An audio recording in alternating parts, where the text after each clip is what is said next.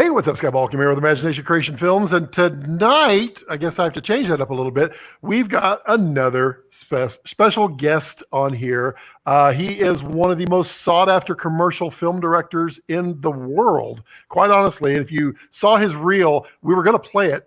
I couldn't get the audio to play, so that really doesn't do it justice. But if you saw his reel, I posted the links. It's amazing. We have Mark Toia with us, and I'm just going to bring him in here and let him introduce himself. Hey, Mark. Hi, everyone. Yeah, sorry. Scott's just throwing me under the bus there, so I'm just... Go ahead and introduce yourself there. Tell everybody just a wee bit about yourself, and then we'll just dive right on in. I'm not big on talking about myself, but I'm a commercial director and DOP. Actually, no, I'm more a director. I just happen to shoot all my own stuff. And as Scott said, I just travel the world just doing I just film TV commercials mainly, and we're just starting to get into feature films and stuff like that. But other than that, that's pretty much me in a nutshell. And I'm here with Scott to sort of just share some experiences to hopefully educate some young players here that might be trying to climb the ladder. And I sort of want to devote this time to just sharing information more than bragging about crap I've done. Well, we really appreciate your time. And you know, one of the reasons that I really, really wanted to get Mark on here, I mean, I followed his work for many, many years. And I mean, it's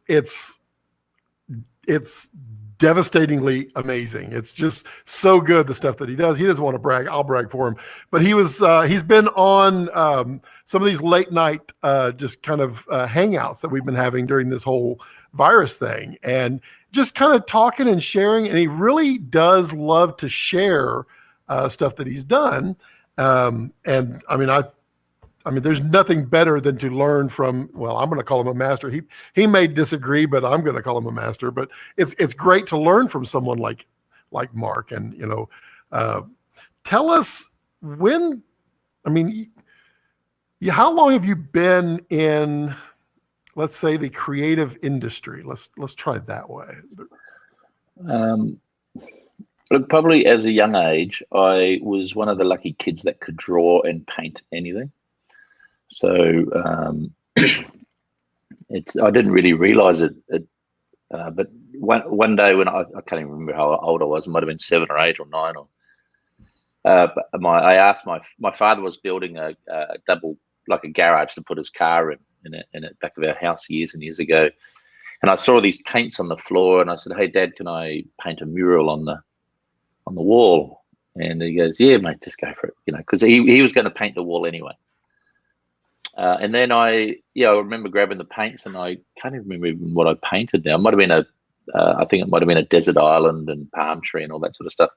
Anyway, I painted it with what paints he had just laying around in the garage. And then I just remember his face when he walked in and a cigarette fell out of his mouth.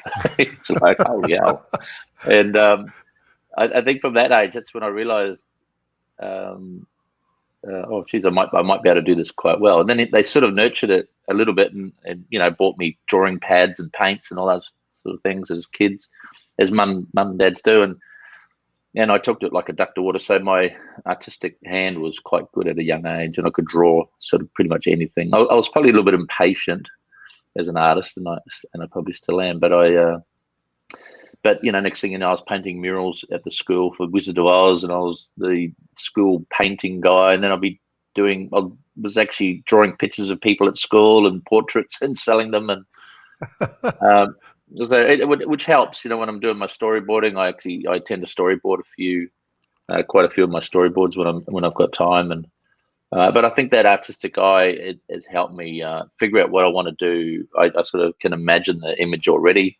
So for me to go and get that image is quite swift and fast. I don't really struggle. So when it came to photography, which was another part of my career in the early days, that sort of really ramped up very quickly. And then the TV career took over. But yeah, I think having a bit of a luckily having a sort of a natural gift at that early age really made things a lot easier, so I could focus my attention on other things, other business things, to try and make money from that craft. And so you entered life, once you've graduated and you started in this career. You're doing photography. Is that how you started?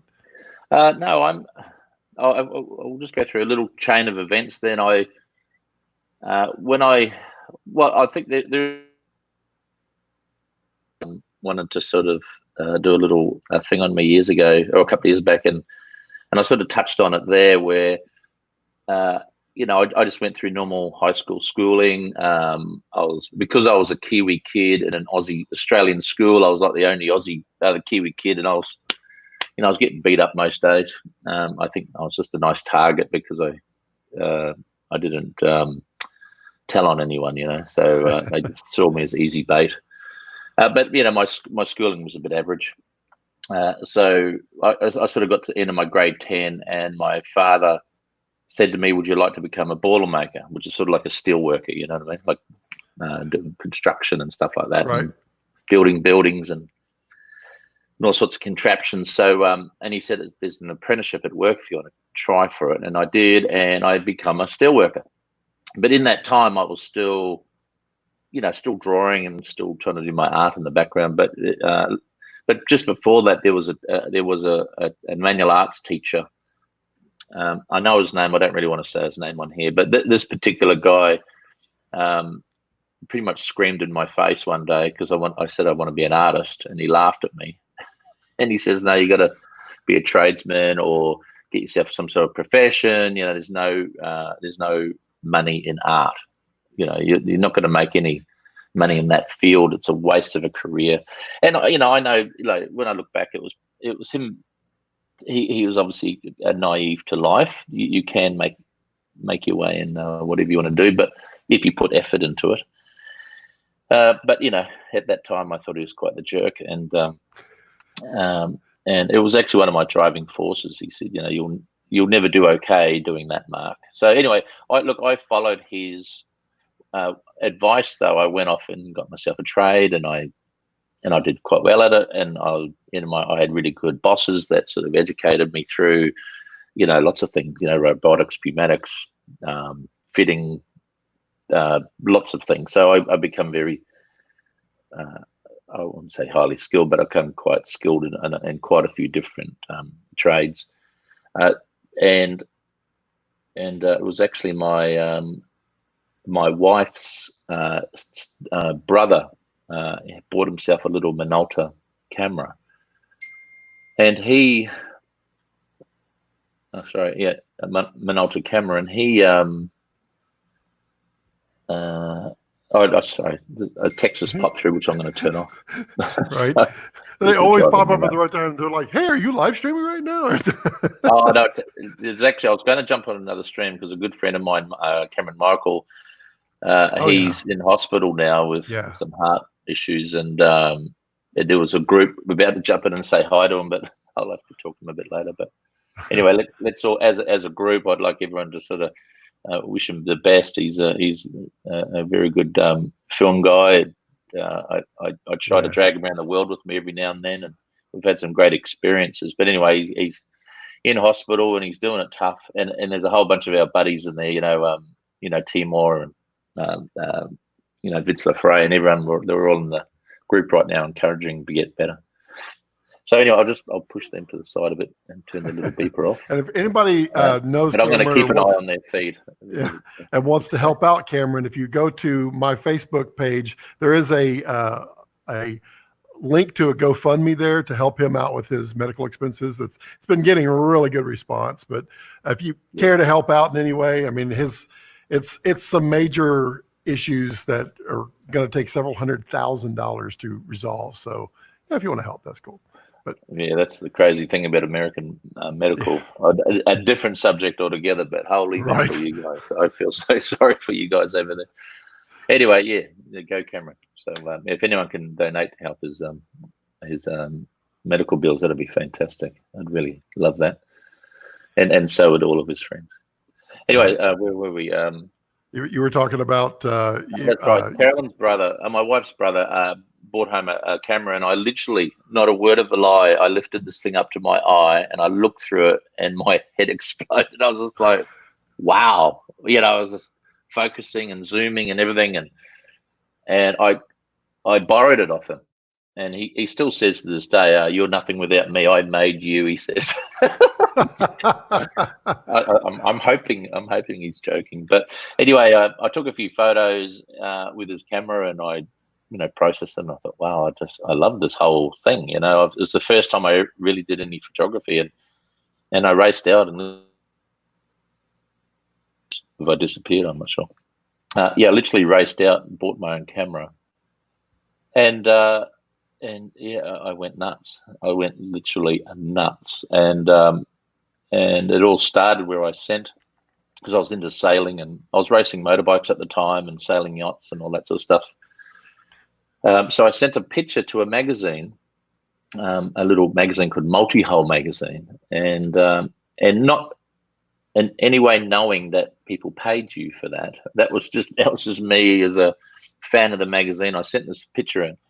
And a month or two later, a check for $50 came in the mail, and I was like fucking shock horror. I mean, wait, I can get paid for this? I was completely blown away, and not a word of a lie, I stared at that check all night.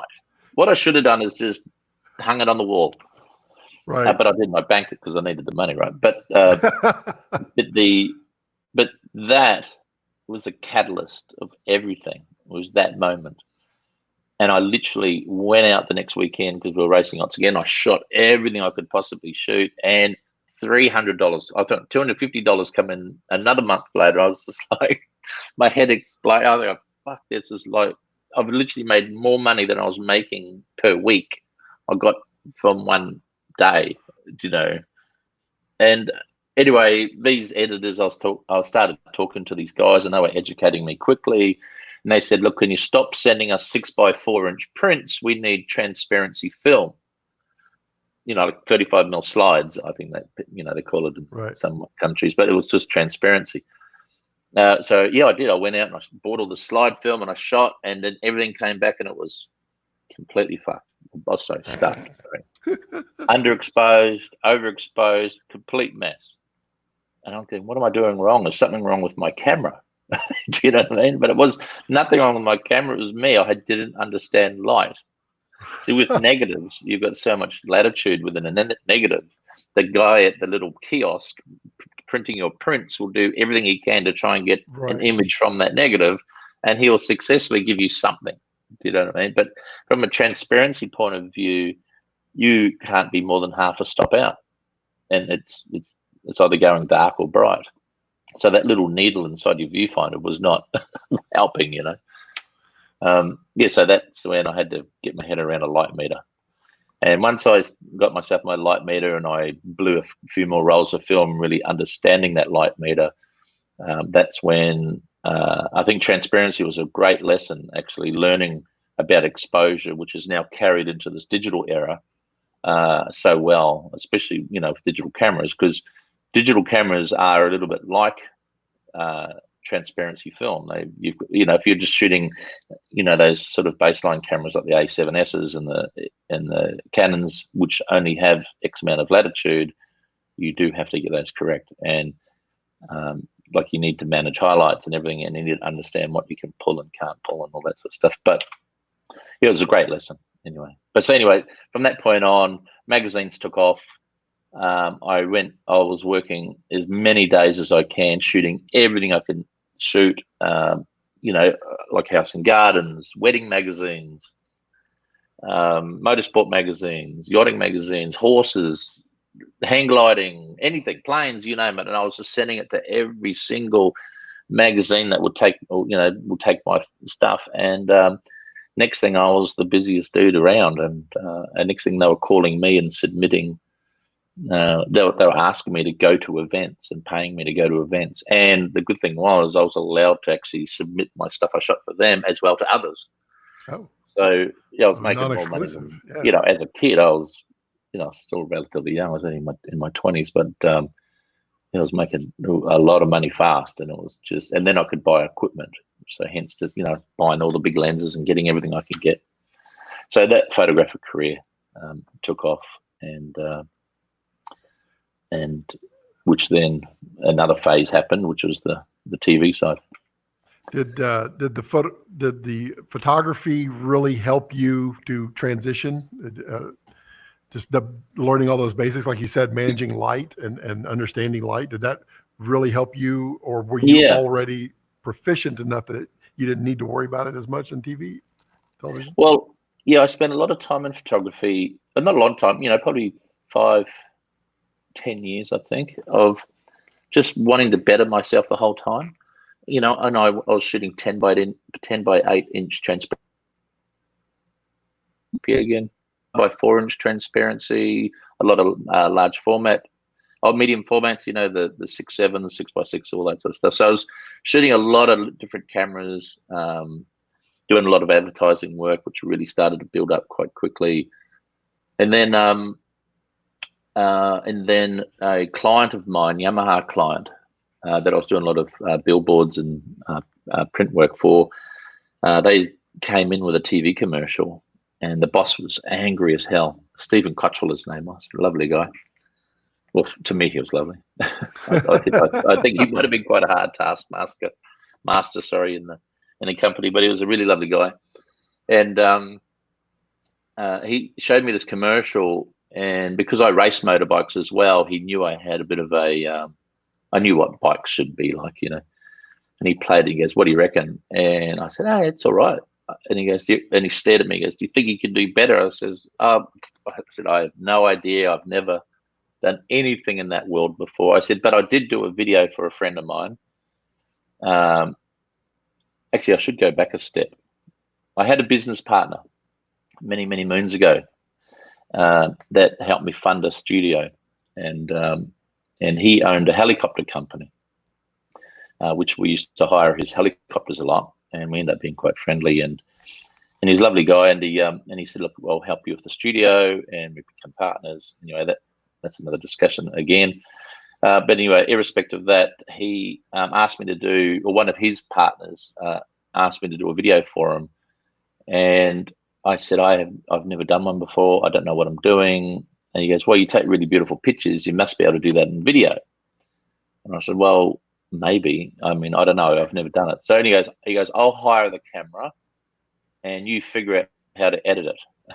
And I'm like, trial by fire. And I'm doing it for free anyway, because I wanted to, you've got to give back. You can't keep taking. So I thought I'll just do this thing for free as a bit of a thing to do. And I rang up a friend of mine that was working at the local local TV station, who ran around the country just shooting news stuff. And I said, "Can you teach me how to work this camera?" He says, "Bring around a carton of beer and the camera."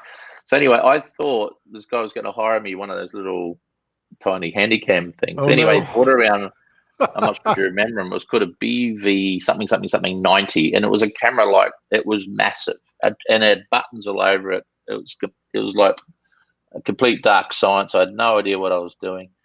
And I brought in the beer, and he goes, "Great, we cracked the beer," and he goes, "That's the aperture." I go, yeah. I go, "Right, aperture big, I know what aperture is." He goes, "Oh, these are your filters, the internal filters." And I go, "Give me the hard stuff. What are all these buttons?" He goes, "Don't touch those." And I go, "What do you mean?" He goes, "Well, all of it's for audio. Are you shooting audio?" And I said, "No." And he goes, "Don't touch them." And he goes, "All right, here's a cassette. Put it in there." And and it was a SP Betacam, I think, at the time, or Betacam. Right. Slipped it in, stop, and he goes, "See that red button there?" And he goes, I go, "Yeah." He goes, "Push that." And it was recording. Now push it again. Now it's not recording. Okay, that's it. Thanks for the carton of beer. See you later. And I thought, no, it can't be that easy. It can't be that easy, but it was. So I put the camera up on the tripod. I focused it, because you can see everything in the viewfinder. Right. Adjusted the aperture. It's all perfect. That camera could only do 25 frames per second, or 23.98 or whatever it was. So it was very simple. And I pressed the button, I recorded it. And when I wanted to see what I shot, I hit the rewind button, played, and there it was. So I went, well, that's 50,000 times easier than a 10:8 Sinar stills camera. And I went out and I shot all these helicopters doing all the, landing on ships and doing power line work and, all this crazy stuff that these guys were doing. So now I ended up with a couple of tapes. What do I do with these? And I literally knocked on a few doors and rang up a few people, like editing people that I found in the yellow pages, not the internet back then.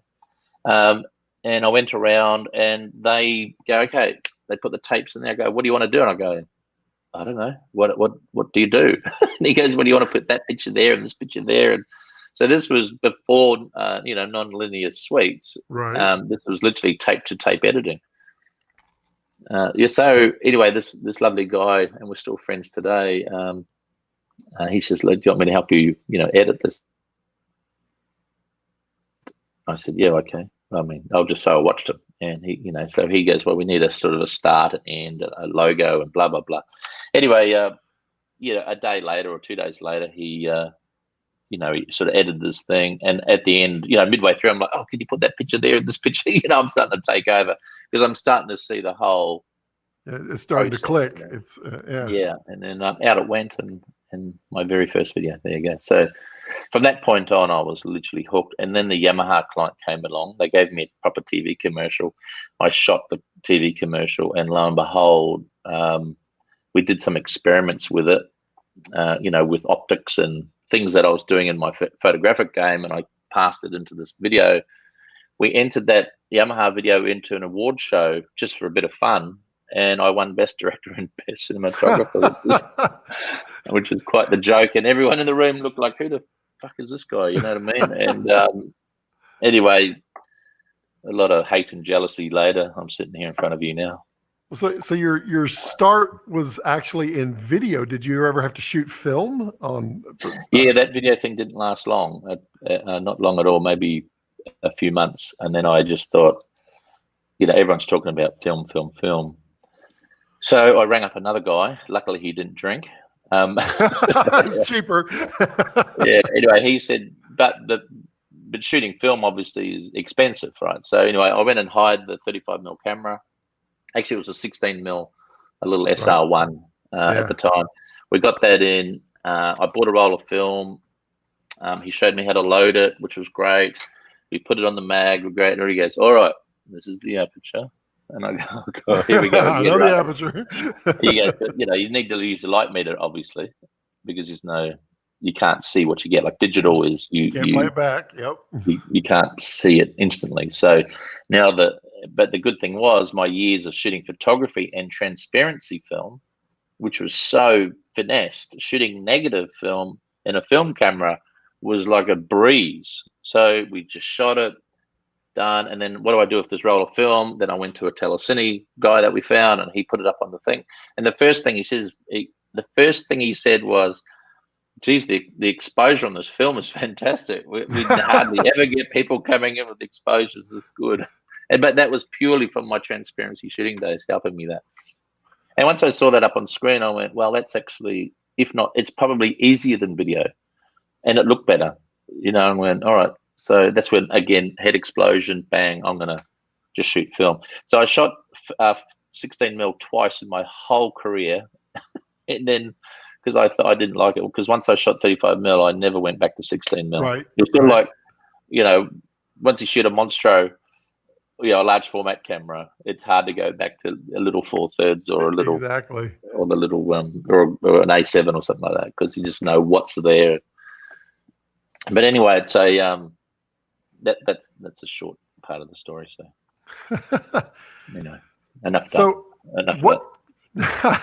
What year was this? That around what time was that you were doing that?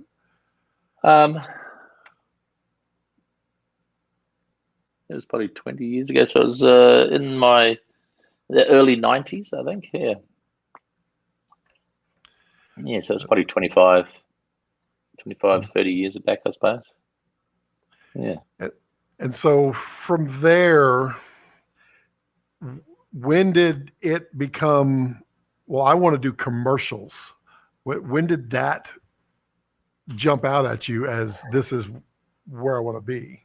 Well, actually, I was quite happy being a photographer because I had a beautiful studio, which I'll show you a bit later. Sure. The and I really enjoyed photography because it was a real focused thing. You know what I mean? It's like you had to build a story in a frame rather than just take a shot, right? Especially when you're doing advertising photography, you had to tell a lot in one single image.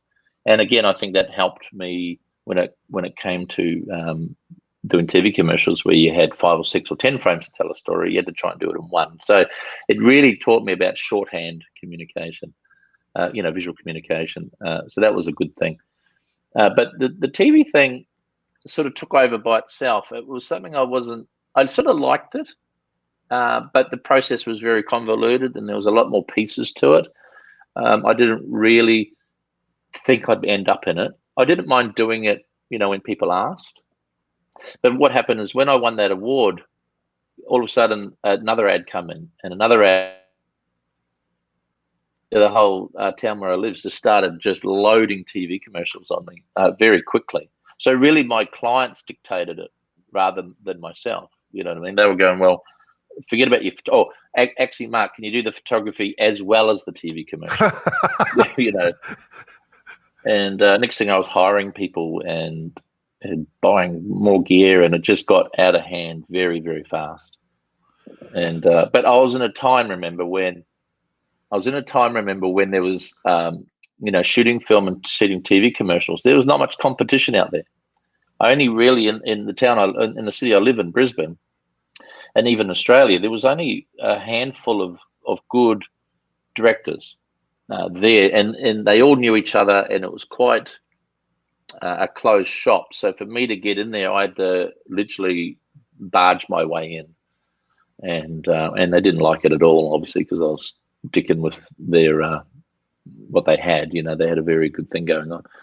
But the good thing is I ended up with a lot of really good friends out of those directors because it became a can't beat them, join them type situation.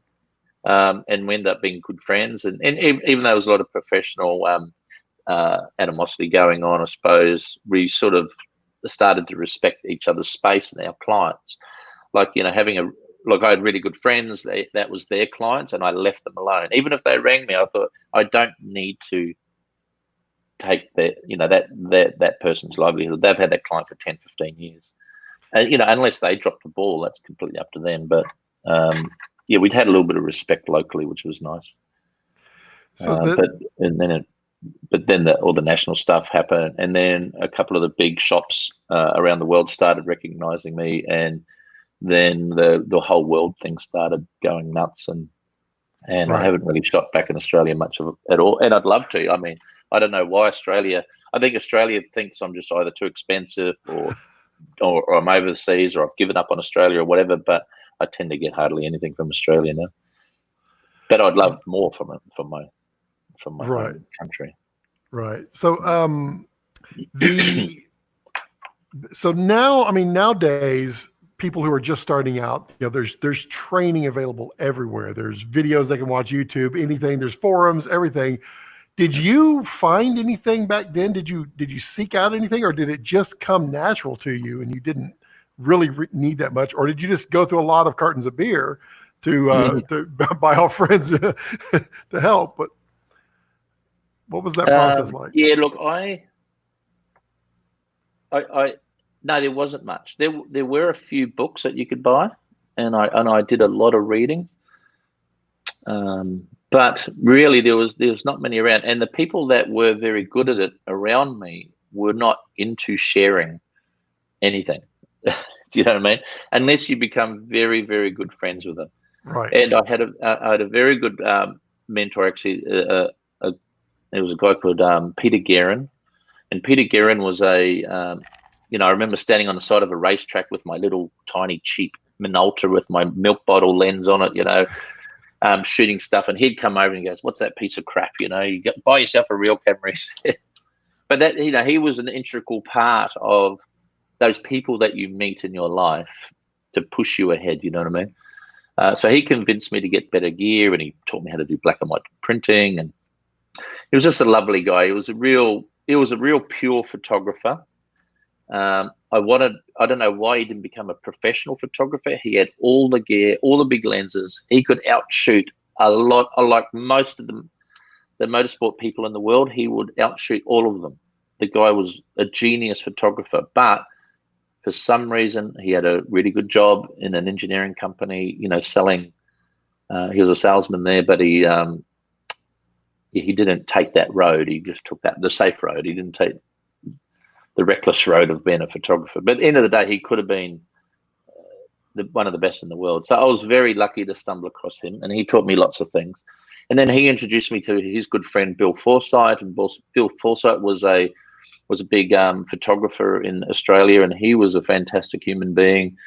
He taught me a lot as well. And then he introduced me to a friend of his, Bernie Van Elsen, and Bernie Van Elsen was one of the biggest advertising photographers in Australia at the time.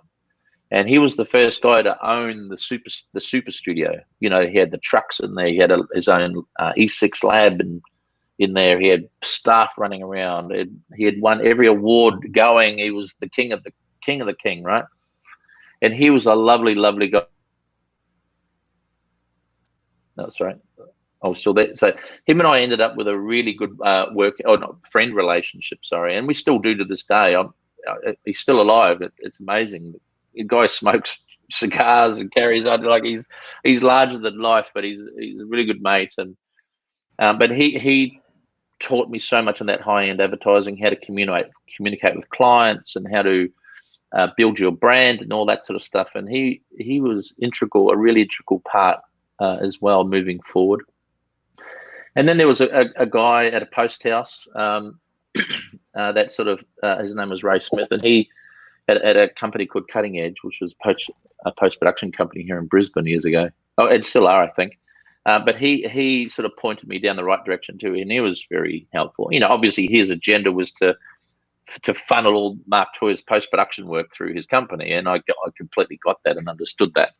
But he was a wealth of knowledge as well, trying to get me into it. And after a while, my show reel at his company, and also there's another friend of mine, John Lee, who owned that company as well. They used a lot of my work on their show reel, and they literally were marketing me inadvertently. Like they would run around the country and overseas selling their wares, and all those people would go, "Well, who shot that?" And I'd say, "Oh, Mark Toia, who shot that?" So they were actually a fantastic sales people for me too. But we helped each other over those years and paid each other back in favors, and they were a lovely bunch of people at the time.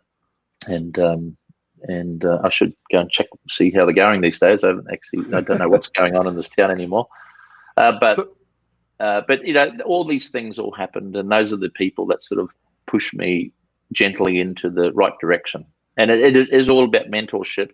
And that's why I like to do that a lot. I like to mentor a lot of young people. I have taken a lot under my wing over the years. The moment they don't try, the moment I don't see them pushing themselves, learning, or wanting, I see them put pressure on themselves, I stop teaching them because they're just wasting my time. And I know they won't succeed because they're not going to put any time or effort into their craft or their marketing or their business in general. But I do, till the day I die, I love putting energy into young people climbing the ladder. And that's why I want this, I'd like this podcast a bit more focused on that learning side rather than me, because I don't want to sit there going I the whole way through. It's really good that we can share some great knowledge to the younger, especially that younger up and coming community. Yeah. And that's a good segue here, because I want to be very respectful of your time, and I have no idea what you've prepared for BTS stuff or anything to share. Nothing. I want to give you the opportunity. Do you want to continue discussions here? Do you want to answer some questions? Do you want to start showing BTS and let that conversation flow from there? Look, I've done it. I don't do this because I these podcasts much because I'm better behind the camera, not in front. As you can see, I'm not a beautiful human being, so. I think what happens is if we open up the channels for questions, at least then we can get a At least then we can get sort of areas of knowledge passing. I mean, people will listen to other people's questions, right? So I think it's going to be better that way, and I can really take off in a particular direction. We've got quite a few queued up already, and then if any of y'all have any questions, go ahead and just drop them in the comment section. We will try to get to them in like little segments. The first one was interesting. Is that a Deus Ex Machina motorcycle shop shirt you're wearing? Yeah, I bought it in.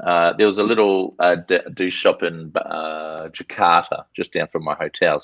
And they were selling them for $5 each. So I bought a whole bunch of them. And I love motorbikes anyway. And it's a cool brand. I met the owner once, and he's a lovely guy. Aaron asks, who were some of your favorite still photographers who inspired you your early 8x10 work? Yes. Geez, it's been 30 years. I can't even remember their names, but there were 3 of them.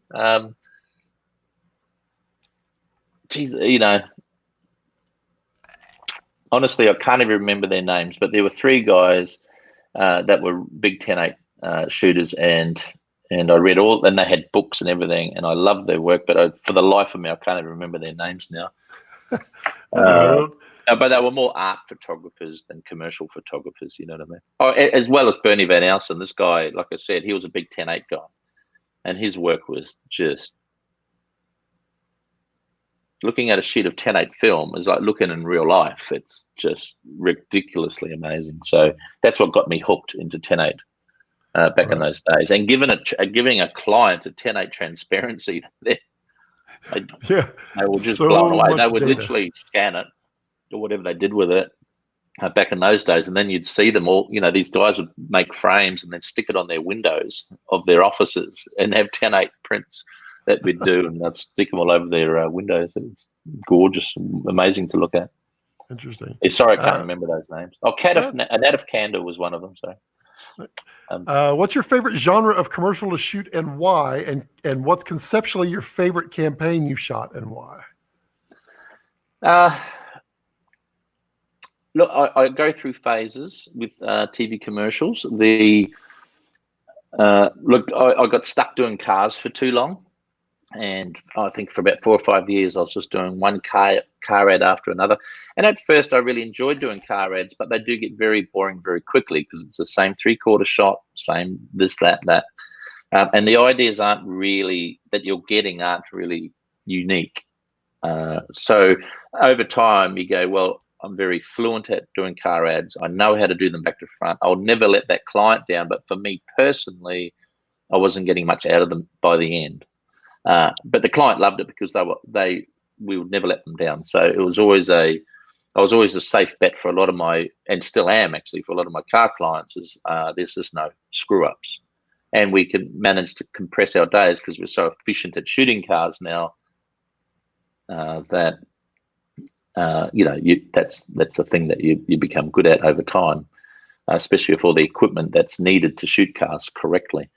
But my favorite genre actually at the moment is tourism and lifestyle. And I sort of did a car commercial in India for Jeep, for Fiat Chrysler America, but for the Indian side, of the world, which is a huge market. And we sort of did everything in one. Like the client said to me, Mark, just make me the most beautiful commercial in the world.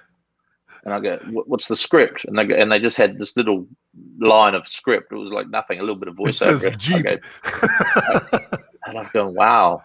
And how much do we have? And he says, there's plenty of zeros. And I went, okay. So we went to India and we shot this amazing film for Jeep India, if you wanted to look for it online. But that was amazing because India is actually the most stunning country to shoot as a photographer. It's a photographer's dream.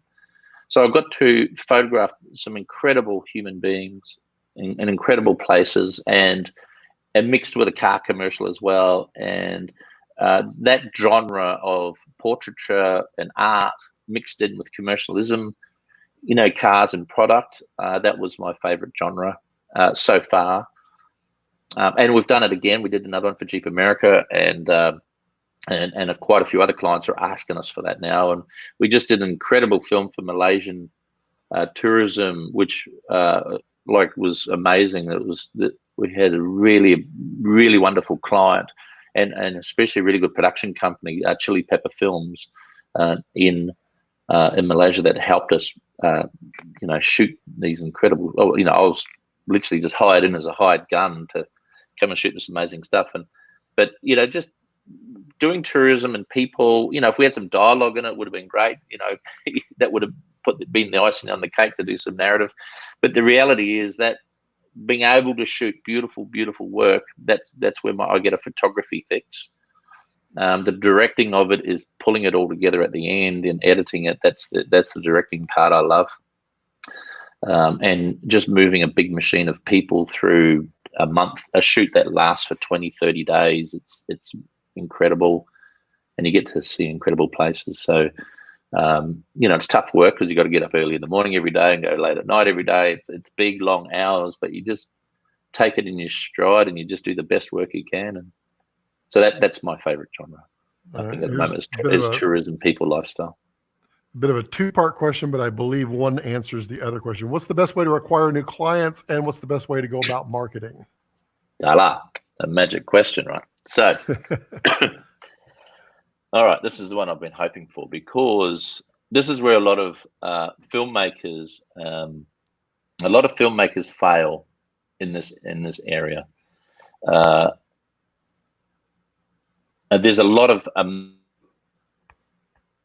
filmmakers out there, and incredible filmmakers, and when I see them and they're not out to the world, you go, well, why aren't they working?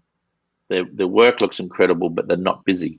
And the reason is because they don't market. They're not marketing themselves to the world. No one knows they exist.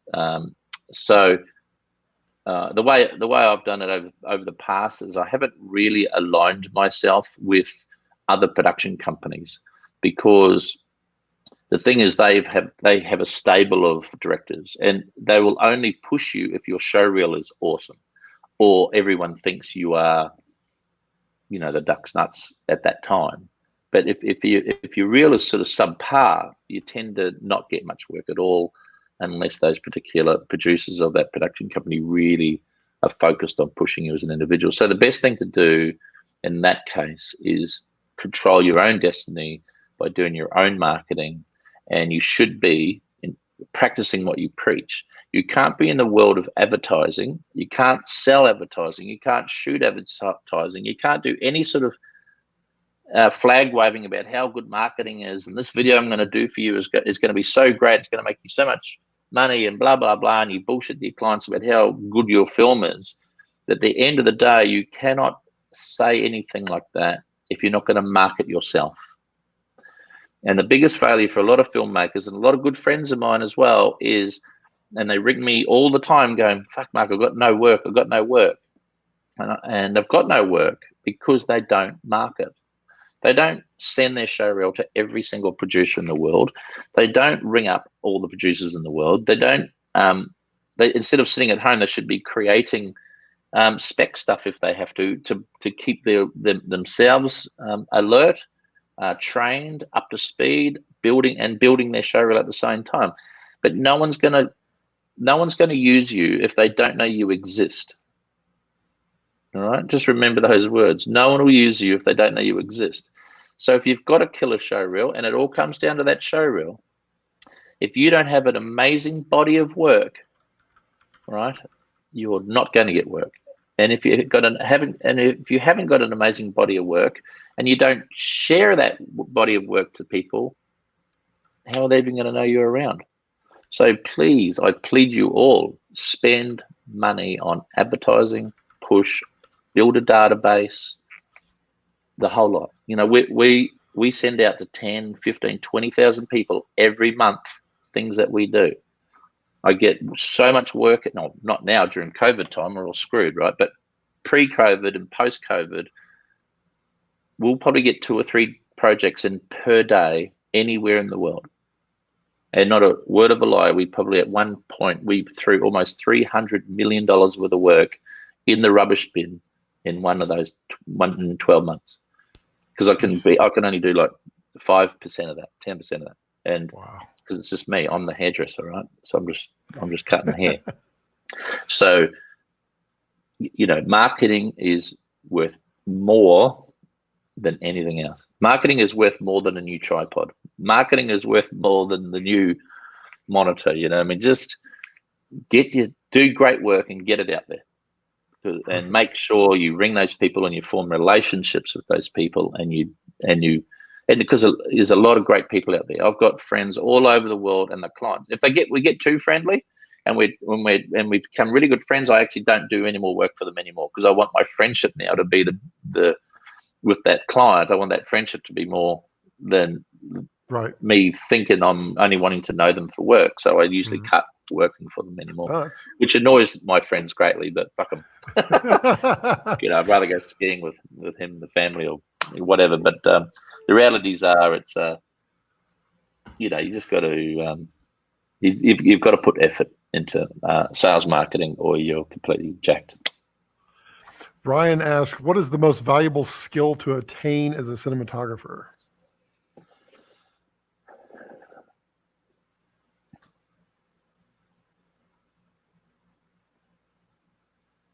I really don't know that answer. I can't answer that one. I mean, the skill is, I think the only thing you should be doing as a cinematographer is always keep shooting every day if you can. Even if you walk around just with a loop, just an eyepiece, just keep practicing. Cinematography isn't about lighting. Cinematography is all about framing. That what are you trying to get from that image? That's it. So those are the simple things. You can shoot great work with no lights. Don't worry about that. So it's all about the framing in my eyes. So just keep walking, keep looking.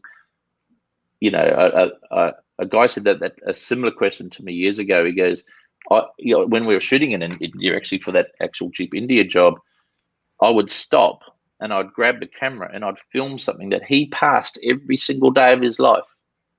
And I showed him the image. He goes, "Oh my God, that's beautiful." And he goes, "I literally walk past this spot every day, and you've made it look like an art, like a picture for the wall. How did you do that?" And he wasn't looking for I don't know. I don't know how I did it. I just saw it, and but that's the lensing. It's all about lensing. It's all about what you're trying to capture in that scene. That's what I love about Deakins and all those those super accomplished DOPs is the way they frame that story. So that whatever's happening within that in that scene comes through beautifully. So the cinematography is complementing that story within that image. Right.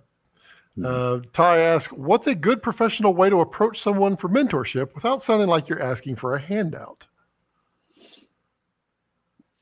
You just got to ask them. Just take it in the chin and go for it. Well, look, it's end of the day, I've got to be very careful how many people I do mentor, because I just will never get to sleep. So, and my mentorship now is very minimal, but very focused. I almost do a copy and paste. I've got a bunch of criteria that I think a young person should follow, and it's up to them to follow that list. You know what I mean? So, I could do like a little mentorship right now is learn everything. Like, I've gone out and I've learned, Flame, Maya, Cinema 4D, After Effects, Nuke, Photoshop, Illustrator. I don't know. There's more. Final Cut Pro, Avid, Premiere, Sony Vega. Oh my goodness! I mean, I learned everything I could learn, because I need to know what works and what's going to be the best for me on certain projects.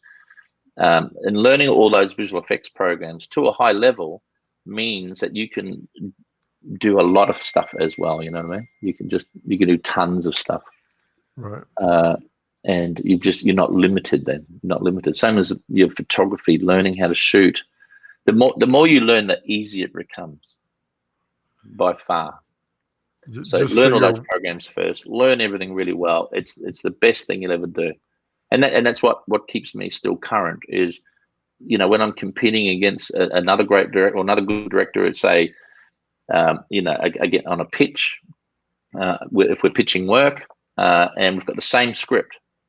Now, I can think a lot bigger than a lot of people because I can keep value adding where everyone else has run out of money.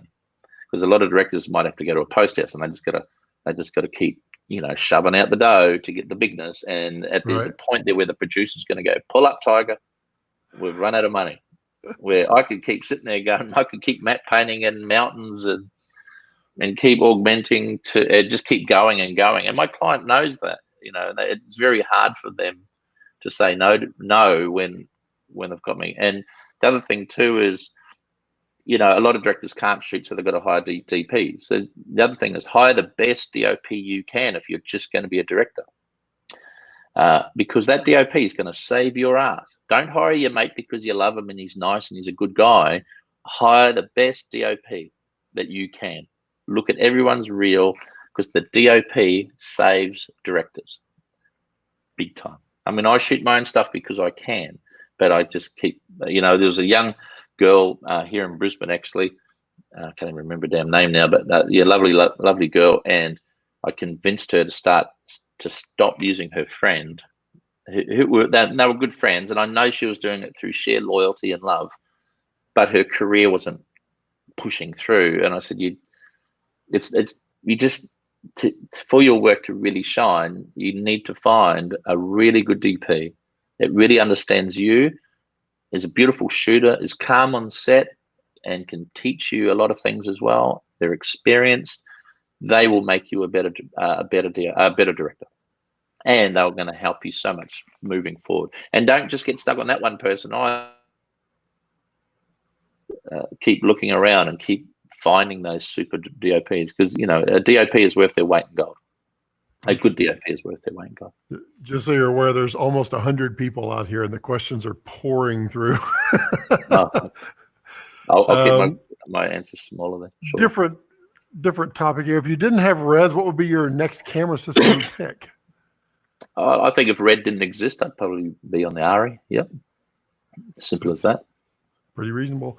Okay. What is harder, getting started or being able to keep going? At the moment, and during these COVID times, I'm struggling to get myself going. I've got a list a mile long of things I need to accomplish, and I'm just scratching at them. I don't know why.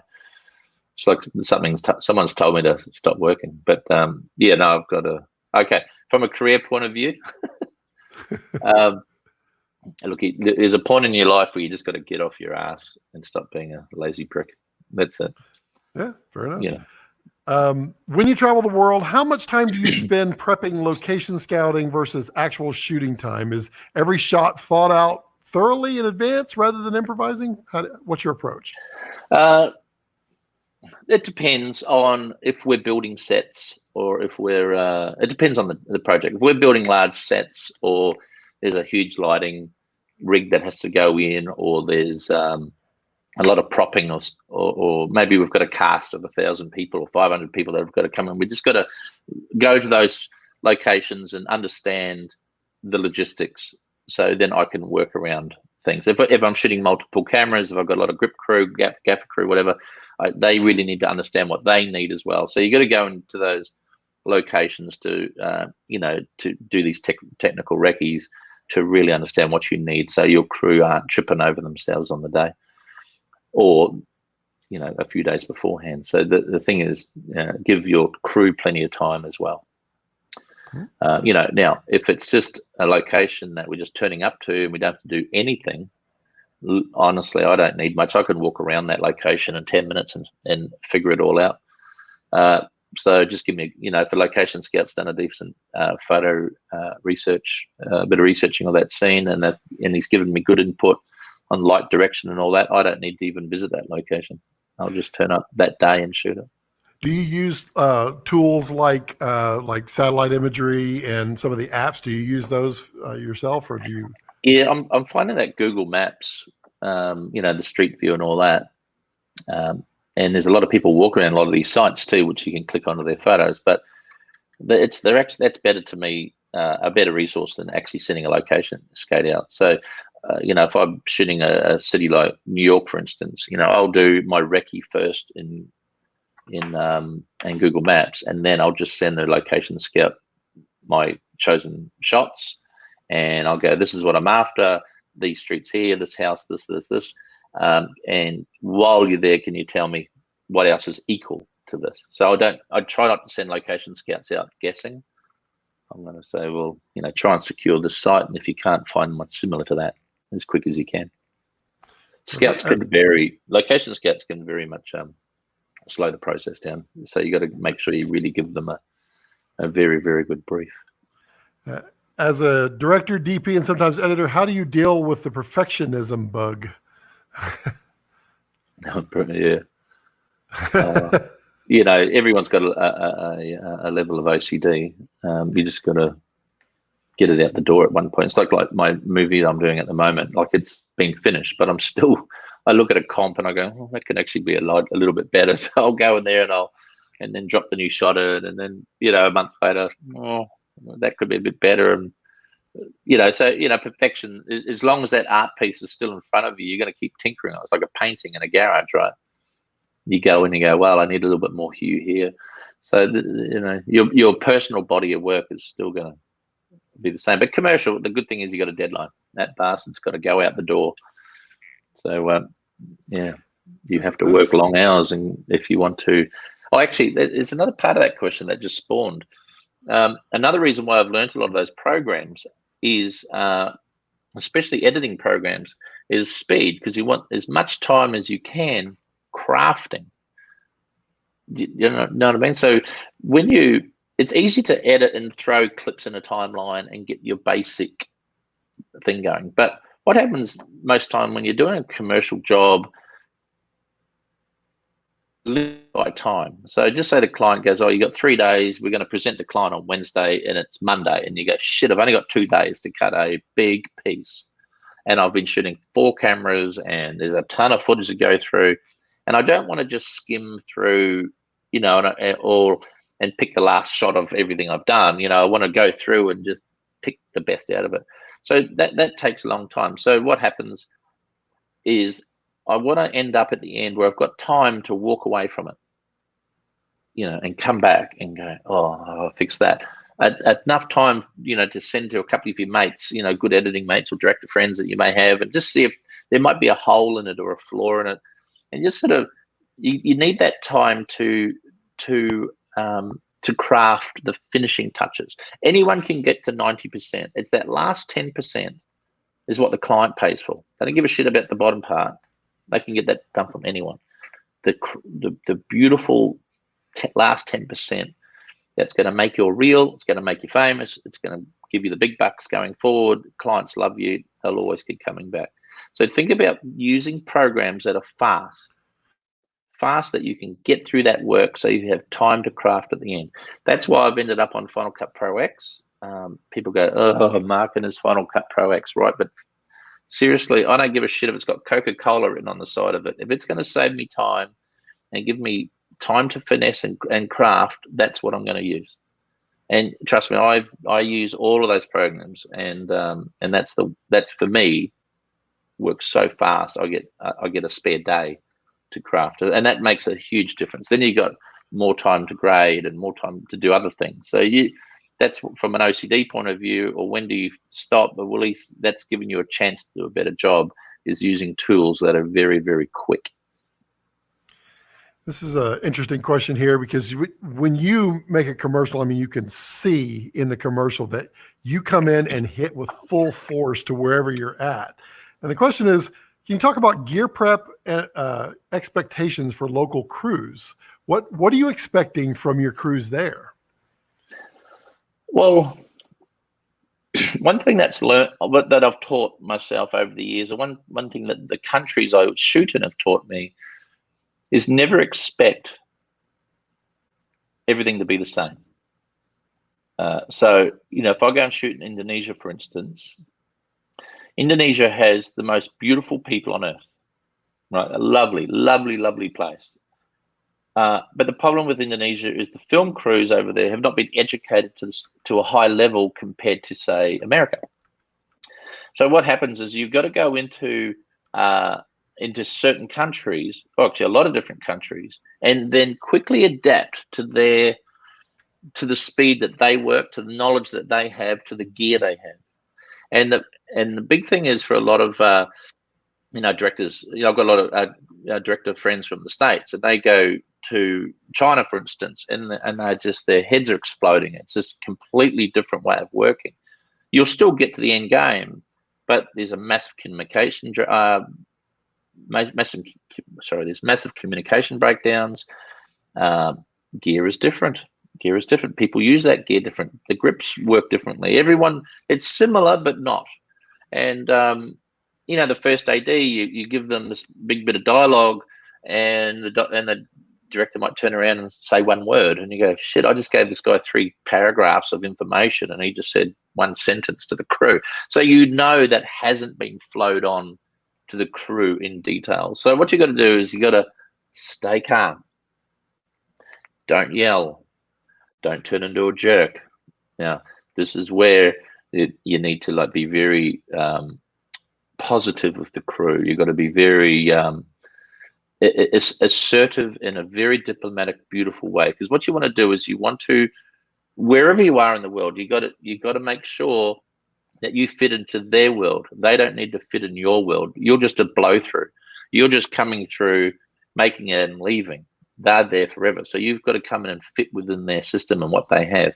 And so if they end up sticking a camera to the car with a whole bunch of duct tape and a cine saddle, then that's your way you're going to be doing it there.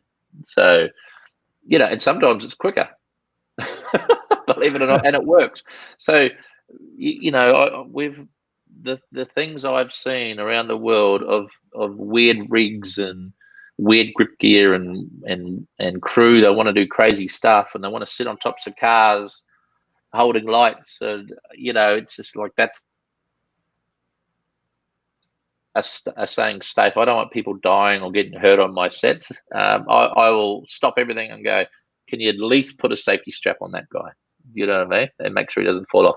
Or can you get away from those power lines? And if they don't, I walk away and go, I'm not responsible for this. You know what I mean?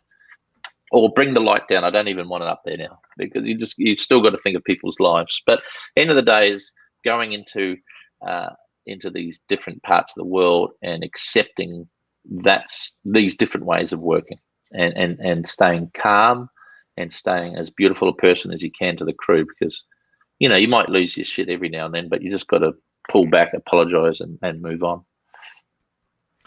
Okay. Here's I don't even know if I answered that question properly. Sorry, mate. No, I think you actually did. I think the expectation, I think you answered it quite well, actually. I've seen you shooting with lots of kinds of glass. What's your go-to? Sigma, Leica, Master Primes? Look, I'm not really into lenses, to be honest. I collect a lot of them. I have a lot of lenses, but I sort of and the worst thing is I travel around the world, so I end up with whatever people have. So you go to the shops and they go, oh, we only have Master Primes. And I go, yeah, but I want to shoot large format. And they go, we only have Master Primes. And I go, well, looks like we're not shooting large format. So, there's a lot of great lenses out there. I don't really have a favorite, to be honest. I have been using the Sigmas a lot because I think they're giant killers. I think they're better than they're probably better than they should be. They punch well above their weight. And the good thing is, if I drop one in the ground and I break it, I'm not going to cry. They're only like $5 or $6 grand, and you just go buy another one. But if you drop your Cook or your Zeiss Supreme, there's 17, 20 grand down the toilet, and then you might have to wait 6 months for another one to turn up. But at the end of the day, from optical performance, I personally think the Sigmas are quite good. But they're not my go-to lens. They're a good all-rounder for me. I know that you had said previously that there's no such thing as a bad lens. No, definitely not.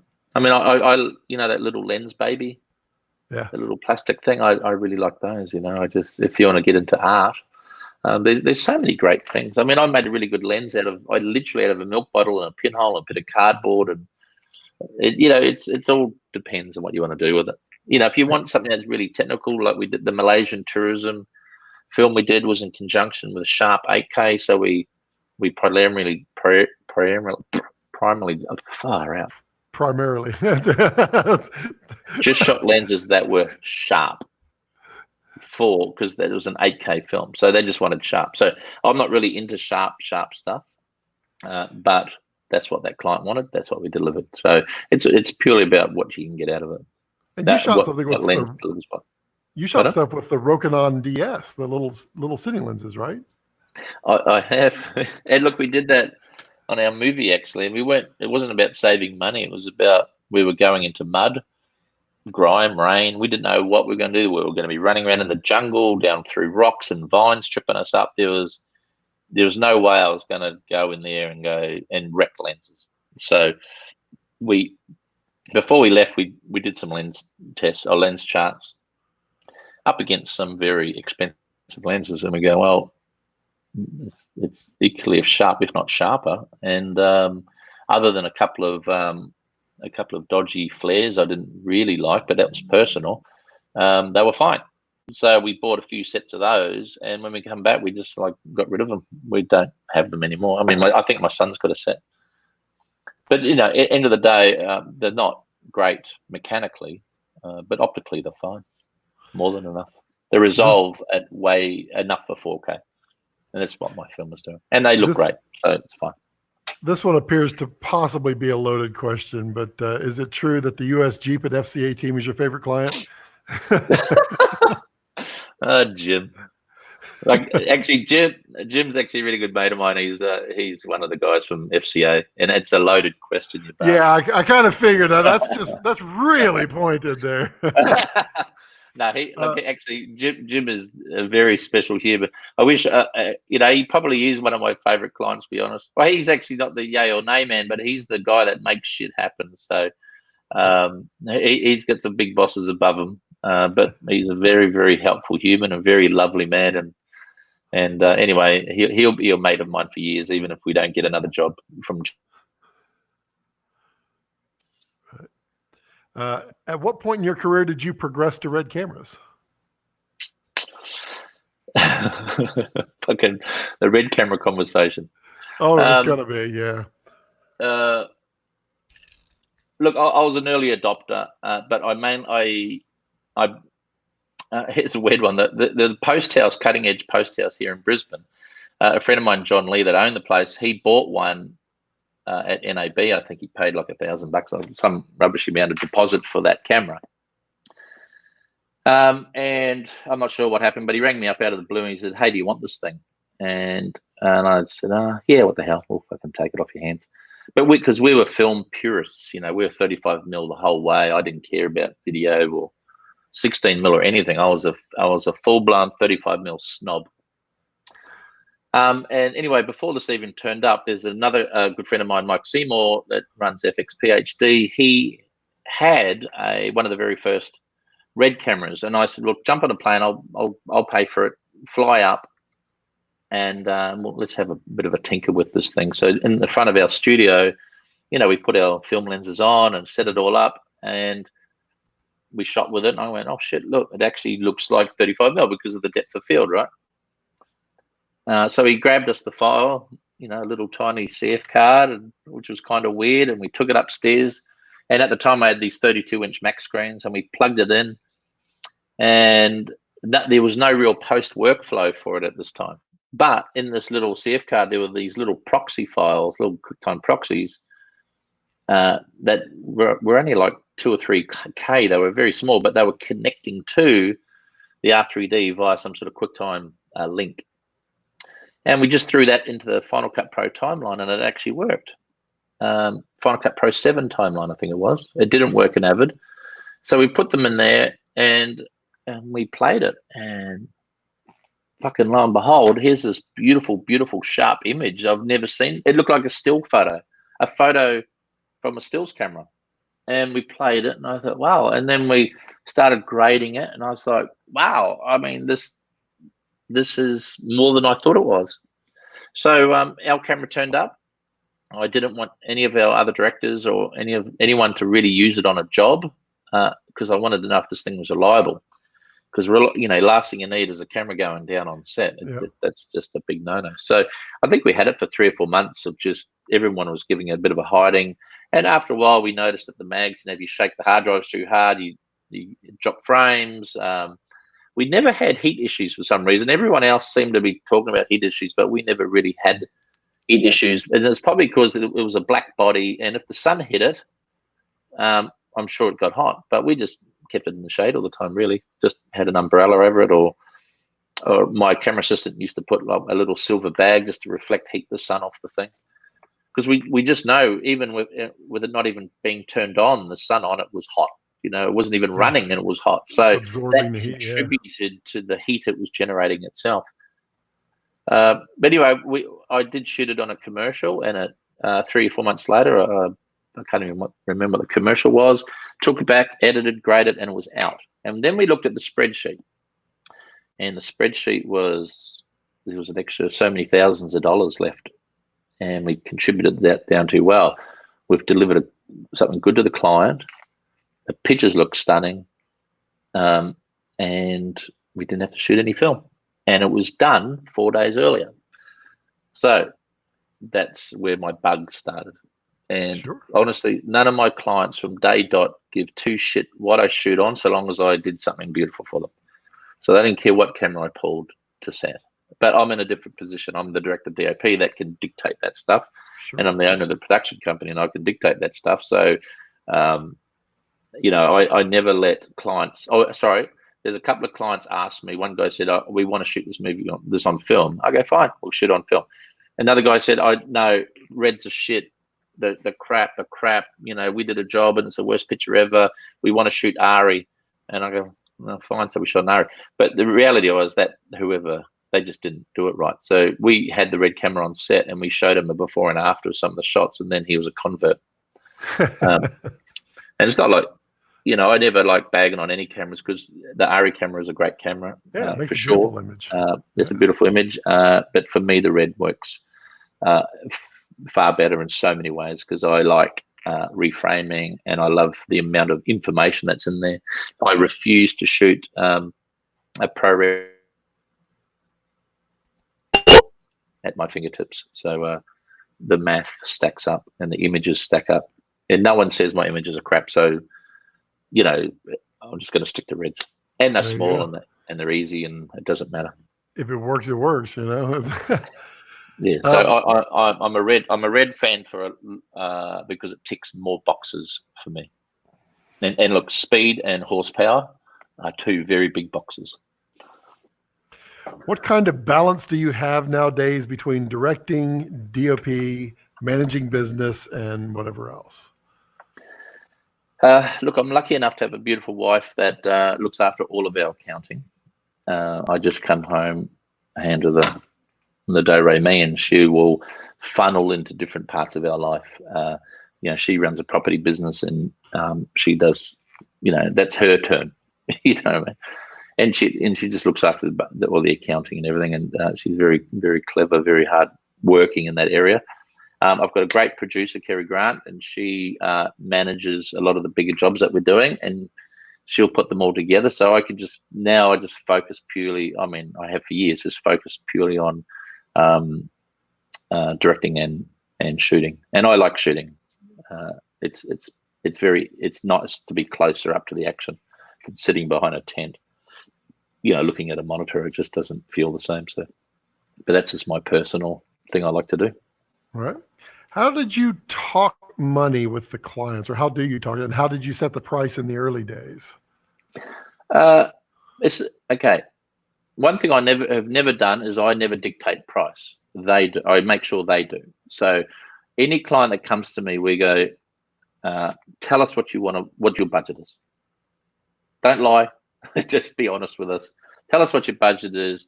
Show us your script, and I'll come back to you with an idea on how we're going to pull this thing off at a high level. And that's the way we've worked from day dot.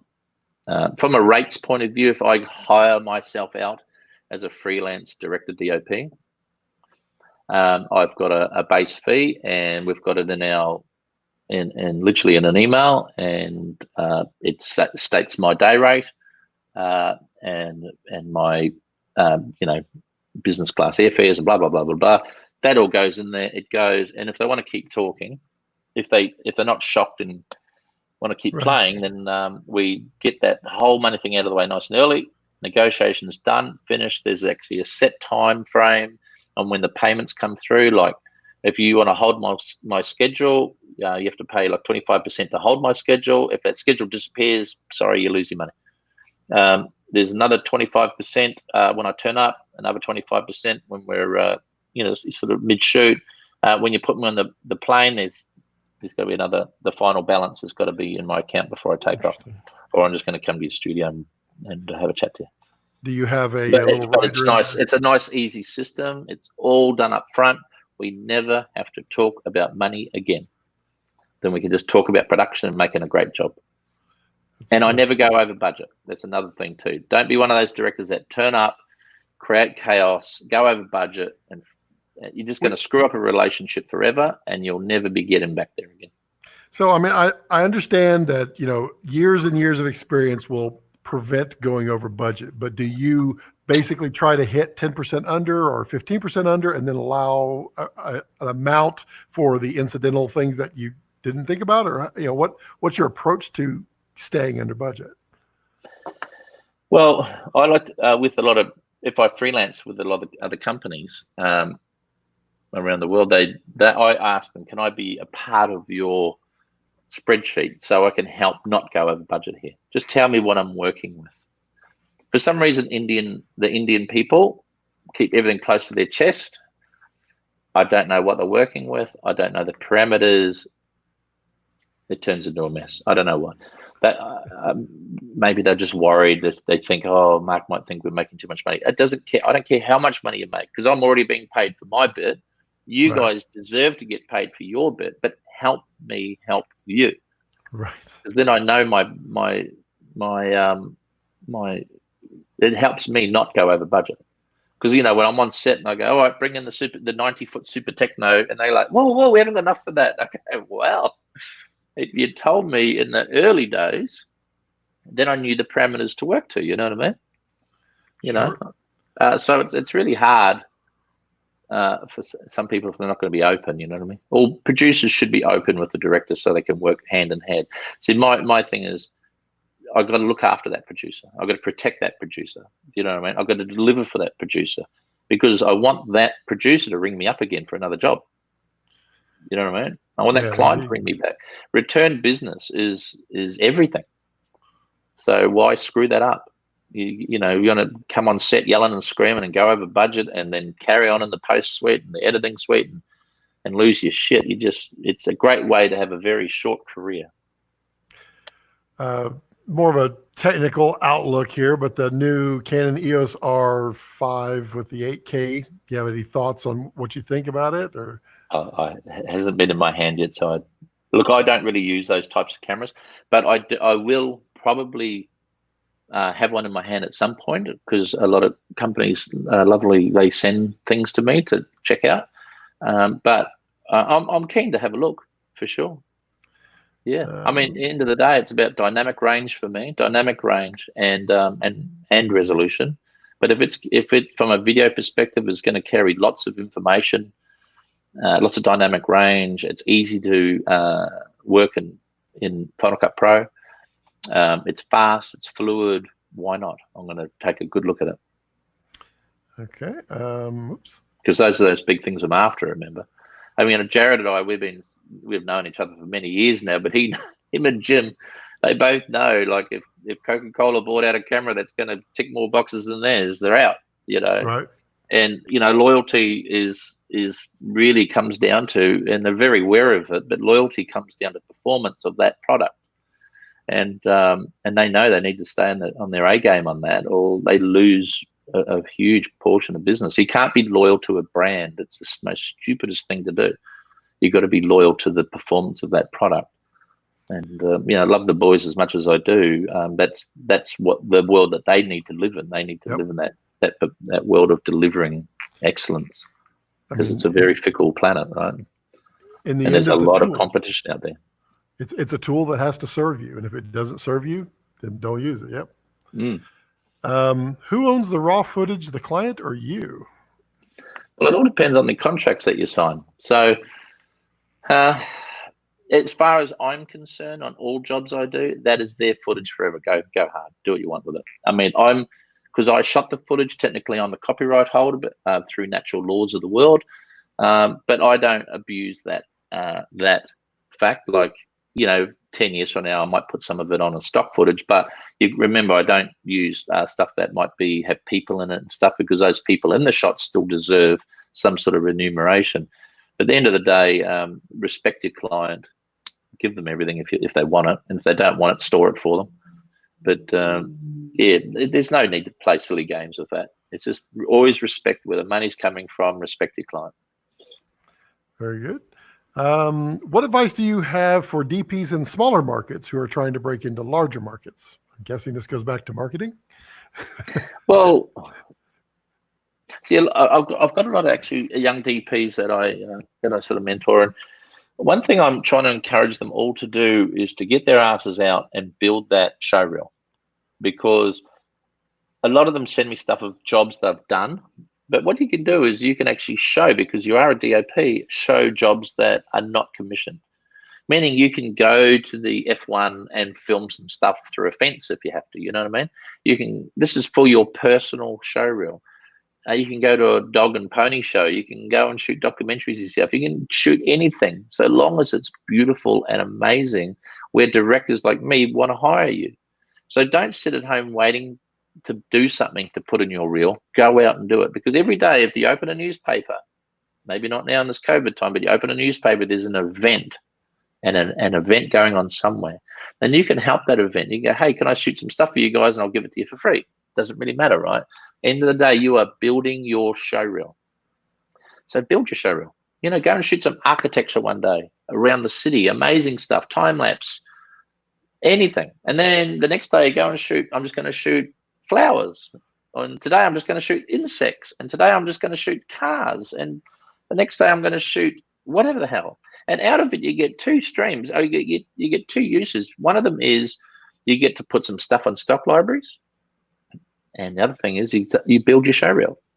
So stop being lazy and get out there and shoot. And the other thing you get out of it, is experience. There's nothing wrong with yourself and building that killer reel. And look, honestly, that's what I did. Building my show reel, my portfolio up. I did a lot of spec commercials. I did it's my early days. I did a lot of just random shooting. So I just wanted to build that knowledge up and really to get that show reel going. And that show reel really, really, really, really helps, especially as a DP. It's all about your eye. You're selling your eye and you. They don't care about your cameras you use. No one cares about any of that rubbish. There's a guy, Greg Fraser. I think he shot Star Wars and a whole bunch of movies now. The guy is like top shelf. He did exactly the same. He used to run around down in Melbourne with a Canon 5D. I remember getting his reel, years back, and I was just going, wow, this kid's got a look. He's got this thing going on, right? And his career over the years has went bang, bang, bang, bang, because he was one of those consummate professionals that just went out and just did what he could. Every short film he could get on, everything he could do. It did work for free, whatever. He was out to build that show reel. And look at him now. Well done. Good question here, because you have a few years of experience. You do a lot of handheld shooting with minimal rigging with heavy cameras. How do you keep your back in shape during these shoots? I don't know. No, well, that's another thing about the red cameras being so light. I don't put a giant, 300 watt hour battery on the back. I'll take it off and stick it on a wire and stick it on a backpack or give it to the grip to hold or whatever I want to do. But I like to keep my cameras small so I can move them around quickly and shoot hundreds of shots rather than one shot on a giant camera loaded with a GAC on a tripod. So it's just about building a camera that you can help that can help you. I'm not really I've never been into big cameras unless they need a big lens on them. I think they look great for Instagram photos and they look great on your Facebook, but the reality is big cameras can slow your ass down. Even when we shot our movie, we stripped them right down. We had we still had time code locket boxes and all that sort of stuff on it, but things that were necessary, but we kept them down because we wanted to run through the bush quickly, and we wanted to do everything we wanted to do at a fast rate. And a big camera on set can really slow you down, and you want to try and get a lot of coverage on a set, especially when you're doing a film. And the last thing you need is, large cameras slowing you down. That means you're not going to get to the end of the day successfully without shooting in a minimalist way, unless you're just doing like Coen Brothers and just point the camera and just let it sit there for ages. Right. But that's a different style altogether, right? This one feels a little more pointed, but also has a really good question. How much of that fantastic Jeep ad was set up in advance, and what was just found along the way? He's talking about the one shot and the cross-country trip in the States. Look, that was a pure experiment with Jeep. They loved the Jeep India one so much, they said, can you do the same in the States? And I went, yeah, hell yeah. So we literally we had 4 Jeeps, and we just drove literally from New York to LA, the longest way possible. And I was literally looking at the map and going, what town's coming up? What's in that town? So what town had the coolest stuff? That's the way we end up driving. And we literally turned up, and I saw people on the side of their porches or on the side of the road or wherever, and we would pull up and we would say, hey, we're doing this ad. Happy to pay everyone that's in it. Because we had a budget to do so. It's about portraiture of the people of the country, and the Jeeps moving through the country and all that sort of stuff. And it turned out beautifully, because it was real people, and they loved it. We're like, my American friends were going, I don't know how you haven't been shot. You just don't race up to people, But they reckon my New Zealand or hybrid Aussie accent helped me. But I was winning everyone over, and we came across locations that just completely blew me away. America is just from a geographic standpoint, it's just an incredible country. And driving across it is just amazing. I had a ball. We're just living in cheap little hotels all the way, and it was fantastic. We put a Cineflex, GSS on the roof, and just filmed. It was fantastic. There's something cool. Stop, jump out, shoot, back in the car, off. And Jim tagged along. That guy that was on there before, he tagged along.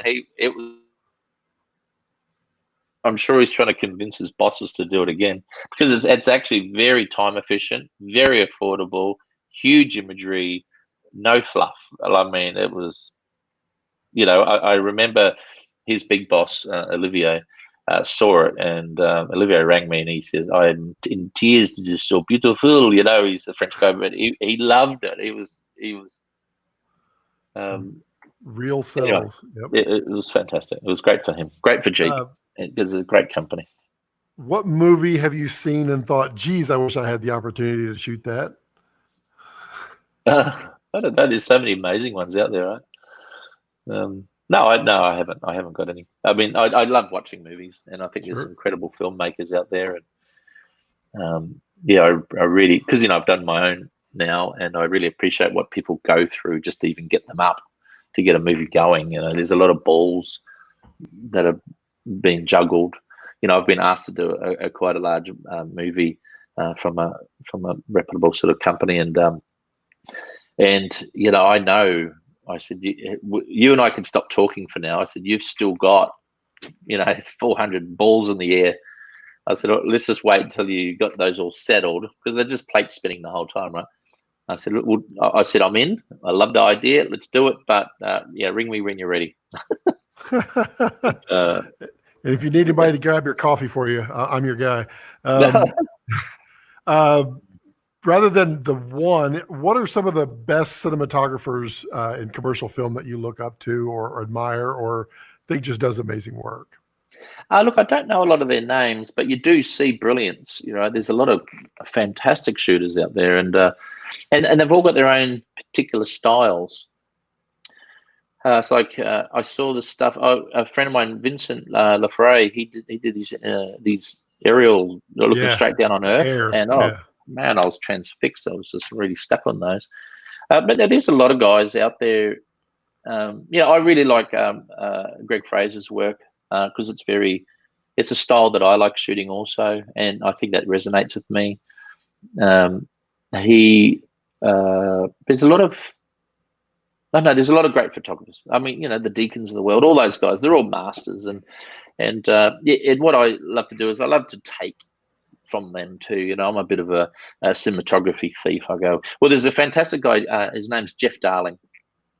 And him and I are like competitors, right? We're always quoting on the same jobs. We're always bidding on the same jobs. But he's got a really eclectic, he's really a trendsetter, right? He really has developed a whole bunch of styles, and it's really beautiful to see his work as well. I'm not sure if he's still around or he's working, but he might have retired. Who knows? But he comes out every now and then with some amazing work. But yeah, I don't really know a lot of names. Sorry, I just do appreciate great cinematography from great people. Fair enough. Yeah, Gavin says that all his secretive clients, he says, eventually you're going to tell us how much you have. We can play 20 questions, or you can just tell us right now. No. How do you archive your footage? What medium and how many copies? I always do 3 copies, and at the moment, look, I used to do a lot of LTOs, but look, I think 3 hard drives is plenty. You know what I mean? And what I do is I always cycle through them, and over a certain amount of time, I think over 3 or 5 years, you still got 3 copies. They're all still working. And what I might do is I just might chuck a new hard drive in and just batch it into a whole in another one just to keep it fresh. LTOs can be quite annoying because they keep updating those things each year. And next thing your LTO 7 tape doesn't work in your LTO 1 machine, or vice versa. And they're a very slow process. And I don't really sure if LTOs are really worth it for me these days.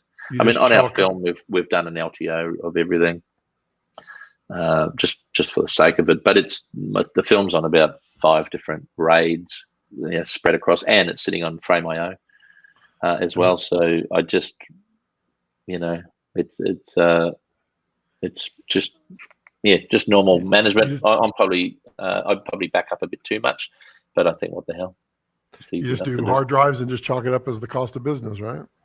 Yeah, well, look, companies like Frame.io for me are a massive, massive difference from my company. It's just I've never used a cloud service like them before, which is so proficient in certain things, and once you get used to it, the hard drive in space. But what I just love the sharing capabilities with our clients.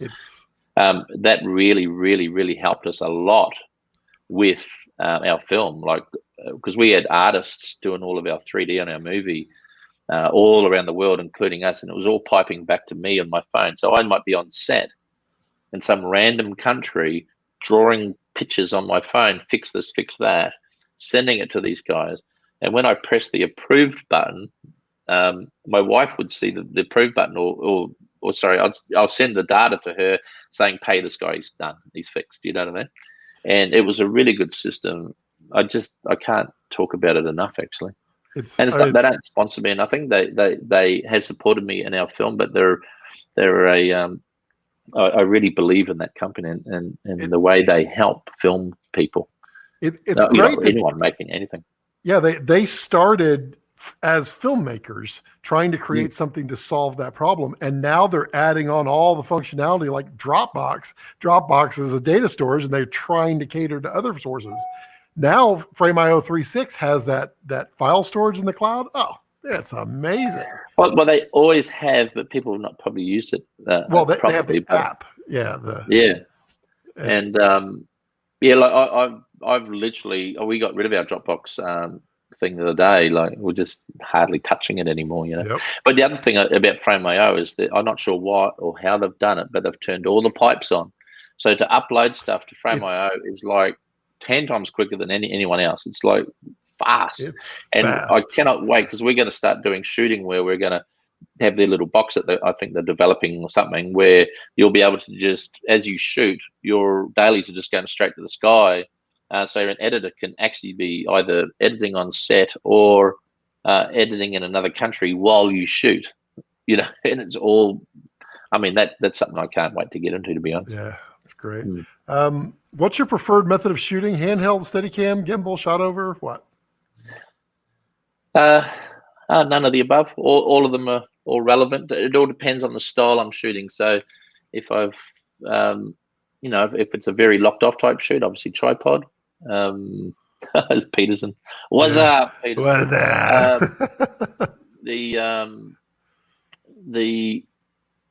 I mean, when I'm doing aerials, for myself, I prefer shot over and GSS next. When I'm on the ground, it all depends on the styles. I don't really have. I don't like getting locked into a style. I like to do a handheld job one day, and it comes down to speed too. If the client's giving me a big script, and you've got to try and do it in so many days for so much money, you go, well, I'm going to have to do it handheld to move fast. But then you got to try and do a particular handheld style that is right for the job. Whether it's a really shaky one or where it's really center and smooth, whatever. But I think handheld I do a lot. I do a lot of. I don't, but I'm not embedded to it. I'd rather experiment in other ways. Let's see here. Do you have a favorite technique to get your eye light? Look, most times, and it's a good thing about shooting natural light is you need natural light to come in and hit the face, regardless, whether it's on an angle or anything. So you will naturally get a ping in the eye anyway, because if you want light to fall onto that person's face, and if you haven't, it's as simple as a torch. Just an LED torch, turn right down with some NDs and just either stick it on the damn camera, not enough to illuminate the face, but just it's simple as that. If you want to sort of heighten the little teardrops, if you want to, we usually use a small Kino or a little LED bar and just sort of slip it in there. But the realities are, it's, highlights I don't think are hugely important unless you're really up close and personal. Well, it's sort of an old Hollywood thing, the highlights, but they sort of, in some things they look great, and others, who cares? Where's your favorite place to ski? Oh, look, there's a really there's this dodgy bloke I like hanging out with, John Mooney, his name is. No, there's a place, Big White. We've got a little place in Big White, and we go there each year, and I love it. And that guy that just jumped in there, John Mooney, he owns the local pubs up there, and he gets me drunk every night, and he's a complete bastard. But he sounds like heaven. No, him and his mate is him and his mate are Al, and actually the whole bunch of them up there, very special people. They're good mates of mine now. Yeah, Big White, that is. Gomes. Big White in Canada, sorry. Anyway, Michael Gomes, the big boss, is in the house. Love that guy. He's amazing. He's great DP, everyone. No, he is fantastic. He's one of those up and coming kids that are coming through very fast. He's going to be very sought after. So get on him now before he becomes too rich and famous. Got the beautiful eye, but he said you worked him to death. Yeah, he needs to know what real work is. Right. When did the Crocs obsession begin? Oh, no, 20 years ago. This is not an obsession. I just don't. I'd walk around in bare feet if I can. The Crocs are there just to make it a bit smoother. Jumping back to that Jeep commercial, as you can tell, I don't really care what I look like. I just go and do my thing. I'm not an Instagram star. Going back to that Jeep commercial, seems like a lot of your filming was done around sunrise, sunset. Was that intentional, or just happened to be when it was pretty? Yeah, pretty much when it was pretty. Yep. Yeah. No, it's common knowledge that the best time to shoot is morning and afternoon. I try to convince my clients never to shoot middle of the day. Let's go to the pub. Let's go to have a few drinks. Let's have a giant lunch, but let's break the day up. So also I've got to convince the client as well. Oh, sorry, the crew especially, because they go, oh no, we get 8-hour day and you can't break it up. But the problem is 8 hours is only between 8 and 4, right? So That's the shit time of the day. So I hire crew that are happy to break the day up. I'm not going to flog them to death because we're not going to do much in the middle of the day. I just go, if you guys are happy, we're going to get up early and we're going to finish late, but in the middle of the day, do nothing. I don't care if you go home. You can go home, or we can lay under that fucking tree or whatever. But let's do a proper job. And the crew that say get fucked, Mark, I go nice. Have a nice time. I'll figure it out.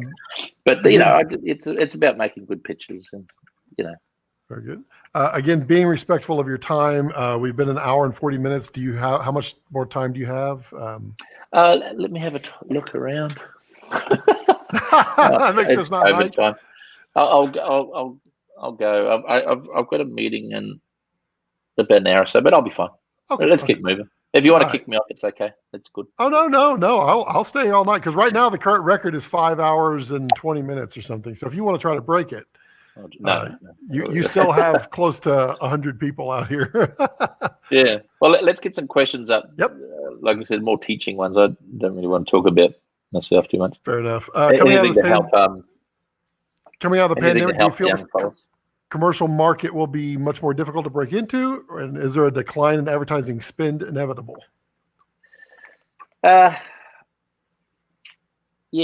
I look, at the end of the day, whether you like it or not, it's a hugely saturated market because the invention of digital cameras, cheap editing equipment, cheap computers, it's the dream, right? The dream. So the only way you're going to stand out is by doing incredible work, fast, efficiently, well priced, and not enough, and don't price yourself out to where you're going to end up with peanuts. You don't want to work for nothing, right? So you got to hold your ground. But if your showreel is top shelf, your body of work is top shelf, you're a good guy, you do things efficiently, you don't need to undersell yourself. Forget about doing that, all right? It's easy for a client to get crap. Let them buy crap. But if they want the top shelf stuff or the middle shelf stuff, that's where you want to be because there's less people there. Now, at the end of the day, too, is there a decline in advertising? No. Is there a decline in advertising spend? Yes, somewhat. Everyone needs to advertise. Everyone, including yourself. Remember, including yourself. So it's about how efficient can you be? And this is, again, where I'm coming back to the programs you use. The faster you are in outputting a show or an ad or anything, that's going to be your savior. So my son is getting into the business, and a little job came in, and I showed him. This was a couple of years ago. I said, look, I'll show you how to make money quickly, right? So a friend of mine rang me up, and he said, Mark, I've got $20,000 to do this commercial. Do you know anyone? Because he thought, I couldn't afford Mark. Maybe he can, get me to do it. Point him up, and this is as an email. I rang him up and I said, so what do you actually need doing? And he told me what he needed, and I said, fine. So I'll go, all right, Jordan, so what you can do here is I'm going to teach you how to do an ad in 2 days, and you're going to make 90% profit margin, right? Go and shoot it. Hire all the people you need, your models, all that sort of stuff. Your music you can get off stock beds, stock music libraries, which you pay for. You've got all the gear that you own already. Do you know what I mean? So you can go out there and you shot it. But what I want you to do is the moment you get home, I want you to start editing. And then you wake up in the morning and you edit and grade and finish. And then you deliver it either that night or the morning after. Present it to the client. So what it is, it's purely about speed. So he did it. Client loves it. Over the moon. Can't believe what he's got. Happy to pay his $20,000. It's all done. And what happened is Jordan just ended up with a ton of money really, really quickly. Now, if you drag that 20,000 job over a month, you've got to figure out how to convince the client not to drag this job out forever. Because what it's doing, it's actually, you're turning into someone that you might as well just work at McDonald's, you know what I mean? Because the longer you drag that bloody thing out, the less you're going to get for your time. So what I try and convince kids is try and get at least $1,000 a day for your gear, yourself, your creativity, your effort. Try and build that as per day, every day you're on that job, whether it's, and this is a minimum. If you can get more, great, go for it. Try and get your day rate, your editing rate, and get that thing out the door as fast as you can. You know, because if a client might only have $2,000, shoot it in the half a day, edit that thing out as quick as you can, and send that client something that night. Now, that's only going to happen if you're very, very fast at Final Cut, grading, your sound, your audio, everything. So it's about being really good with those tools. And that's why I keep harping on a lot of these young kids I'm mentoring, is get really, really super proficient at those programs, and you can make great income. But if you're going to do it long, dragged out, and you don't want to learn those programs, you want to hemorrhage money out the door to others, then that's your choice. But there is a great, it's a good industry. There's a lot of work out there.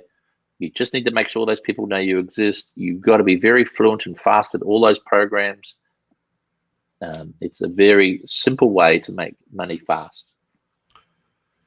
If you learn, it's about speed. Are you editing a lot of your projects, or do you usually send that out? I edit everything. Everything I create, I edit. That's about putting more money in your pocket, basically. And well, it wasn't. It was at first, but it wasn't at first, because I worked with a couple of great editors, but the thing was, yeah, I used to work with a couple of great editors, and one of them let me down one day. He just decided to go take off on a movie. You know, another one was busy. I went, oh, fuck the pair of you, right? So I ended up doing it myself, and I did it.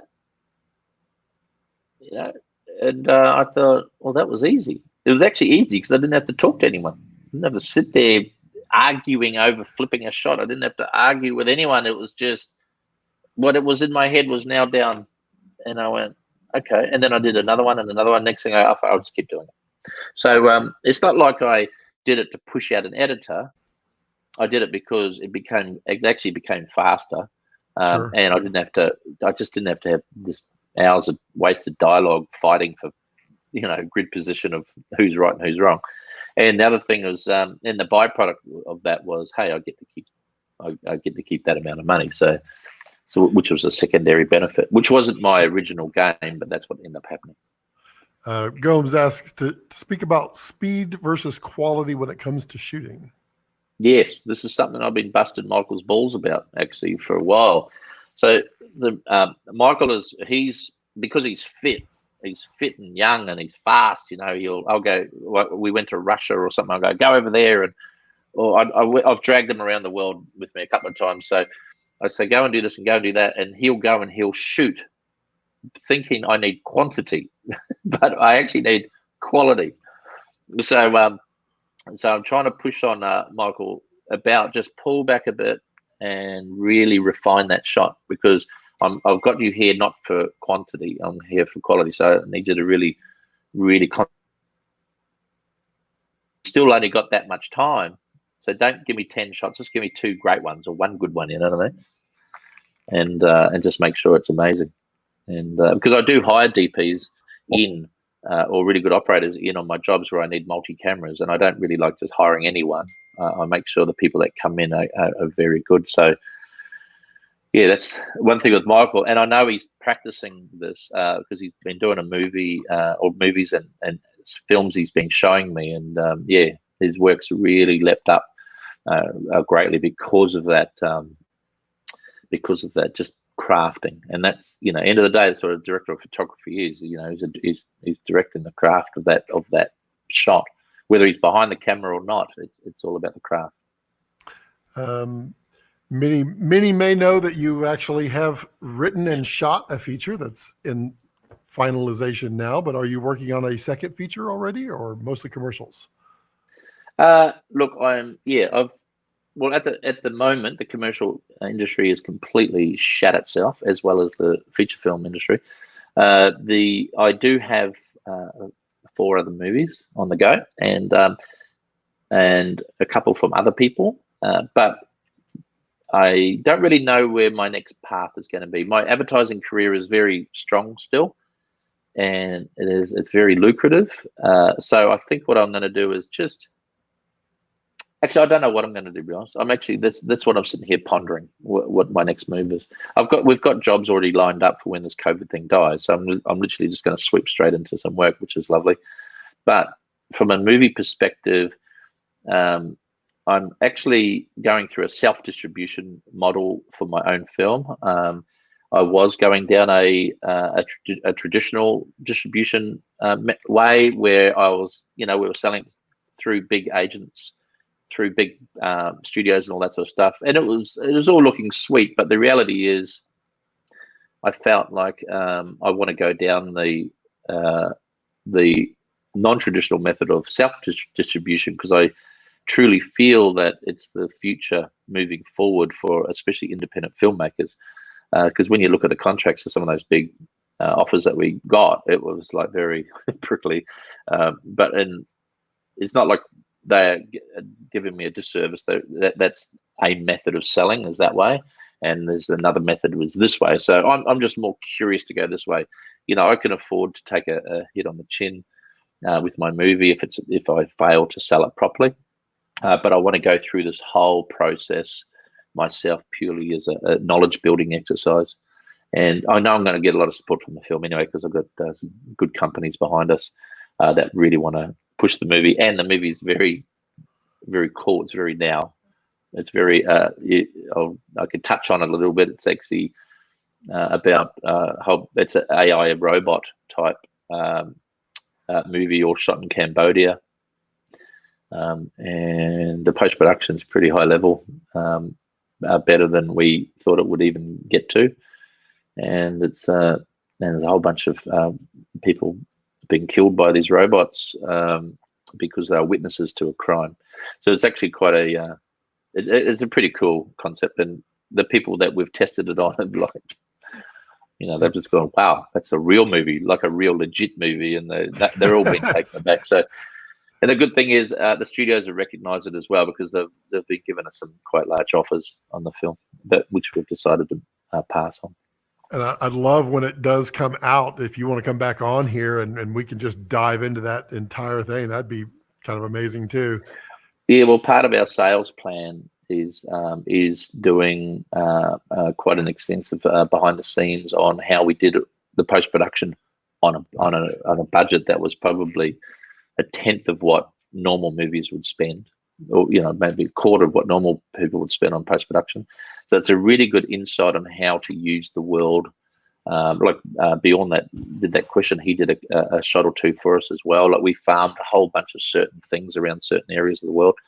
We did a lot of the finishing here in house because we just wanted the final control over each shot. But the reality is there's really good ways of doing post-production for a feature film around the world without paying the giant dollars to a lot of very, very, very capable people. You just got to find them. And also another one about how we are selling the movie, why we produced it this particular way, why we didn't take any screen grants or offsets or any tax offsets from particular countries or things, because they were sort of pushing us around too much. Put the movie $7 million cheaper by not doing it that way, doing these grants. So the grant one might have given me 30%, but I saved 70 doing it the other direction. So there's plenty of knowledge that's come from behind this movie, which I think people are going to be more interested in wanting to buy the movie for that part than the actual movie itself. Because it's kind of weird. People are quite happy to pay, $1 for a movie and $30 for a training video. It's kind of weird, right? Well, and I was talking to another guy, and he said, I sold my movie and I made $300,000, but I made $990,000 from T-shirts. I was just like, it's doing my head in. But anyway, that's the crazy world of selling movies, and I'm going to sort of bring that knowledge of this to the, I'm going to be quite open about it, actually. You got T-shirt but designs you can already? only watch it if you buy the film. Right. How much are your T-shirts going to be, though? I don't know. Just the normal $20 thing or $25. I don't know, whatever T-shirts go for. What was the most difficult project you've had, and why? Look, I don't think I've ever had a difficult project, but I've had difficult people. And yeah, I've had a lot of producers that just don't communicate to you, so you don't know where you work and how you work, and we've had very nasty, narcissistic clients, you know, which you just do it once, but you never go back there. Maybe it's a lot of stress, I don't know, but you know, communication is where the biggest problems are on set.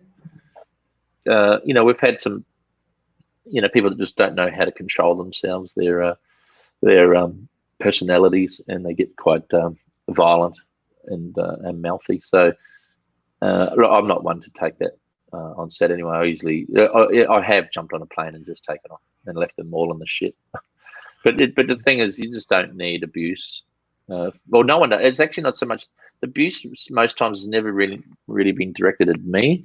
It's been directed at people around me. You know, the people that are integral to the thing. And it's usually a producer barking on a line producer or a production manager or the crew or whatever. And it's very disgraceful. And I don't support that at all. So I get quite involved in pulling that producer aside and say, pull your head in, or I'm going to just jump in a plane and take off, you know. But I don't. I'm really just defending the whole set, not those individuals, because I just want some calm and peace. We'll get to the end of it, but there's no screaming doesn't fix problems, you know. Nobody wants to work with an ass. It doesn't help anything. Yeah, well, you know, I love big shoots, you know, where there's thousands of people running around. I love the complexity of those big ugly jobs, you know, where they just go, well, I've got 1,500 people are running around the corner here, and we got this huge special effect thing going on here, and there's, you know, 50 clients behind me sitting in chairs, all freaking out. You know, it's fantastic. I love that whole. I love big complex creations, you know, or productions where and you're the one with the first AD trying to piece it all together, and it's fantastic. It's a real. That's when I get really excited. Actually, I really feed on that type of stuff. And at the same time, I do like the little shoots as well. Are you signed with an agency? If so, has it helped you, or are you not? Look, I've been approached by, you know, 3 of the biggest agents in the world, you know, to be repped as a director for movies. I've turned them all down, and not begrudgingly. I need to go through this phase selling my movie first, understand even if I want to keep being a part of the movie side. So far, I think the movie industry is very flawed. I don't know, I can't see a positive side of the movie game at the moment compared to what I'm doing now. So the court's out on that. I'll get to the end of this and I'll decide if I want to go and make movies or not. Yeah, movies are a lot. For me, I find them quite easy to make compared to a TV commercial, because a TV commercial is just like smashing it at a million mile an hour. You know what I mean? And you might get paid well for your ads, but you can really get a lot of pressure all the time, very hard, very fast. So you're working at a pace that you can trip up. So I noticed in the film that, you know, a lot of it you can really not so much take your time, but it just, you know, we shot 10 pages in one day, and we were still at the pub at 5 o'clock, you know. So, you know, the first day he's going, dude, people don't do 10 pages a day. And I go, yeah, I know, but, you know, we did, and we got through it. It was lovely. Since you do a lot of your post work, where do you grade your footage? Do you do it in Final Cut or DaVinci or something else? Yeah, I mostly did it in DaVinci. I've actually been grading mostly in Final Cut of late, because it's so fast and it's in my edit timeline and I don't have to leave. So it's no better than, look, you know, DaVinci has better window controls and all that sort of stuff. So if it gets fiddly, I'll just quickly whop that shot into Resolve just with an XML or whatever, and just quickly grade it and export it out and drop it back into my timeline. But that's very seldom. It doesn't happen much at all. I mean, I can run infinity amount of windows and masks and Final Cut. I've got all the same controls as Resolve. There's a couple of plugins that you can buy, you know, coloring plugins, which sort of make it a mini Resolve. But yeah, no, I've been staying in Final Cut a lot of late. And that's not begrudging Resolve. Resolve is still a fantastic bit of software by far, but I'm just quicker, and I'm getting the same results out of Final Cut at the moment. This is a question that pretty much everyone has today, and don't know that anybody has the answer, but post-COVID, how will you apply precautions on set for clients, crew, and talent most of all? Well, I don't know why talent get the special most of all. They talent and actors for some reason think that they are the be all and end all on set, but the reality is everyone on set is should be treated the same. But the COVID precautions, we have done a couple of shoots under these conditions, and look, separation is hard on set, very hard. But you can very much spread people away that don't need to be near the camera. So, we just make sure that the shoots have been designed to where you don't need makeup. The person that's coming to set, if there's an actor in the shot, they can look after themselves. You know what I mean? Get them to buy their own wardrobe. We sign it off with them. They do their own makeup. They jump in the car. They drive to set. They're done. Through the day, they can dab themselves if they want to. But, I don't like makeup on men, so they don't need any makeup. Just they can swap the sweat off if they've got any.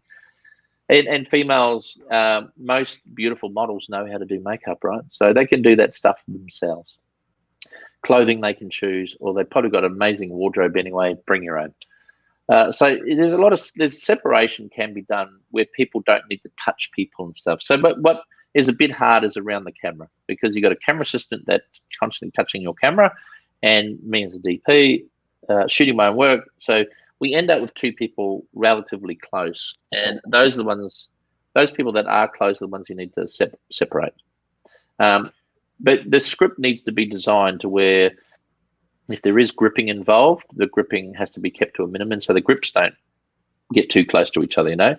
Again, very, very hard. It's lighting, everything. So I'm noticing that the shoots that we're doing, I'm having to dictate to the clients that we can't have these people. We can't do this, this, and this. Let's shoot it like this. We get a very similar result, if not same, maybe even better. We've minimized that. We've kept everyone separate. If there is anything that we do need to touch on set that someone else has touched, we literally need to clean it. But we don't go too crazy with it. Look, we did a shoot the other day, and no one came near me. I just made sure I was the only one using the camera. It was a very small shoot. No one picked up my gear. I had to lug the whole bloody lot all around town. But, it was fine. It was good fun, and we did it. But, how do you do it? I don't know. I think big commercials, giant commercials, big films, you're screwed, especially if you're building things. You just got to really maintain that distance, or you got to isolate the whole crew, go out and shoot your movie out in the country, hire some motel rooms that no one else is touching, manage it to where that becomes a little epicenter in their own little cosmos. Go and do your movie and then finish. And I've got a friend of mine right now doing it in New South Wales. He's got 165 people on set, and they've literally taken over a little town. No one comes into their world. They don't go out of the world, and they're keeping this whole thing together really nicely. And their movie has not stopped since COVID started. On commercials, but they can in the environment they're in. Yeah. Okay. On commercials, how quickly does pre-production move? Is there generally a process of pitching, creating a treatment, scripting? And if so, how do you keep that moving really quickly like you do in post? Look, every job is different. Every client is different. Every production is different. Pre-production can, depending on the logistics of that particular script, can go on for. It all depends on what's in the ad. So yeah, pre-production is a bit of a moving target. Pitching is a bit different. So what happens is that the client will send me a script, and they would ask for a treatment or some sort of synopsis on the way I would put this film together. Then they would share that with their client. The client goes, "We really like Mark's reel. We really like Mark's treatment ideas. Let's go with Mark." Then we go through that pre-production, we put it all together, shoot it. Yeah, it's hard. We've had jobs which you'd think would normally be a 6-week process, and the client wants it in 1 week with post-production. So you've got to figure out these solutions. But it's not any cheaper shooting it that way, because what they're doing, they're throwing money at at people and things to make it happen faster. So it actually costs more. But you know, that's people that have left things to the last minute. It's something they can just carry on forever. Do you have a trailer for the movie yet? Well, yes, and I can't share it at this point in time. But in about 2 or 3 months, when we do our big launch to the world, it's going to be brought out in stages, and the movie's probably going to be released at the end of the year. But, I yes, can guarantee keep when your he eyes out. releases it, I'll share it, as well as many other people. Did you? I think I think it's been seen. I did show it to a bunch of people. Yeah. Someone did try to steal it, which I'm not happy about. I won't mention names. Let's see here. I can't pronounce his name. Have you ever done what Tarsum Singh used to do, where you piggyback commercial shoots and shoot your own project at the same time? I'm not. Look, I know. Tarsum, I quote against him a lot. I'm not sure if he's around much anymore, but he did have that reputation, yes. But I know he did a couple of really cool movies too. Actually, they didn't really go anywhere, but I know that he was doing those movies off the back of some of his productions, and he did get caught out, I think, a little bit on those.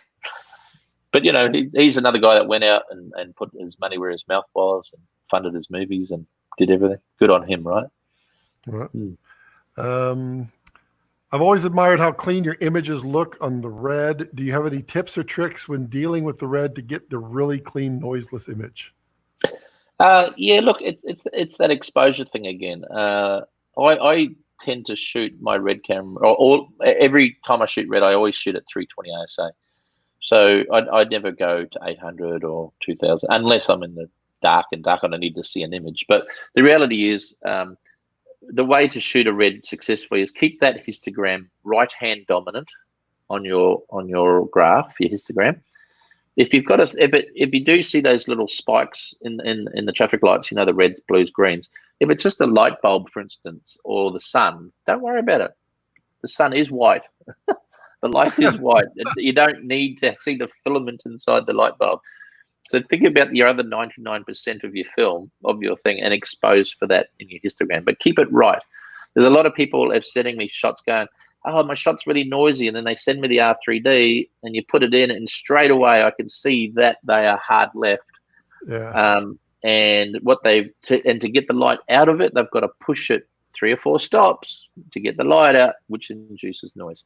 So the reality is keep your histogram to the right, shoot low ISO, manage your highlights, make sure you're not popping highlights that, like, you know, the edges of clouds and things like that. And you'll be fine. And the greatest thing I love about red, especially red cameras, is you really don't need to use much light unless you're sculpting. You know, if you're sculpting, you use it. If you don't, that you can shoot a high contrast scene very easily. It's quite often I will shoot someone inside or in a shadow, and the background is like 8 stops overexposed. You can literally just do a soft mask in your grade, pull it all back like there was a giant fill screen on them. So that's the dynamic range of that camera is the number one reason I use that camera. It's 18 stops is nothing to be sneezed at. It is incredible, and that's why it is what it is. And yeah, you're shooting those low ISOs, you're going to be in a really good winning position. Do you still take stills? Do you, and if so, what camera are you using? No, I don't. But I shoot a lot of stills actually with my red camera because, you know, 37 million pixels. It's like a pretty amazing image. I think I've been really wanting to look at the Fuji GFX 100, I think they call it. Yeah, a large format beautiful camera. Yeah, a friend of mine, Cameron Michael, had one, and I was playing with it, and I fell in love with the thing. Yeah, the file size was incredible, and the images were incredible. I just thought, and I very much like large format sensors, so that would probably be a camera I'd maybe buy for myself. That is a beautiful camera. But I'm not really. I haven't really got time to shoot stills for myself anymore. And I've got boxes full of cameras. There's have to be moving ones. What's your typical relationship with an AC? An AC, very good actually. They have to do everything for me. I've got a guy, a friend of mine, Cameron Clark. He's been assisting me for almost 15 years now, maybe more. But he impeccably looks after all of my equipment. If I say we're going to New Zealand, Cameron, and I need a camera and a shot over, I need a camera and a gimbal, I need a camera and a handheld, I need a camera and a tracking vehicle, he will just make sure it's perfectly done. And then he brings boxes of spares of everything again. So, because he's an electrician as well, he sits there. If we've got a problem with a wire or a wire gets pulled out, he'll sit there and solder the thing up and fix and save the day. So, Cameron's got a job for the rest of his life if he wants. But and all of my gear still to this day still looks immaculate. He still looks after it. It's always cleaned perfectly after each job. So yeah, from an AC's perspective, fantastic. If you're talking about a focus puller, that's a different job again. But I do have some issues with focus pulling these days, and I don't like focus pullers that are away from me and they can't listen and be part on set while I'm just jibbery jabbering to clients to talent or whatever I'm doing. I need focus pullers to be right next to me. I don't expect you to be hanging off a focus ring off the side of the camera. You can still use your little electronic gizmos, but I just need you right there so you can hear every word I'm saying. Because when you're parked up in some bloody tent or a Winnebago, you drive me nuts. I just rip the shit off the lens and off the camera and I throw it on the ground. I can't have you not near me. It's a very important job, focus pulling, and the dialogue, right, it needs to be very close to the person operating that camera. That's the way I fly. You kind of touched on this earlier. Besides having a great reel, what advice would you give to break into working with ad agencies? Build relationships with senior producers, or do you market yourself to creative directors? Who are you talking to? Yeah, look, we send our reel to everyone that's in the agency, including account managers, like everyone. And the reason we do that is because a lot of stuff that goes to agencies does not make it to the right people. So I'm just going to turn the air conditioning on.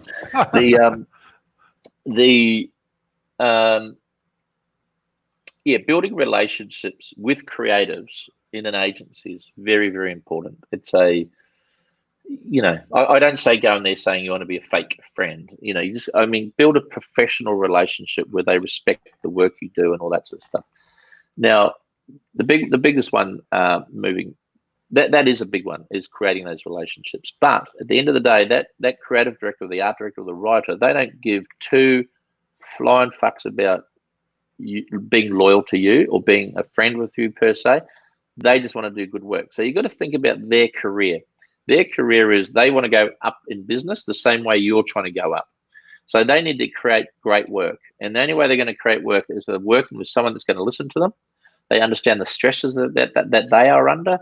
They understand what they need to deliver to that client. They don't need a director coming in going, this is going to be better this way, when they've just sold that way to the client. So they need to know that you're in sync with them 1,000%. And even if you don't like that direction, you do it. You do it and you do it well. You remember, you are the hired help. You're the guy that you've got to come in and do what's been sold to the client. You want to keep the client happy, everyone happy. That's why God invented director's cuts. You know what I mean? If you've got time, shoot your own, do your director's cut, put that on your reel. That's what you're going to get out of it, right? But everyone else is, please, I applaud you. Please focus on the attention that's required and needed for the art director, creative director, and writer to get what they've promised their client. Black and white cinematography, tips, tricks, thoughts, especially for micro budget film? Don't shoot in black and white. Look, I've gone down through that route. I've done a few commercials with the monochromes and stuff like that. But the reality is, they're a great art camera and they're awesome, but you can't go backwards. I mean, I love them. Jared sent me a monochrome once, and we did a shoot in Singapore. with it, and it was amazing the light that was coming in. We were literally shooting in pitch black. So amazing image. But the reality is, you've got some client that wants to change their bloody mind. And they want it to be in color now. And it's too late.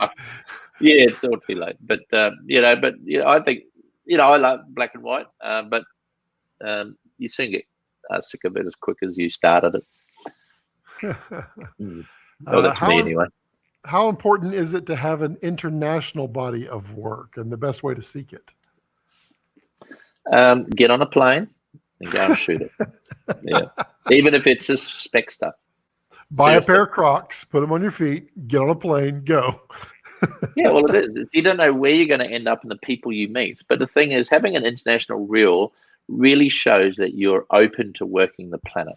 And the other thing too, a lot of international producers see your reel and go, "Oh, he's actually worked here in Italy before, or he's actually worked here in Greece."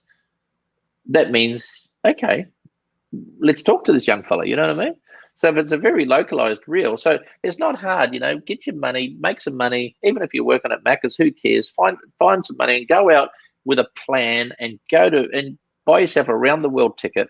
Costs nothing. And you just pop around the planet, have enough money to stay in cheap little places and go around and shoot the planet. There's amazing, incredible stuff out there, and it's not that hard. And there's a lot of events, there's a lot of things that go on, there's a lot of people walking the streets. All you got to do is be polite, and you can build a body of work quite easily, and internationally. And it's highly recommended. And the other thing, you become very, very well traveled. You become very well traveled, very knowledgeable. You get to meet amazing people, and you get to respect local customs, local religions, local everything. So it makes you a far more worldly person. The more worldly you become, the better your work becomes. I remember Ridley Scott said that the more he traveled, the better his work came. And the same thing happens for me. It's, why did I take my movie to shoot in Cambodia? A lot of people go, "Oh, scary Cambodia, it's going to be shit." But it's not. It's an incredible place to shoot. Yeah, they got nothing in the way of film infrastructure or anything. You take it with you. But the good thing is you can teach the people there film production. You can teach people, you can build careers there. You can start an industry there. You can be a beneficiary by sharing knowledge to those smaller countries. And what the smaller country gives you in return, they give you really hard work. They give you amazing locations. They give you these incredible prices because they're in an industry that's not inflated yet. Does that all make sense? Yeah, indeed. What's your number one place you like to film that you haven't yet? Look, I haven't shot in Iceland. And I've been trying to push that many projects over there. We've even written one of our scripts is set in Iceland. So I'm going to be shooting in Iceland. So that's one place I'd love to shoot. Thanks, Phil.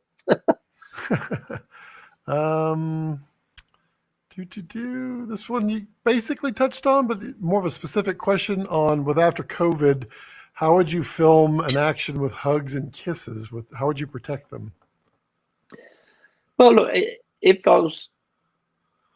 I'm not an expert at this, so I don't even want to sound like it. But if we've all been segregated from the rest of the community for 2 weeks before we shoot, we know that everyone in our group has not got it.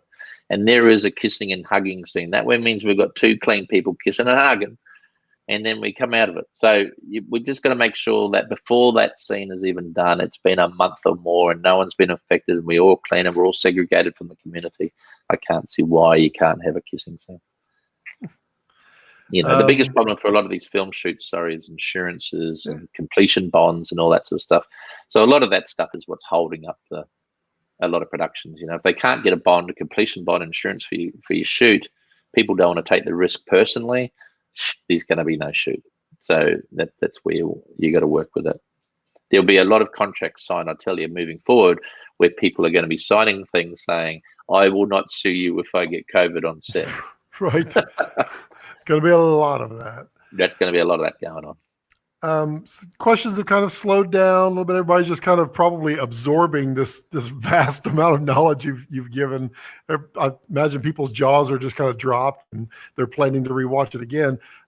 As people coming in, just kind of a recap, what should they be focusing on to better their craft? What things should they be doing to better what? Hit me with that one more time. So as people entering the industry here, or they are young and fresh into the industry, what things should they be focusing on to better themselves? Like you talked about marketing, you talked about just shoot. You talked about quality. Are there any other things that they should be focusing on to better themselves? Yeah, I think, look, if you're going to come fresh into the business straight up, is if you can't, I'm not a big advocate of film school, for the simple reason is you'll probably learn more in a month that you'll learn in a year going to film school if you just went and sat on set somewhere, even if it's just a runner, even if it's a small intern type position, even if it's just being there to help. Do you know what I mean? For free. Don't charge people. Don't ask for any money. Just go in and help and be part of it. Don't talk. Especially don't talk. Producers and directors don't want some kid up their bum while they're trying to shoot something and have all these people to try and manage. Just watch. Watch how the director manages his clients. Watch how the producer manages crew. Watch the whole mechanism unfold. Go and work on some sets. But like I said, just be the first thing. Most people that jump on our sets, young people that jump on, they want to run around and help and do things. It's sort of like, it's great to show that you're attentive and it's great to show that you're ready, but be careful. You don't want to grab that sandbag, because the grip's going to kick you up the ass, right? You don't want to. There's a bit of an on-set protocol that can really trip up a lot of these young players, and one of them is just being annoying. So the best thing is just to sit back, tell the producer you're ready to do anything they want. I'll just sit back and I'll wait until you're ready. That's all you need to say to people. And they'll go, shit, go and get 50 coffees quick, whatever. But at the end of the day, it's about being there and ready. Don't be on your phone. Don't be dicking around. Stay close by, but not too close. Be ready to be at hand. But what you're going to learn within that environment is a whole bunch of stuff. So try and get yourself on as many little film shoots, big and small, as you can to gain knowledge over time.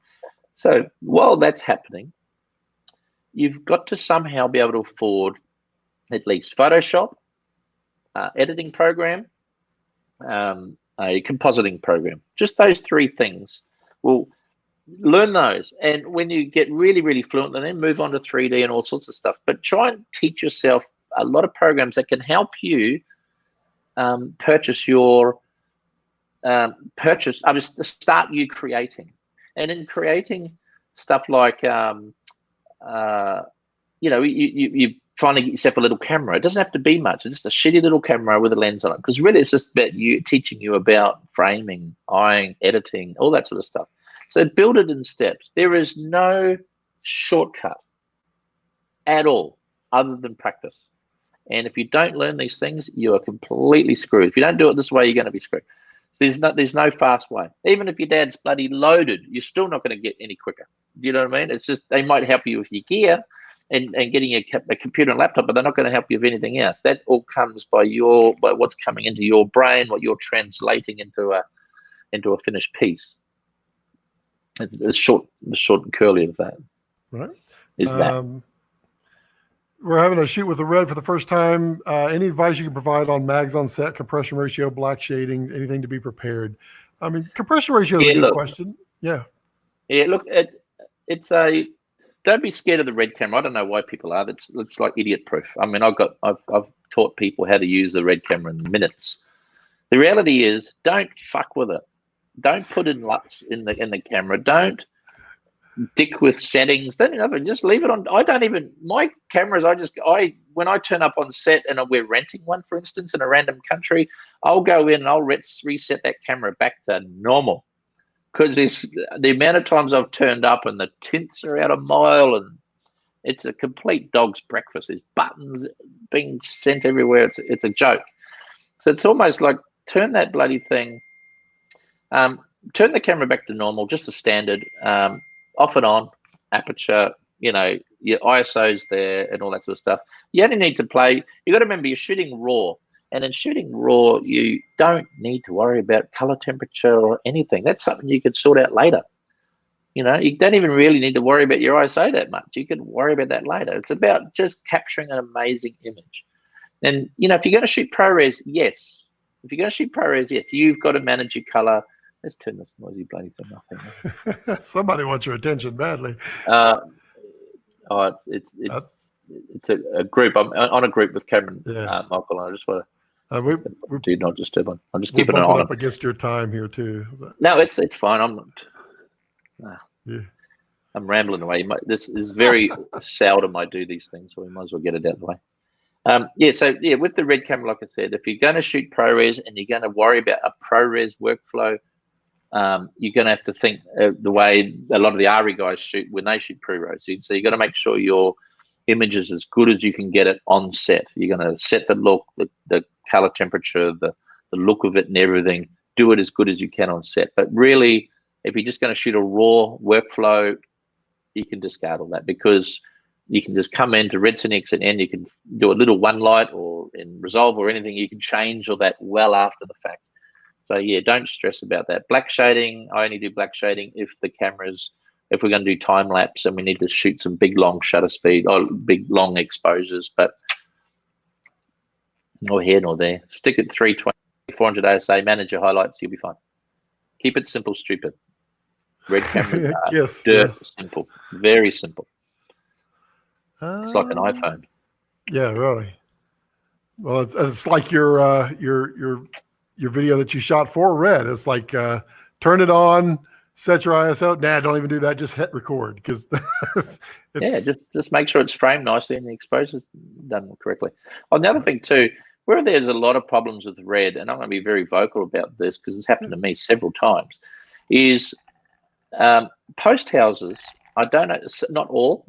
I'm not going to point at any particular people, but they will take that Red footage, what you shot on set, and they'll convert that whole fucking lot to DPX or some crappy codec, AVC HD or something into Avid.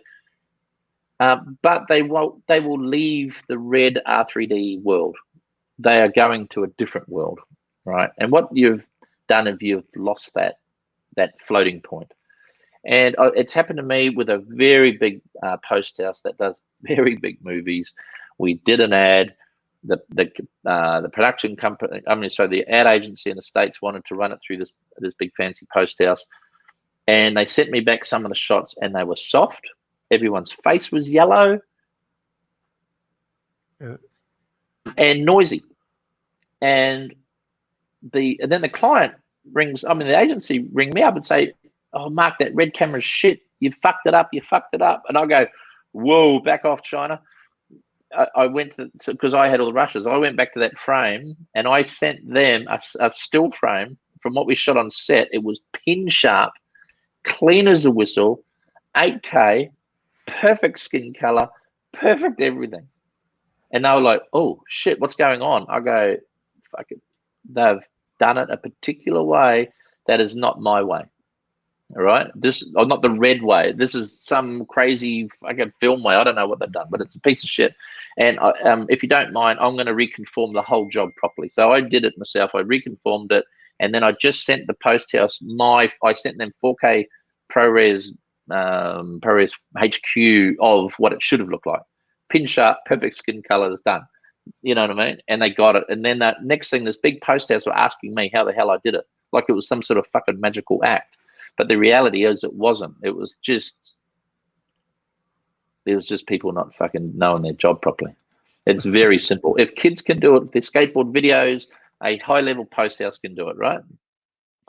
Anyway, sorry, I've got to get off my deep end, because that really, really pisses me off when I see bad Red footage, and I know it's not bad. I know that DP has done a great job on it, and it's been perfect. It's just somehow between them and the post, or somewhere down the line, it's fucked up. But everyone blames the Red camera. But the reality is, it's not the Red camera at all. It's some person at the end. That mute you keep seeing is when I have to cough. Sorry. I didn't know it showed up on your side. Do you shoot anamorphic? Look, every now and then, yes, I love it, but it's It's a very.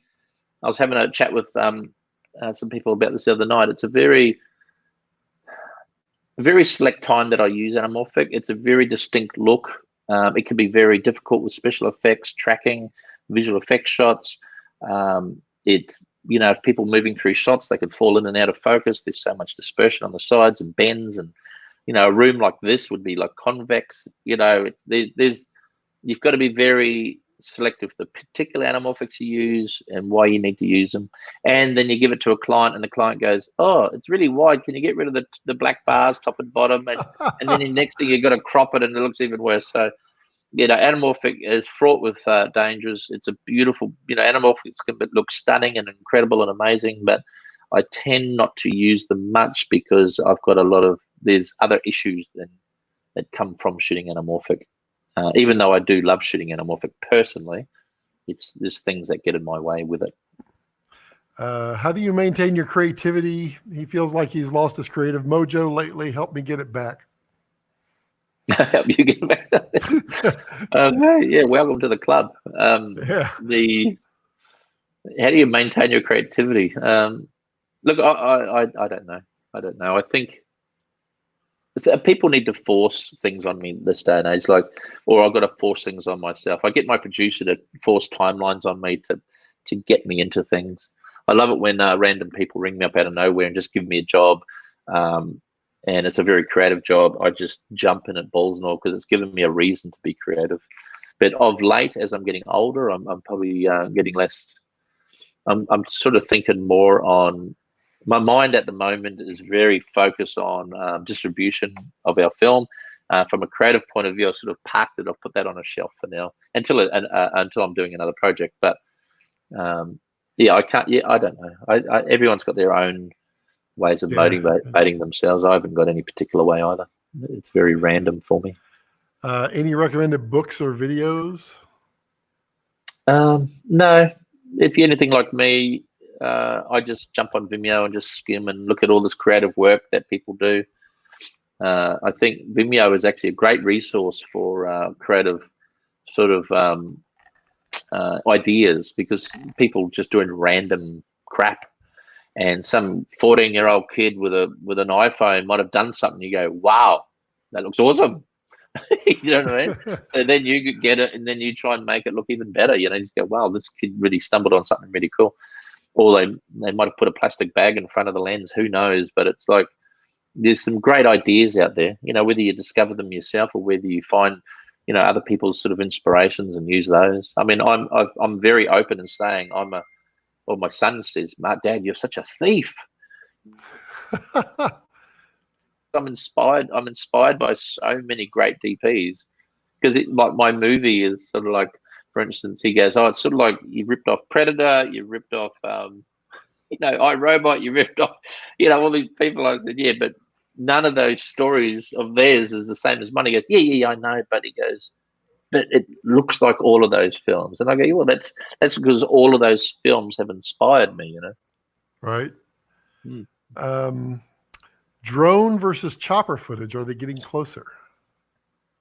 Look, two different beasts. I do drone work. And the only reason I use drones is for two reasons. We can't get a helicopter in that particular area.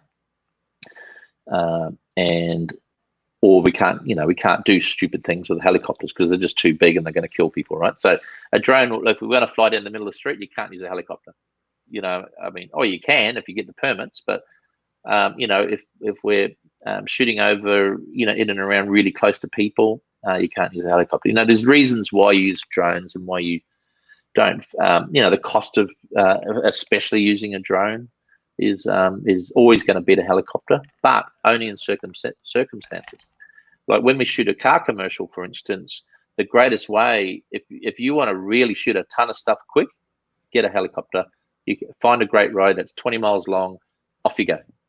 Chase that car for 20 miles down that beautiful valley with a 300 mil on, shooting badges, taillights, headlights, driver. You get a zillion shots. In 20 minutes, in a 20-minute run, you will get 20 minutes of great footage. In a drone, you can only do these little tiny things, and you got to everyone pack up, move along, next location, you know. So it's sort of like the drone is nowhere near as efficient. You know, with what I shot in 20 minutes would probably take the drone 5 days to shoot. You know, that sort of stuff, and it probably won't even be able to shoot. It can't shoot a 300 mil at 100 mile an hour. You know, so there's limits to both beasts. I mean, me personally, I had a helicopter on a job. Almost every one of my jobs, there was a helicopter sitting there with a gimbal on it. Yeah, especially for our car work. But the reality is the drones are hugely useful, and that you've got to use them for particular things if you can't afford a helicopter, drone. You know, if you're in a tight, squeezy place, drone. But helicopters, trust me, are super. I mean, like doing aerials around New York. You know, you can attempt to fly a drone around New York. You might go to jail for a little while, but you know that's where you go. How do you deal with burnout?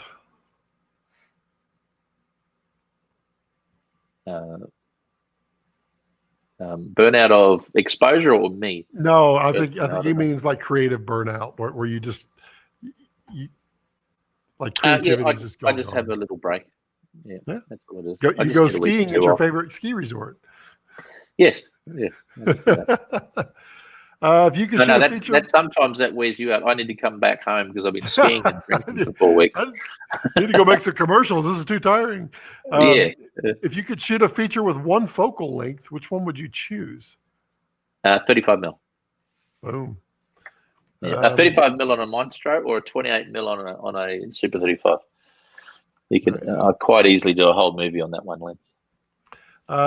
Thanks for your response, Mark. One more question. Do you throw red footage raw directly into Final Cut Pro, or do you process it in Red Cine X? Okay, I've got quite a few different workflows, and one of them is a Red Cine X type workflow.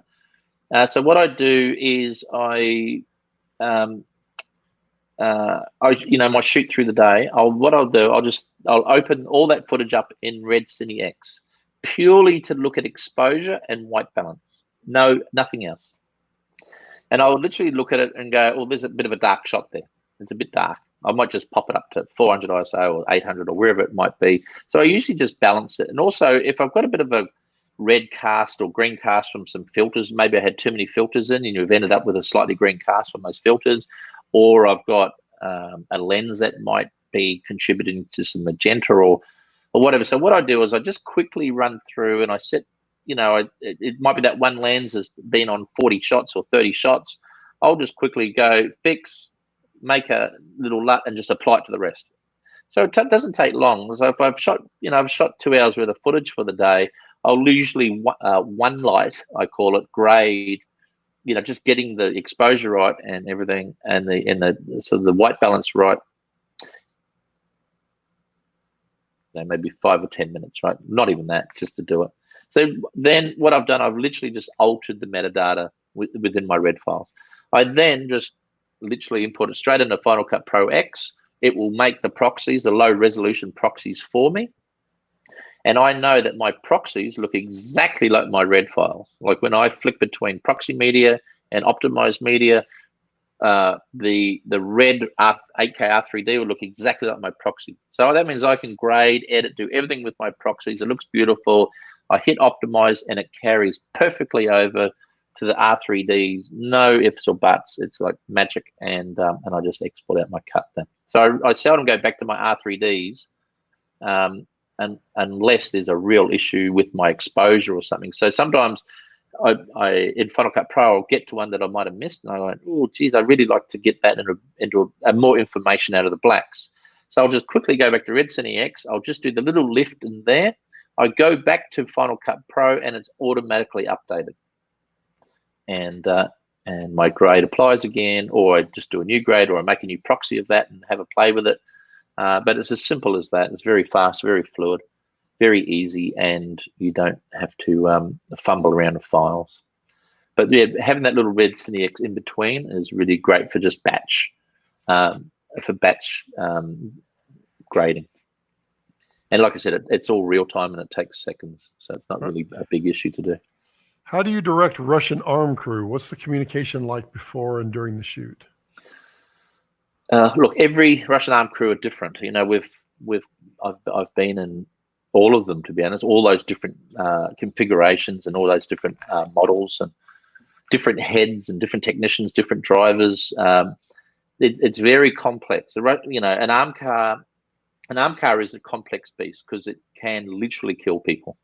You have that arm on the wrong side, people aren't concentrating, communication is not good. I'm just going to turn the air conditioning off. So yeah, that's a piece that you really need some time in. It's something that you really have to spend a lot of time in those cars to be experiencing them. Or what you want to do is keep your voice down. All right. So what you got to do is try and plan your shoot, what you're trying to achieve before you drive off.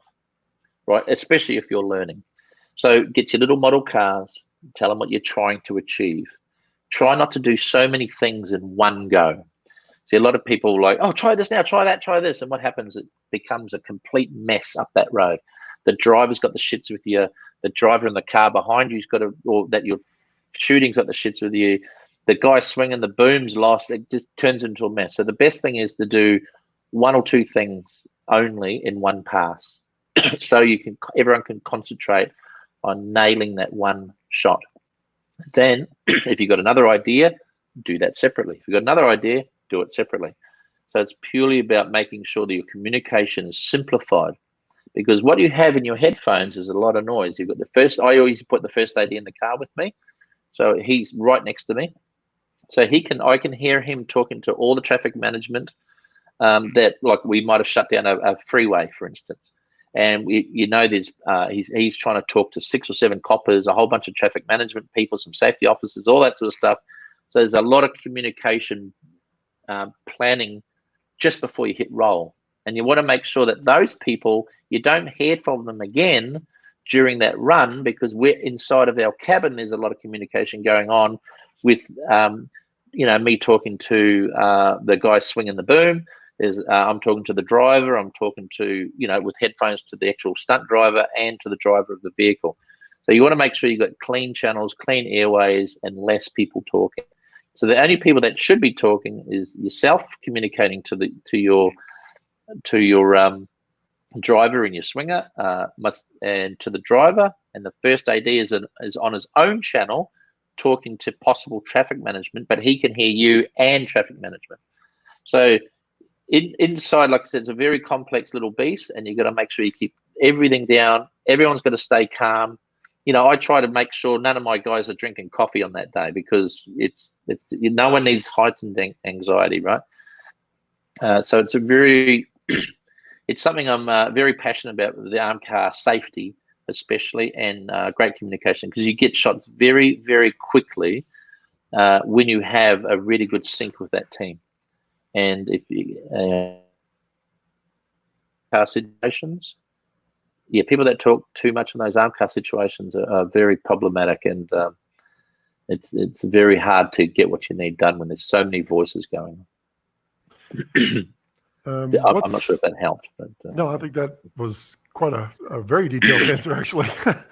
What's something you've learned recently that is valuable to anyone on set? You need some water? Do you want to take a... I'll just look around for my water bottle, actually. Oh, there it is.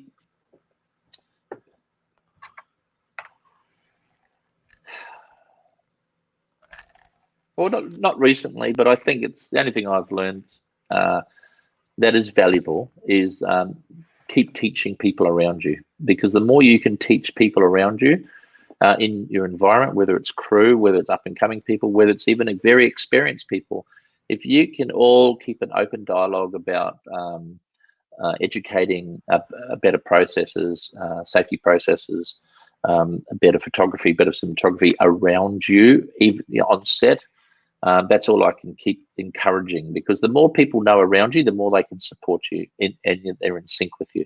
If they don't know, like just moving a light stand, for instance, how many people, I don't know how many people I've seen going over to help move a light stand, and they shouldn't be, and they move it and the whole fucking thing falls over and smashes on the ground, and next thing there's a big fight, the gaffer's losing his shit.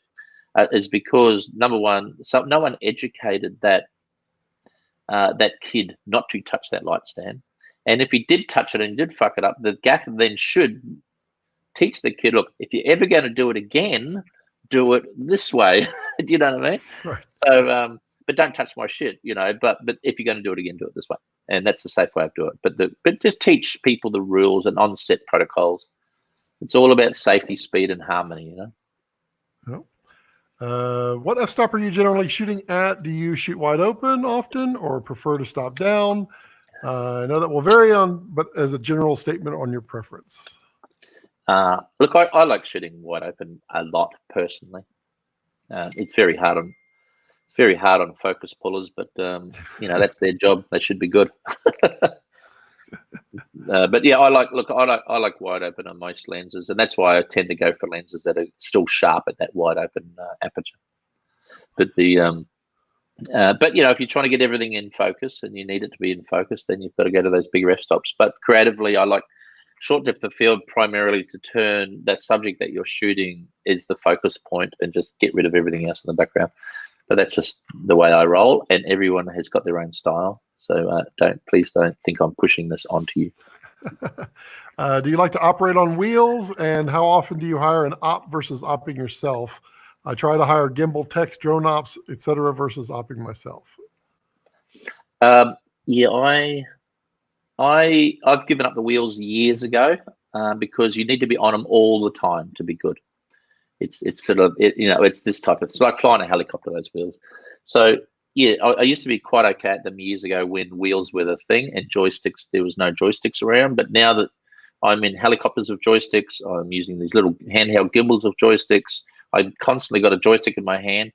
I've now become a joystick guy. So yeah, I don't use wheels at all anymore. I'm not good at it. I'm terrible at it. It's a waste of time. If something turns up and it's got wheels and I've got no choice but to use wheels, I'll hire in an operator to do it, to use wheels. As simple as that. The Russian arm question. He loved your answer. I'll just go turn gold. This thing. Too many people texting. I can't even turn this thing off. 2 seconds, buddy. Sure. Through here. Okay, good. That's my wife, so I better not turn her off forever. She'll get right. Joystick one hand or dual hand? I like doing single hand joystick. Yeah, that's good. And then my hand can go into focus and aperture and everything else for this side. How do you liking that little Fujinon behind you, the 2120? It's okay. Yeah, no, it's good. It's a good little lens for if you're putting a gimbal on a Ronin or a Movi or something like that. It's not too heavy and it sort of covers a bit of a range. And it's nice and sharp. But I personally like to have a 25 to 300 on gimbals, even in the arm cars, just to give me more range. But we just bought that as a little backup plan, just for the smaller gimbal setups. Very nice. How do you approach pricing and raising your prices? My price hasn't been adjusted for 25 years. So there you go. So that's how you do it. I don't put prices up. I never have. And what's happening is prices are coming down. So the thing is about trying to maintain your fee price, but you can only do that if your work is exceptional and people want to pay that. But the reality is, try not to get into a price war with anyone. What? Try and win your job through what you can deliver, rather than improve for the client that you're worth it. Let's take that back, though, to, let's say, a less experienced shooter or a less experienced DP, and their pricing has been low because, like you said, the quality hasn't been there, but now they're getting better, and now they want to raise their prices. How would you approach that? Put it up. There you go. Yeah, just put it up. The client will decide if they want to pay or not. It's the it's the age-old problem. Just put it up and try. Just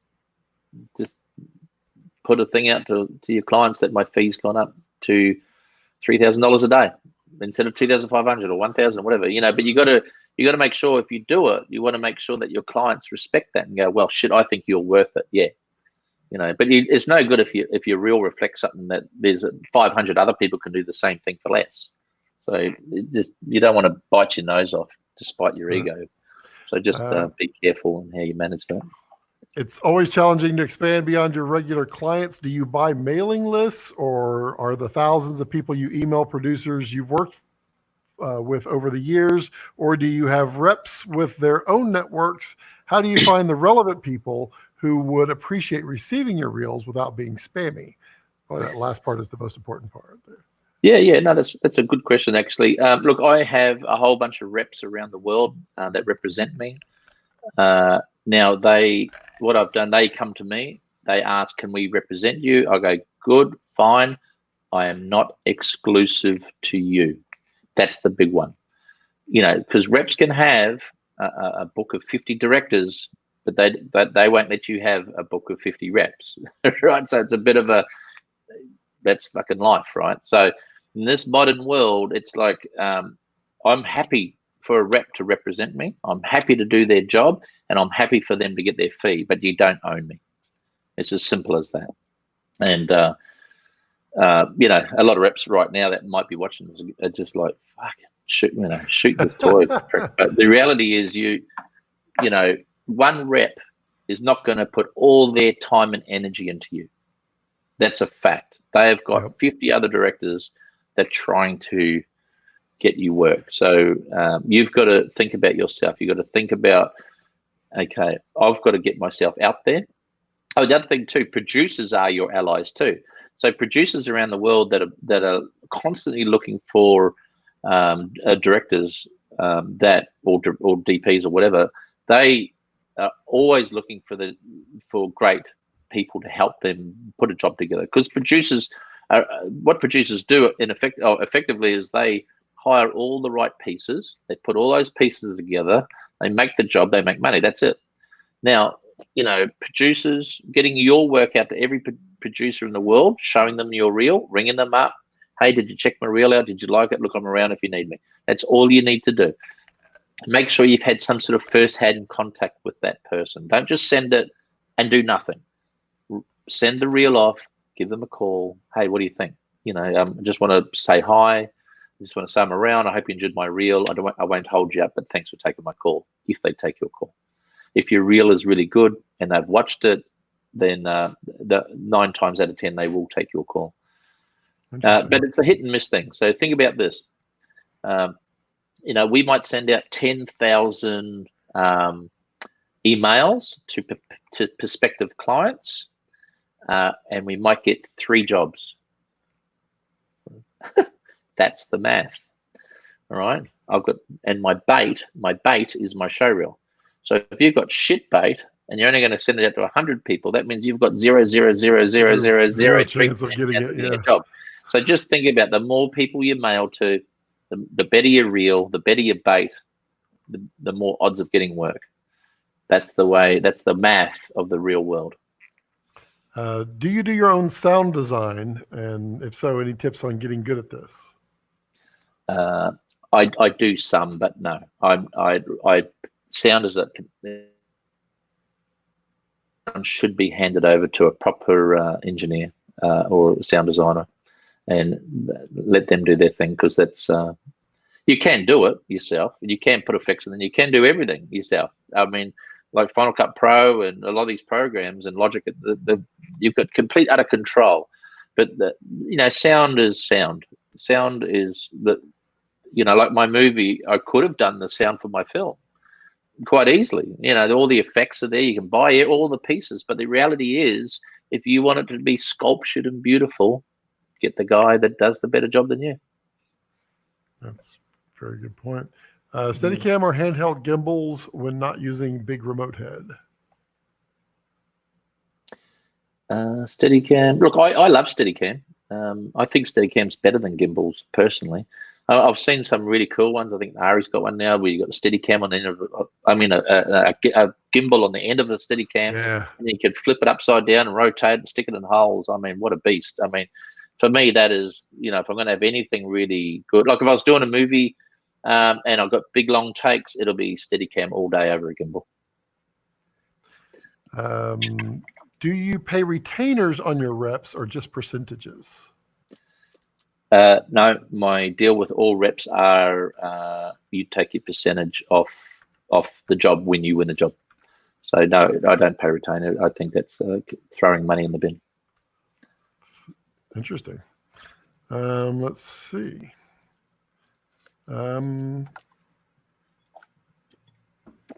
It's like it calmed down just perfectly for you to have gone 3 full hours.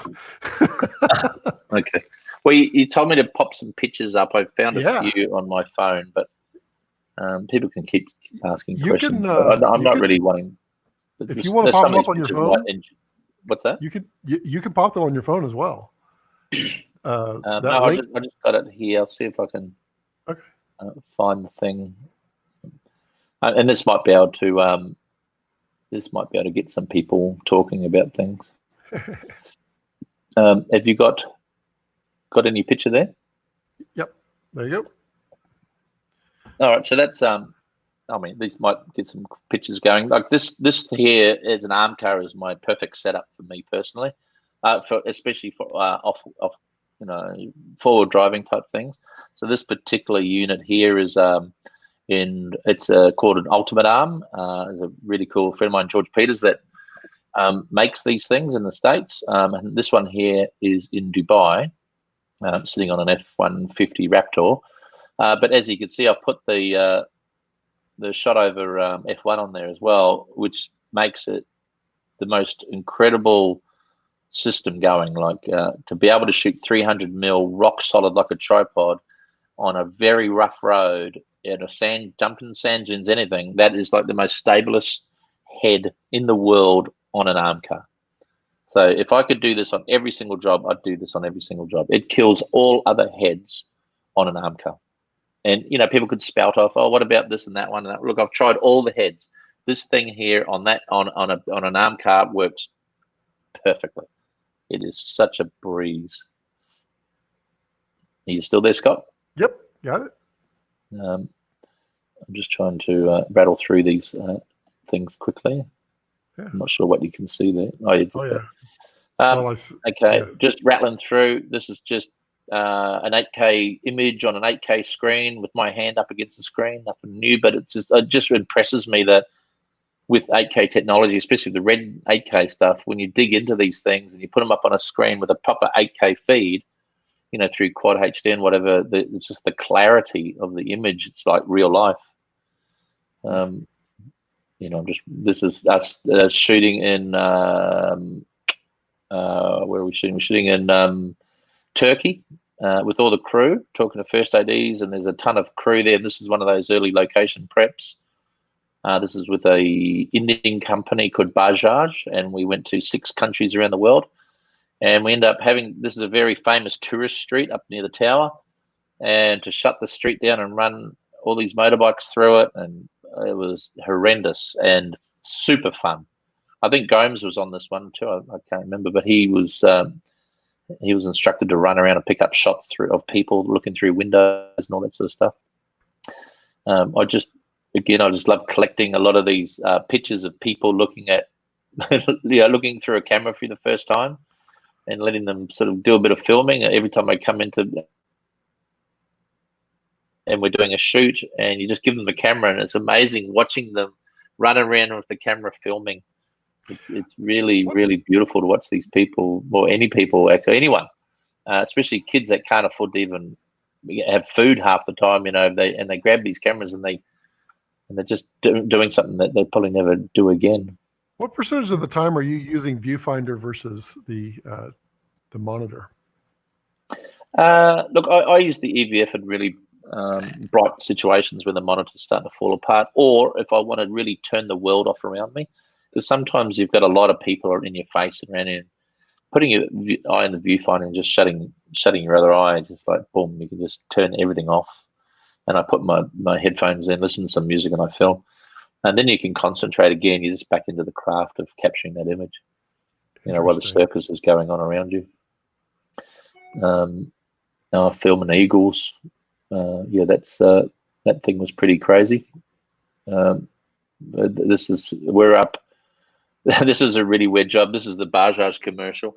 We wanted to go to Kenya to shoot it. They didn't have enough money to do another country because we're already doing enough countries. So we were literally in a place called Leh Ladakh, and we're on this big open platform, which is 14,500 feet above sea level. Ooh. And we've dressed up all these African guys in Kenya, in Maasai outfits. And then we had to we were putting all these plants, all the trees in post-production. And but, being at that altitude, we had almost, I think Gomes can attest, I think we had about 500 people on set at 14,500 feet. That is a rough altitude too. How out of breath mate, were you? It was killing a lot of people. It's a job we did for a company I can't mention, and we were shooting all these rhinos, the last rhinos on Earth. It's quite an incredible film that we're a part of. A really, really special moment. This is just, again, there's a huge crew behind me, obviously, but this is just me again with a stripped down Monstro, just shooting portraits. It's sunset in Dubai and up in the desert. That's one of the same arm car again in the desert. This is a job Cameron, Michael, and I were shooting in Indonesia Malaysia, for the tourism commercial, and we're just shooting these portraits and that. And I had Cameron on B cam shooting other directions and other things. We had a ball. It was actually a very, very, very fun job to do. This is my son and I actually. We did a little shoot that we wanted to look big for Jim actually when they were launching the hydrogen phone, and it was a relatively small budget still, but because Jim didn't want to go crazy on it, obviously, so he wanted me just to do a little piece, and I said, "Oh, how about we go around the world?" So he had an idea with Fincher, I think, and Fincher came up with this idea of, why don't we shoot people seeing the phone, the three-dimensional phone, for the very, very first time. So instead of just doing it local, just down the road, at Venice Beach or whatever, I said, "Oh, screw that. Let's just jump in an airplane and go and shoot 8 countries or something around the world." So I grabbed my son, and he had the long lens, I had the slightly wider lens, and we literally just went around the world asking people around the world in famous places around the world to look at the phone. And what we did is we just captured their very first impression of the phone, which was great because they all went, "Holy fuck," they all went, "Geez, that's cool," and done. We got the shot, and we paid everyone and did everything properly, and it was a great experience actually traveling around the world with your kid, and Jordan was nailing some really good shots, and anyway, it was a really good trip, and out of it we ended up with a really special commercial with real expressions, and it was fantastic. The idea was solid, and people really were really taken aback by the image, even though Jim gave up on the whole process because it's just it's a big beast that he didn't really. I think he thought it might have been an easy process getting into the phone world, but that phone industry is very tough business. So anyway, I'm glad he even had a crack at it. Right. Here we are in Mexico. Gomes. That's Gomes hanging off the building like he does. But we had a whole bunch of motorbikes doing wheel stands down the main street of this. This is Gomes again in Russia, and we're I'm not sure what we've got. We've bought. It looks something. like you're shopping. We bought some shoes because we turned up to Russia and they said the temperature was going to be all right. We turned up and it was freezing bloody cold. Just in Mexico again. This is the Ranger when it turned up. Jared let me have a bit of a play with one, and we were just trying to get it. I was trying to strip this camera down because like I said, it's easy to turn a Ranger into a big beast covered with gack and all the crap all over it. But I was just trying to think, what's a really easy way to turn this into a lightweight thing to use? And this is what we did. We just put a battery on, put a little side grip on it, and perfect. It's great, actually. It's actually better than the weapon in a sense because you can just plop it on your shoulder like an ENG type camera, eyepiece goes straight to your eye perfectly, and it's got the big handle, and you can run around and do all your handheld. And we put the revolver system on it, you know, the little revolver filter wheel in there, and it's awesome. I've literally been using it more than my weapons because it's just great. And you know, it's just, if I want to do my time code or audio, I just plug it straight in. It's actually, I love it. I'm actually a bigger fan of this camera than my weapons at the moment. It's a it's an all-in-one beast. It is. It's great. You just pull it out of the bag, shove a lens on, go. You know, it's great. I highly recommend them if people are can buy one. It's great. What lens is that? Oh, that's one of those Celeres that were out at the time. Yeah. I think they've gone belly up now, but I think Phil said that the optics in it might be Sigma or something. I can't remember, but it doesn't matter. I think they're a great lens. I mean, the guys that were building it, I had a lot of time for. But there's a pity they didn't go anywhere. I think it all fell over somehow. But that's the lens industry as a whole. Right. There's our dudes again jumping. And this is where we do our smaller setups, right? So this is one of those little baby toy arms, you know, the motor crane, I think they call them. Right. Which hold, you know, the smaller gimbals. Oh, that's a large gimbal, the Movi XL, but I wanted to put that on because I wanted to put a bigger lens on and all that sort of stuff. But look, end of the day, the controls on the Movi XL are for me a bit better than the little Ronin 2s. But both good heads in their own right. So that's that guy down there, Westy. He just built that. I was his first client. He was freaking the fuck out because we were like driving, you know, down creek beds and over rocks and down dale. And I said, oh, mate, if you want to hire this stuff, it's got to work, right? So, and it worked quite well. It was actually, you know, for a lightweight crane with that particular head on it, it actually was, it worked quite well. It wouldn't be able to take a 25-300 because of weight restrictions, but at the same time, there was still a little bit of vibration in it, so it wouldn't be able to handle a long lens anyway. But what is really exciting is Shotover have got the little B1 they've made now. So if you put the B1 on there, Shotover with the Komodo and the 25-250 Canon, or you know, or a lens like that, you'll be able to get those super stable shots on that little setup. So you know, there's the future technology coming out makes these things even more usable over time. So I think these motor crane guys have made sort of these affordable little lightweight cranes. They're fairly inexpensive. Yeah, well, they're still not as. Look, I'm going to be honest, they're not as good as some of the big boy ones, but for the price, they're still very good for what they are. This is obviously a shoot we're doing in Dubai. Old mate here, the snowboarder or sandboarder, decides to do a bigger jump than I asked him, and winded himself at the bottom of the hill. He decided to override all of my instructions and told the buggy driver to go fast, go for it. And then he decided he wanted the biggest jump he could do, and he made a mistake. So anyway, he's fine. He winded himself a beauty, and lost all his air in his lungs and knocked himself, you know, knocked himself out for a minute. But you know, he was a real trooper. The guy really he did something stupid by not doing what I asked him. So, but anyway, he paid a little penalty, but he's fine. He got up, brushed all the sand off, and he was good to go for another day. This is a great shot of Cameron Michael when we were shooting the Malaysian tourism. This guy was spinning around with sparks flying everywhere, and Cameron decides he wants to get the ultimate shot and race into the sparks and get an image. He took my eye from the camera to watch him burn himself. It was hilarious.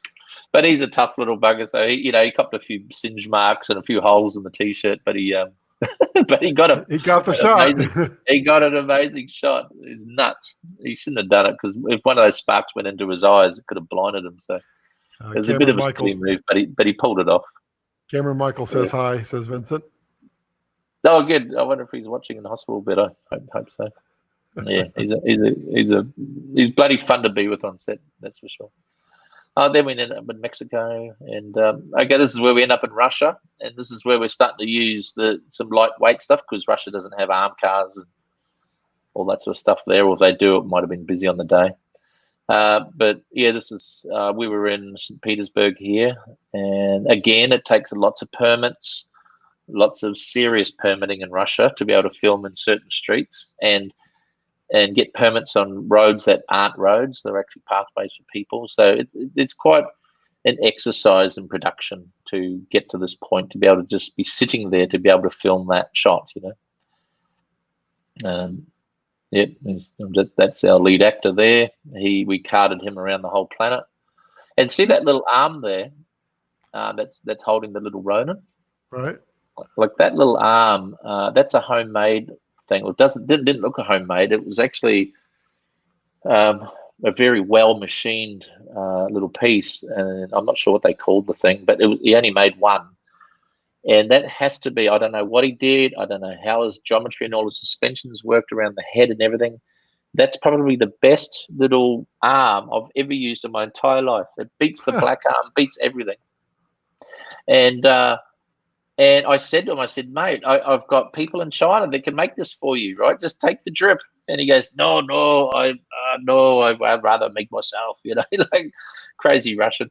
But he was a lovely guy, a mad inventor. He's well known in Russia for his inventions.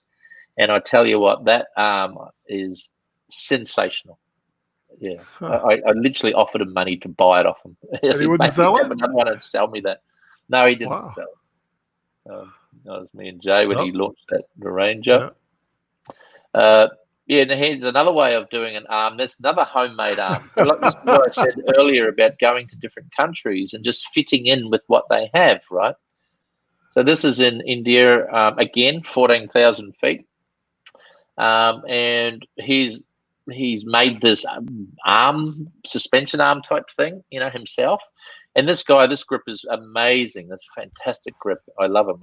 He's just one of those guys that just never says no. He will work something out. An amazing. I forgot his bloody name. If someone's watching here on the site here and know who I'm talking about, pop his name up in the feed. But anyway, he obviously set that arm up for a heavier camera system with a heavier lens. We just put a little Canon lens on that one. But you know, he just walked over and he found some bricks and he threw the bricks on to balance it all out to keep it floating, and it worked a treat. It was a very, very, very soft arm. Is that a double arm too? Is that? I mean, it's a double. Yeah, well, he designed it for more heavier gimbals, you know. Interesting. Or more heavier camera payloads. Well, that's me. I'm dicking around with the drone there. I don't fly drones, just so you know. I fly my own personal drone just for fun. But I like to operate the camera on my drone. So I just make sure we find a decent pilot to do what he can do, and I'll usually do my own operating. This particular job, I think we were in Romania. Yeah, I think it was Romania.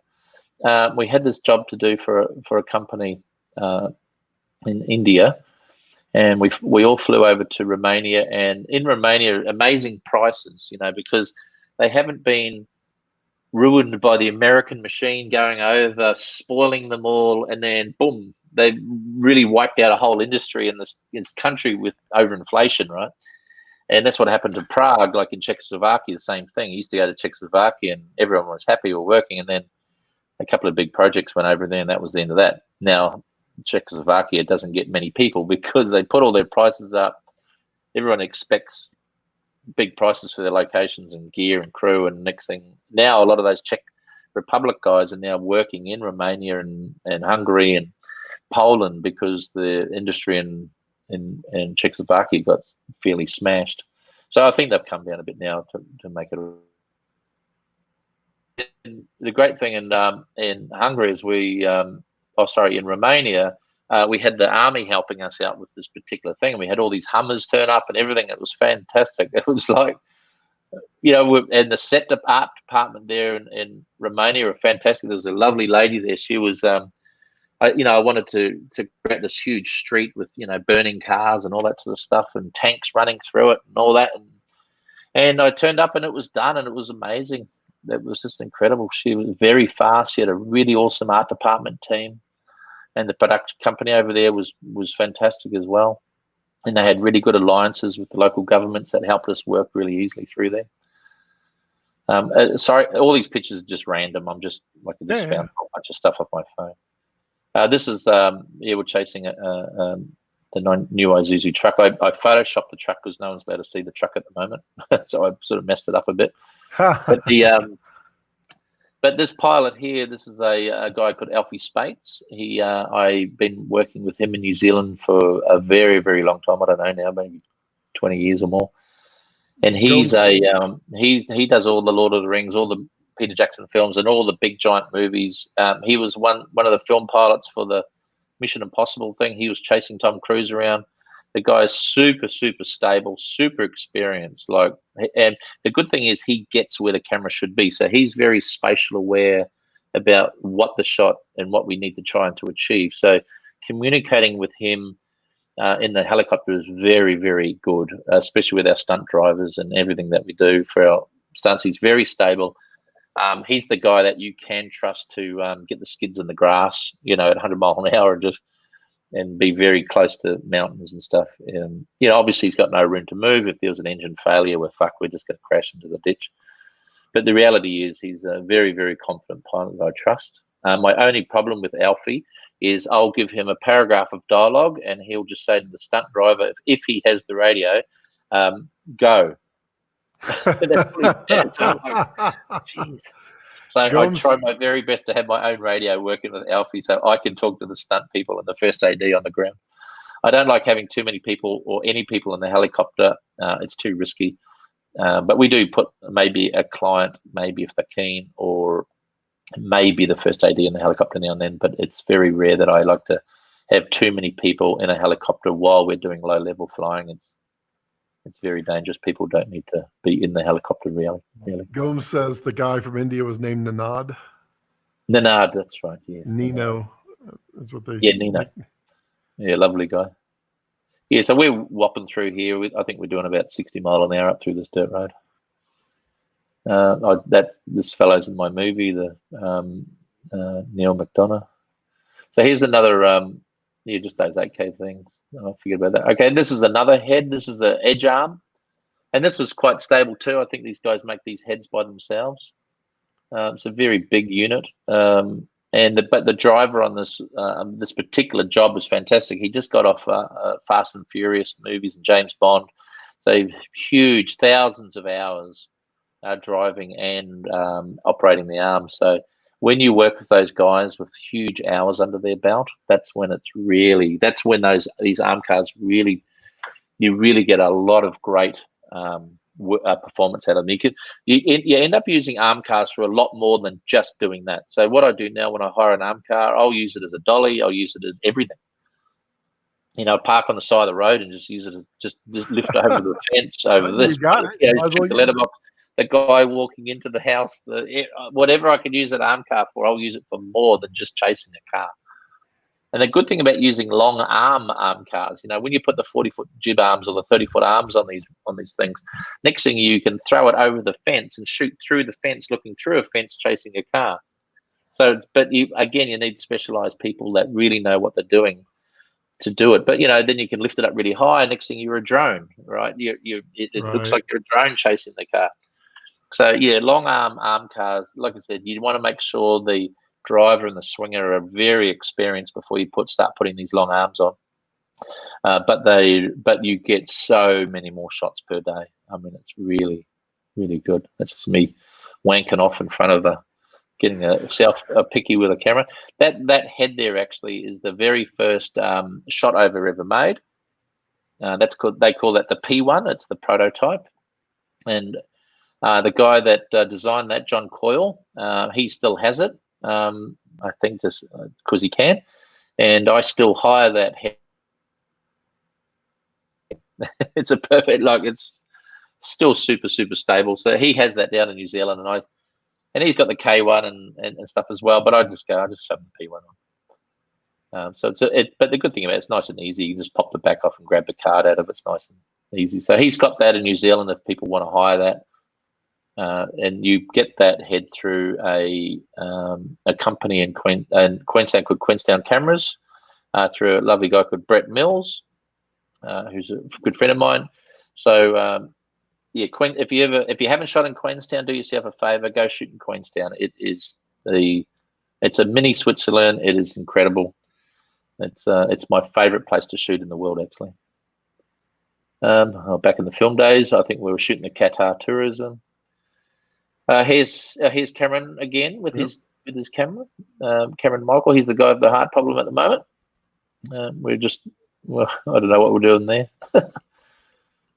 This is me trying to fart around with an F1. I prefer not to tech F1 heads. I think they're painful and annoying. If you are not a tech and you don't do it all the time, don't do it. I mean, I can do it, but it's annoying. So whenever you can, try and get a technician with your shot over so you can concentrate on creativity and everything that you need to concentrate on, and get a proper technician to balance your camera when you're fitting the camera and lens into your heads.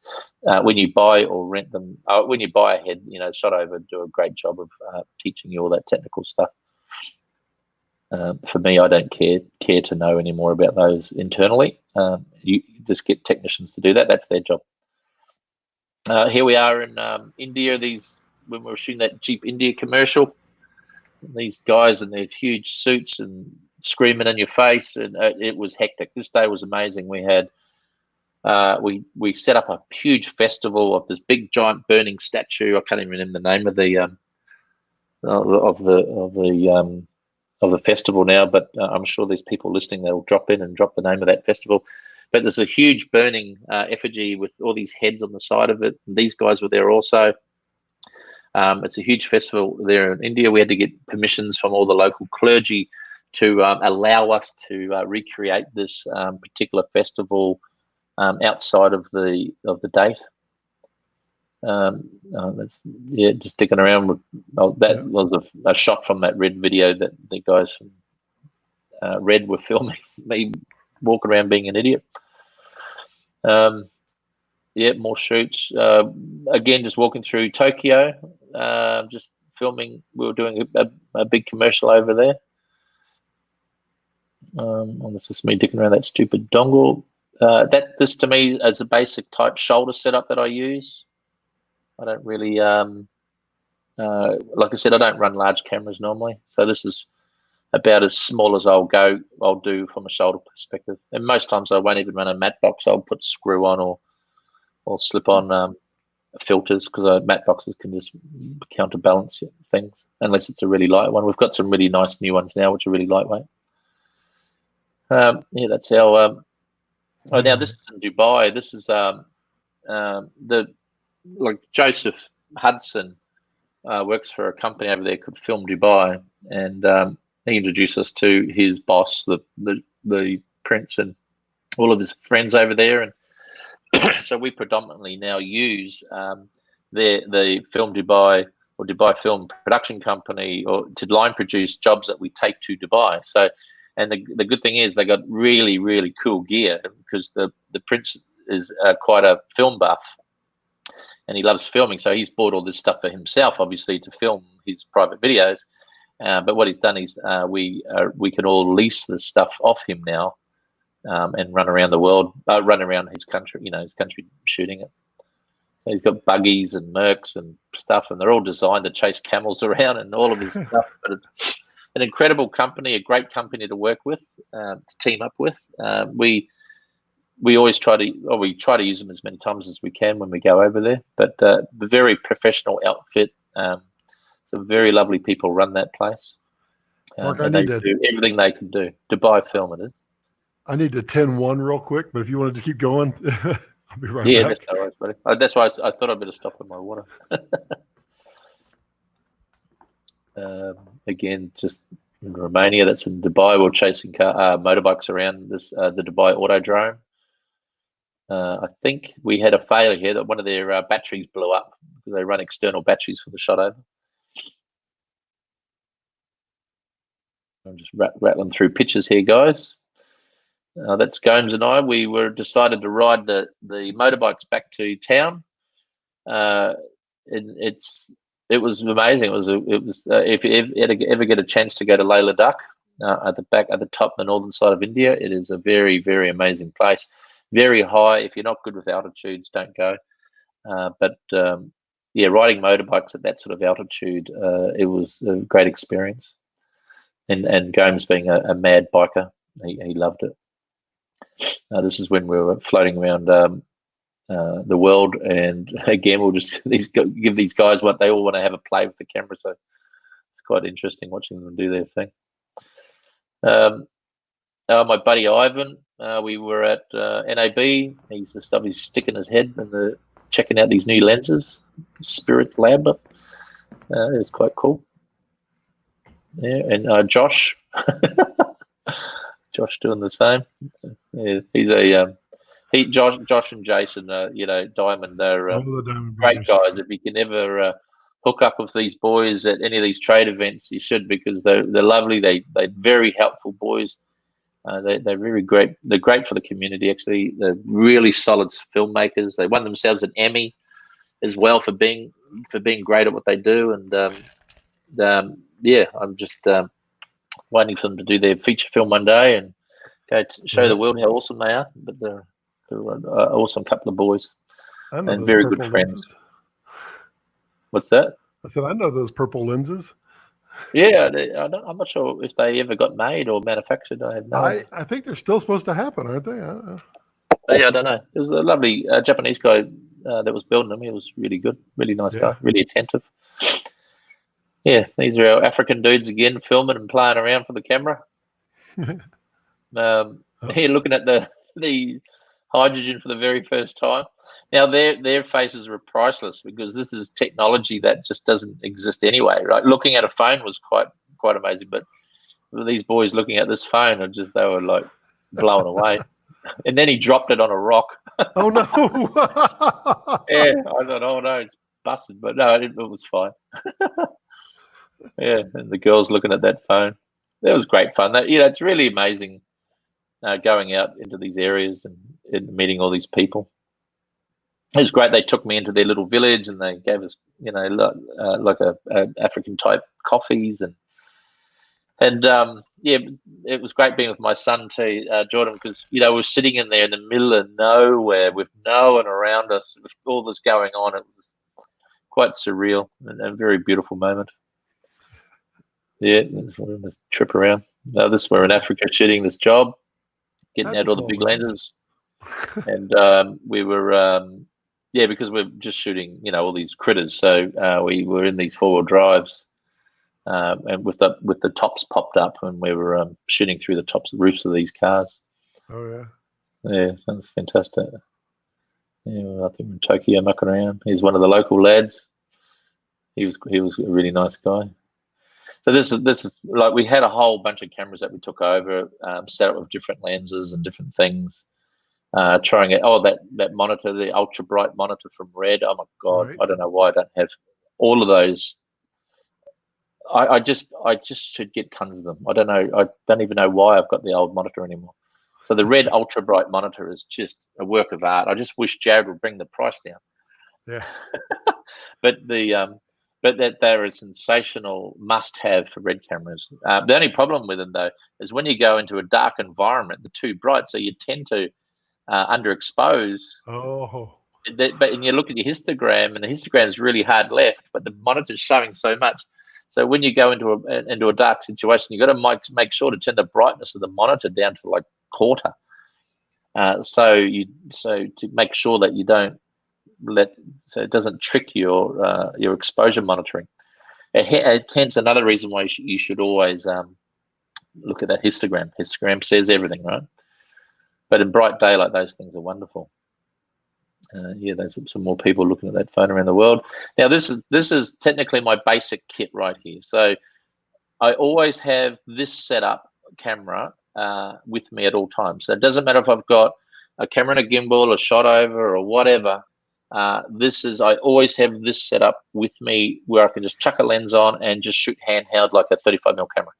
So it is my perfect camera for me. I can hold, it's super lightweight. I just put little small 98 watt-hour batteries on it, like really small batteries, or I'll run a cable out of the camera into a bum bag or something with a battery in it. But I do my very best in keeping this super, super, super light, so I can move fast and craft and muck around. But you'll be amazed at how much extra shooting you can get done when you're not, caught up with a giant built camera. Yeah, so it's very, very simple little setup. I don't even know where those salaries are anymore. Those Solaires. I think there's a box here somewhere. Yeah. I had a bit of a fetish for them for a while, because they weren't a perfect lens. They weren't optically awesome, but they reminded me of a modern day Zeiss Mark III Super Speed. I'm not sure if you remember the Super Speeds, but they weren't perfect, and these aren't perfect either by any stretch. But they just had a nice look. People were saying that they might have had the Rokinon or Zine glass in there or whatever, and whether it did or not, it didn't matter. It just had a roughness to it that I actually liked. Now this is the perks of shooting around the world, making it to the pub by 5 o'clock.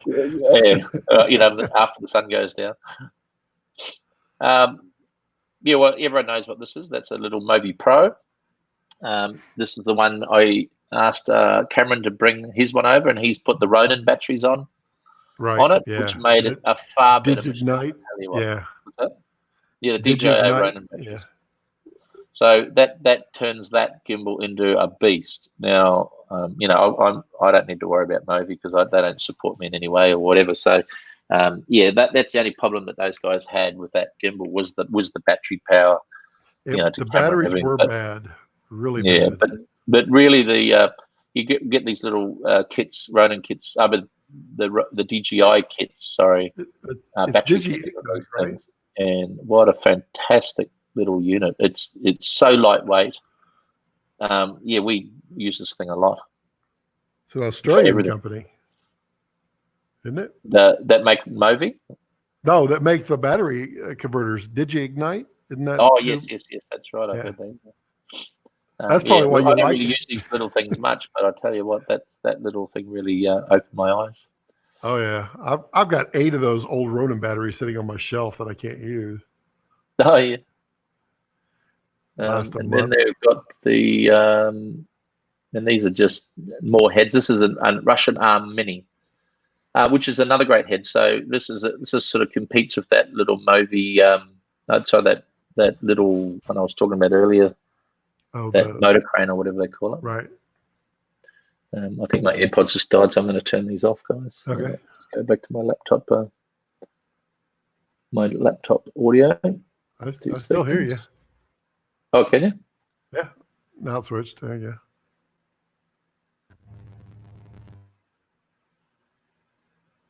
Nope, I don't hear you anymore.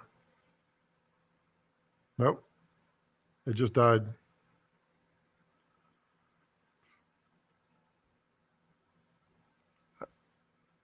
I don't hear you.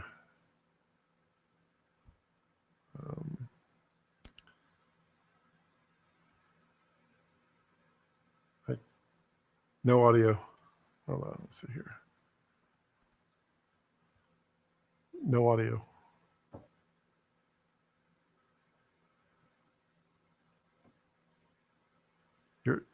You're muted. Hello, back. There you go. There you go. You were muted. Is there any more questions out there? Maybe. Oh yeah. If they popped in here. What's that? Yeah, there's quite a few that popped in here. Have you considered teaching and making a formal class about your creative process? Well, yes, I have actually. A lot of people have been asking me to do this, and a master class company sort of rang me up and asked me to do one as well. Yes, I'm very much thinking about doing a proper master class, like one that's let me turn this screen sharing off. It's all getting too boring, that stuff is. I don't know who. Just jump out. Someone save in the blog if you want to keep looking at photos. I'll turn it on. And, I'll just keep below it. I'll just keep tapping through while I'm talking. Yeah, no, I'm very much thinking of doing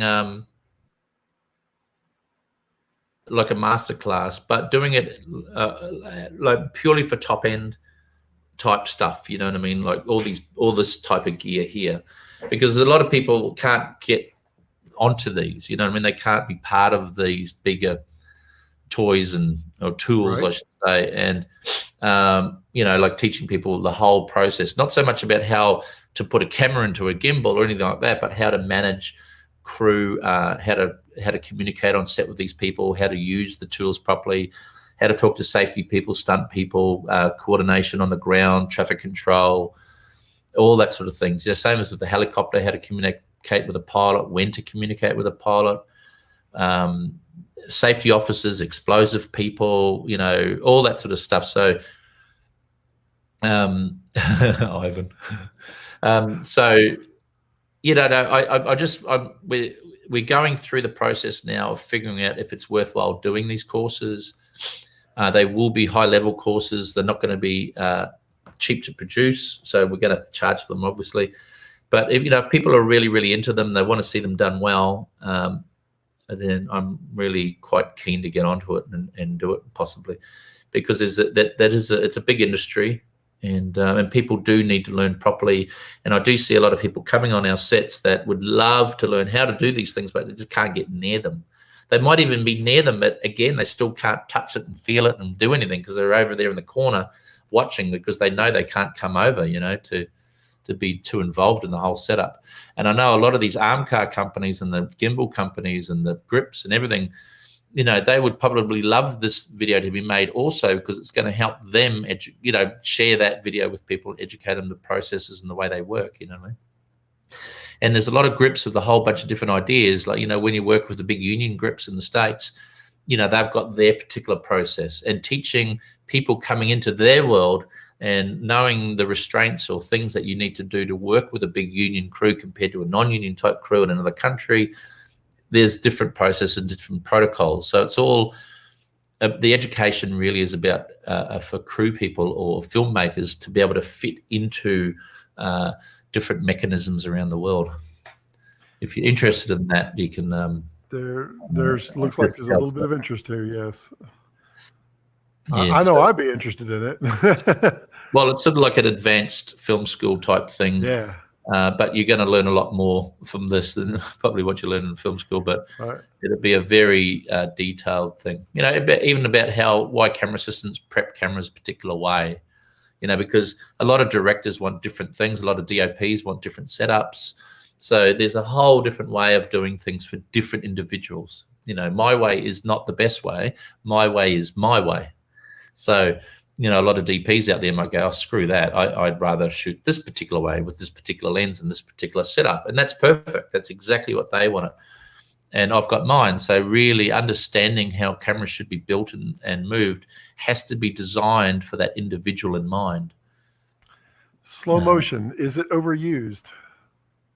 Oh, it can be. It can be. I mean, I've been, you know, busting Red's balls for years to try and build just a dedicated single one camera that can shoot slow motion. We don't care if we lose a little bit of dynamic range. We don't care if we lose a little bit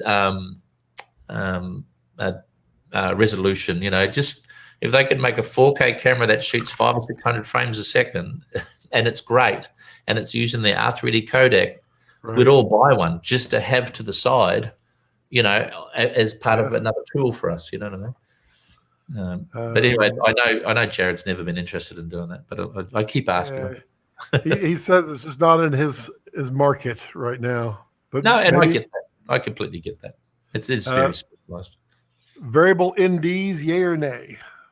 Yeah, I use them a lot, but I make sure I don't use them in particular areas that create polarizing on, like cars and vehicles and things that will give you different colored windscreens or highlightations, or you use them too much. You know, you could a V&D shouldn't really push past 6 stops, because then you start getting, you know, crossfade overlap from the two polarizers, you know, sort of fighting against each other.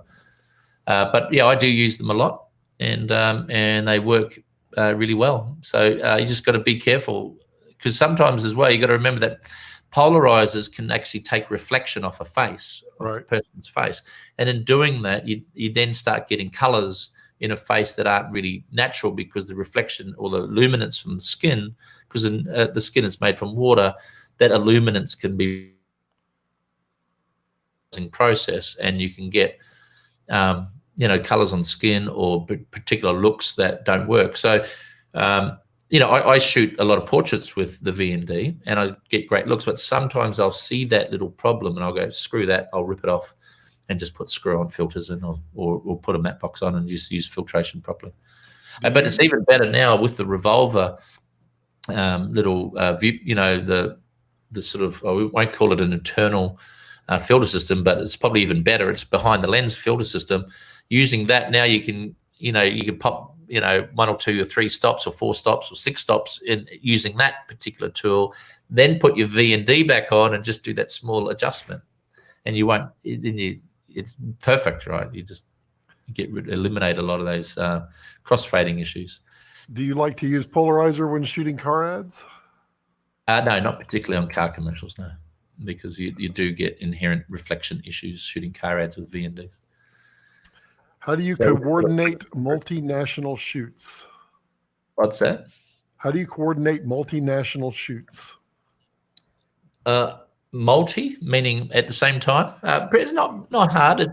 There's once you get into production and learn about the production processes, one thing is have a good producer. So my producer that's been working with me, Kerry Grant, she's been working with me for not that long, 15 years or more. She's very good at like when we do our big international jobs and we might have to shoot in multiple countries at the same time. So she will make sure she aligns herself with the best line production company she can find that will work in the same way she wants to work. Now, if they start battling her, because she knows she's super experienced, so she will know if they're trying to milk her. She's shot in multiple countries with me and everything. She knows how much things cost in certain countries, or how many crew you need for certain things.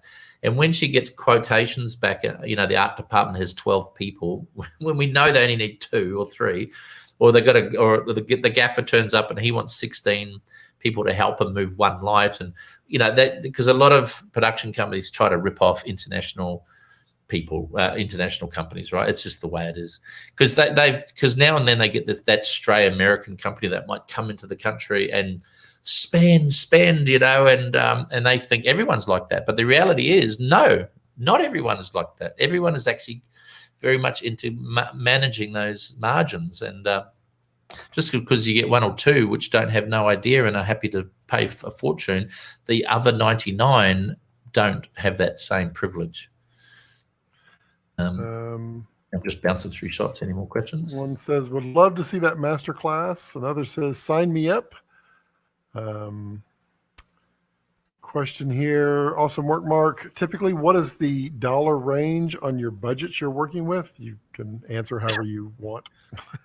Yeah, they're all over the place. They sort of, it's not uncommon for me to do a job that might only cost $5,000. Because I'll be able to knock it out in one day, and I'm just helping out friends, or it's a client of mine that usually gives me big dollar work, and he just wants this thing quickly done. And then we've had budgets of up to $5 to $6 million. So it sort of floats around a lot. The average budget pre-COVID was between $500 to $1 million, in around there, or maybe 400 to 700 is sort of maybe a sweet spot, but I think this post-COVID times, I think that probably get cut in half again. So you got to start thinking smart on the way you do things. I have no idea where the future is leading, but that's about where we are. This is one of my favorite photos, if you can still see it. Yep, I got them up. There's a whole bunch of kids on this little island. Now, this island has no phones, no technology, no power, no nothing. It's an island up the back of Borneo, in Malaysia, in the back parts of Malaysia. it's incredible. You turn up here and it is full on National Geographic shit. You know what I mean? And it was amazing. It was awesome. And these kids were so lovely, and they just wanted to touch you and look at your camera and run in the water and do all sorts of stuff. So Cameron and I had a ball here, and you could have stayed there for days. And the thing is, the local guy said none of these kids get sick. Or they don't have any real health issues. So they're just eating fish mainly and vegetables, right? And because they'll only get sick with dickheads like me turning up on this island, right? And the crew turning up, giving them something. You know what I mean? But full on natural, like amazing, and it's just because they're in their own little ecosystem, their own little world. They don't have the problems of the world that come and like infect them. You know, money is what's money? You know, all that sort of stuff. I just think it's extraordinary. I wanted to run away, rip my clothes off, and run around naked, bloody jump to the catch fish. You know what I mean? But I'm not sure how long that'll last. But. Aside from creating spec work, what are some other good ways to get the attention or approach the right people for better budgeted advertisements in the essence of 25 to 50K? Look, end of the day, it always comes down to your show reel, and I keep harping about this. Yeah, it always comes down to that show reel, and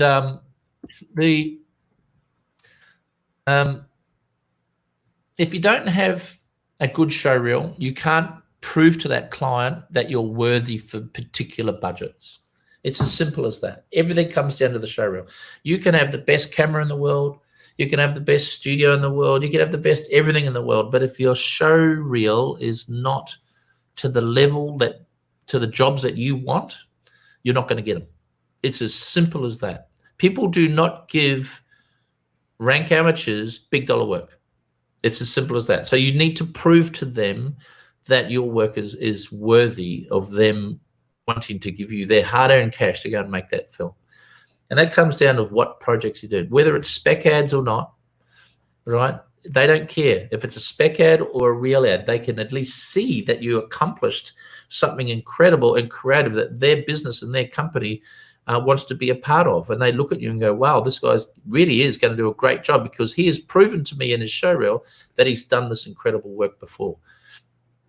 So build those show reels and make sure, again, everyone knows that you exist, because without that reel, you're nothing. So show reel, body of work, everything. And that's not a little montage. I'm talking about body of work, final pieces.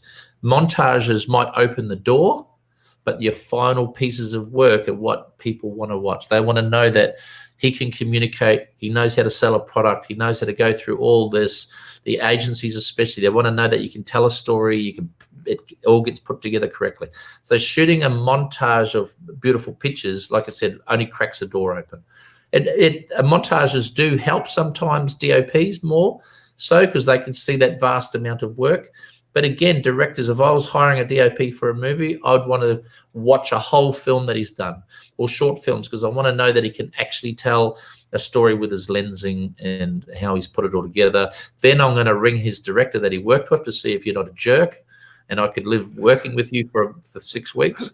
But you know, there's quite a process of understanding, you know, if that DOP is going to be worthy for that job. And especially, like, you know, you might shoot great pictures, but if you're hard to work with, you run over budget, you use too much gear, you can't shoot a multi-page scene in a day, then that means you might be great visually, but you don't know how to finish that process off and help the producers out, because the producers go, well, we do want great pictures from you, but we don't want a guy on set that's going to be difficult and potentially push us over budget. Right. Diamond says, you're still on. Yeah, sorry, Jason.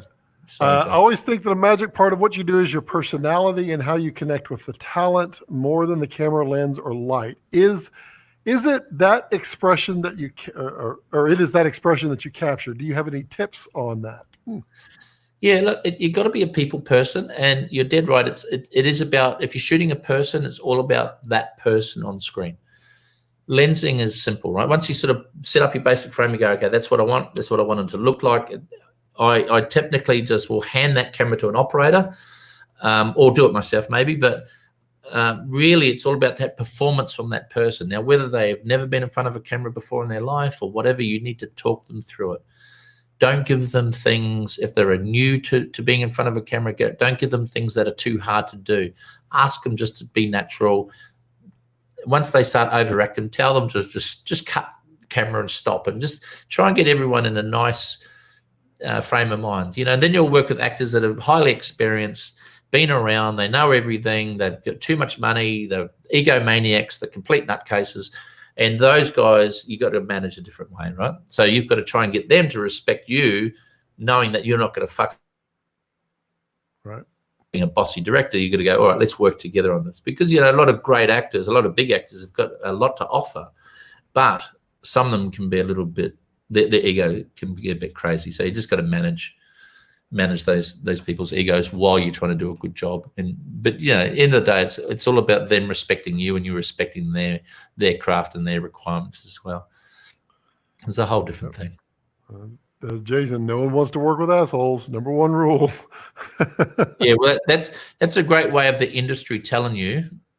You know, when you stop working, an actor as well, if you're an asshole and you're an idiot behind the camera or whatever you're doing, you'll quickly find that, oh geez, I wonder why I'm not getting much work. You might like the best reel in the world, but you're just gonna start getting less and less work.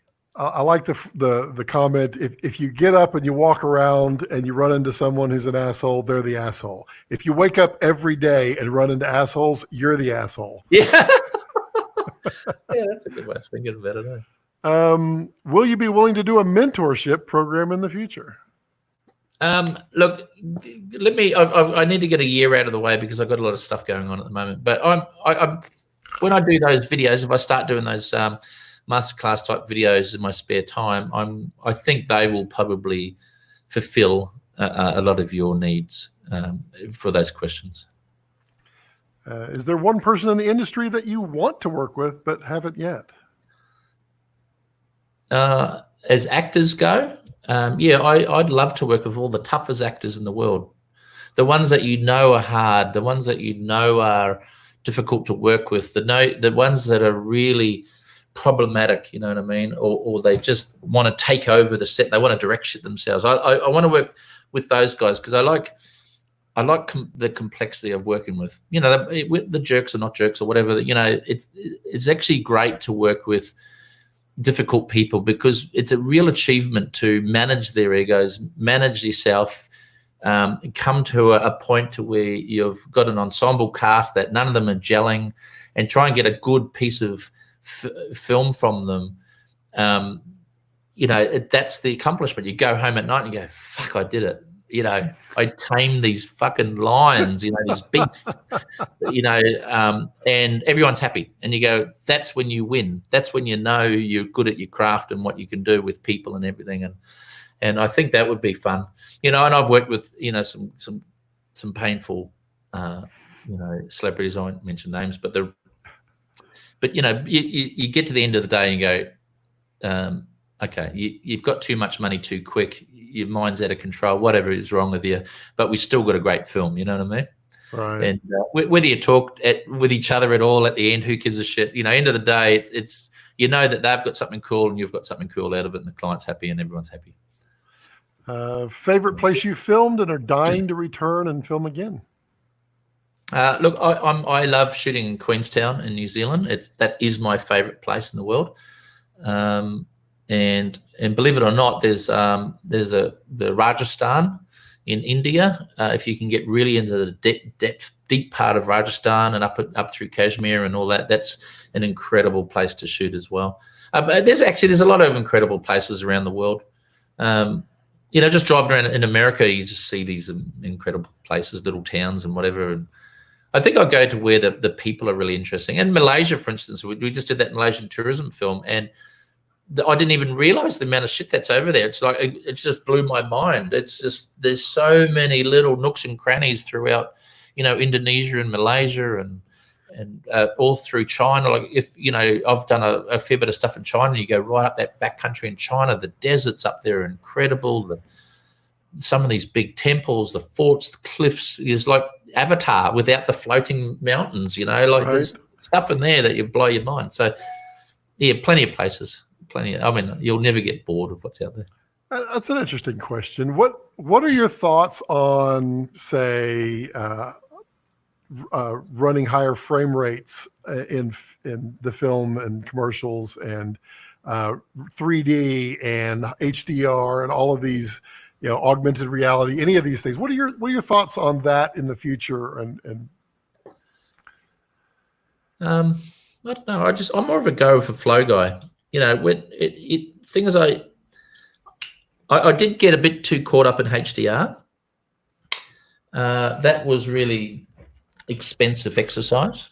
And because I thought the future world a lot faster. And, Netflix are at the forefront of that, and good on them from a technology point of view, but they're only one distributor, you know what I mean? That's just one company. And, they aren't they might think they're the epicenter of everything right now, but they're not really. I mean, they're a really good streaming company, and that's a really good service they provide. And if you've got good bandwidth, you can watch HDR content really beautifully, and it's all done really well, right? They've got a great technical back end, and they're doing it all, and it's all positive, forward moving for the industry. But the reality is, like I went through that whole HDR pipeline, and I've been having a lot of fun with it. And I'm seeing some incredible images on my monitors here in HDR, but I can't get that translated to the masses. You know what I mean? So it's sort of like I've got to think about now as well as the future. So, okay, all right, I'm tooled up for the future. I can create HDR content. It looks great for me in my room, but I'd struggle to get it to the people that, and I don't make content for Netflix, you know what I mean? So I've got, that's just one of, maybe I do one day, but that's only one client of 1,000 that I may have, or millions that may watch my content. So HDR is something that I think is complete dog's breakfast at the moment globally. I don't think a lot of the TV companies really understand what true HDR is. We've done a lot of 8K content for TV companies, and they say the word, but they don't really know what it really means. And there's a very messy pipe going everywhere. And I think, like I said, Netflix have got a really good handle on it, but that's only one of many ways of selling or watching or viewing content. Now, my world now is, I've got so many monitors in here now. I sold a couple yesterday, thank goodness, great. But I found that the humble telephone is pretty much, when you look at all our algorithms on all of everything that we send and mail out and post and view, whether that's movies or TV ads or content or your private crap, it seems like 90% of the world are watching your stuff on their phone or tablet or whatever. Right. So I've put it down to right now, if my content looks awesome on the phone, or awesome on my iPad, or awesome on my laptop, or awesome on these XDR monitors, or awesome on my TV, I'm done. Mission accomplished. Whether it's SDR, HDR, whatever the hell, but it's got to translate through that phone first. You know what I mean? And like I have my iPad set off the side here with the Sidecar app. Right. I can see my content on my app first. I can see it on my phone. I can see it on everything, on an 8K TV, a 4K TV, the X300, all that sort of stuff. It's sort of like it's got to translate beautifully through all of them, or I don't send my content out. What part of your job do you enjoy the most? Pre-production, production, and post-production process? A favorite from each? I like editing. Editing. Well, it's when you got it, because you're going out. Those are gathering all the pieces or all the other processes, but all the pieces funnel back to that one editing time, right? And that's where your painting gets completed. And I keep thinking of everything like a painting. It's you start that blank canvas, then you go to the shops and you got to go buy the oils and the colors that you want, or even the canvas, then different brushes. So the brushes are technically like a lens, right? And it's so it's just building all these pieces and making it. When you get into the edit, you're starting to paint in the edit and grade, and I grade and edit at the same time. So while I'm editing, I'm grading as well. I'm just sort of sculpting this thing all at the same time. Same with audio, but the editing is where all those pieces come to play. You know what I mean? So I don't call myself actually, no, I'm an editor. I've been editing for 20 years. So yeah, I edit. So, but that's where it all finishes there. And that's when you go send to the world. It comes right out of that box, How important is finding balance between personal life, wife, kids, etc., and a career? Oh, thanks, Michael Gomes. Loaded question. Look, it is very difficult. If you want a big career, things do suffer, and I try to balance as much as I can. My wife and I have been married for 30 odd years, or I can't even know the number. I'm going to get in trouble if I forget. But we're both busy people, but we try to have time off together as much as we can. I'm away a lot. Maybe that's why our marriage has gone on for so long. I give her some room. Skype and FaceTime's been invaluable. I did screw it up in the early part of my career when I was really trying to push my career. I was just focusing so much on career that I did neglect my children a bit. But they're all older now and they're all great, and they're my best friends. So I don't think I fucked it up per se, but I wish I could go back and make things a little bit better. But that's the thing about balance. You don't instantly find balance. You have to teeter it a little bit. Yeah, it's perfect. It's up and down like a I mean, I'm sort of grateful for this COVID a little bit because I'm spending so much time at home. But I know your kids are like, please go shoot something. Yeah, I'm driving everyone nuts. I'm neither keen to get me out of the house. I am more and more being asked to shoot vertical. What are your thoughts? Sometimes I turn the 8K camera on its side. Oh, that's what they want. You give it to them. Well, that's the beauty of 8K cameras. You can actually shoot a 16:9 and a 9:16 for 4K. Well, at the same time. Yeah, you can. Yeah, I mean, you need sharp optics if you're going to really start pushing in frame like that. But yeah, that's right. Sharp optics and an 8K camera, you can do multiple formats. What's Ivan laughing at? I'm assuming it's something to do with the kids and personal life recommended, that you're thankful for COVID, maybe. Yeah.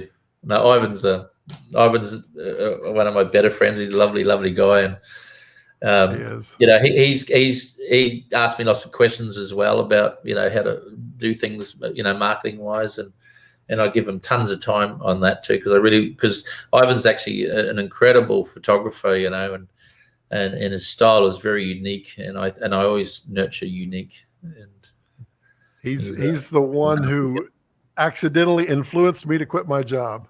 I just love his attitude, the way he formed his whole company and did everything. He's like,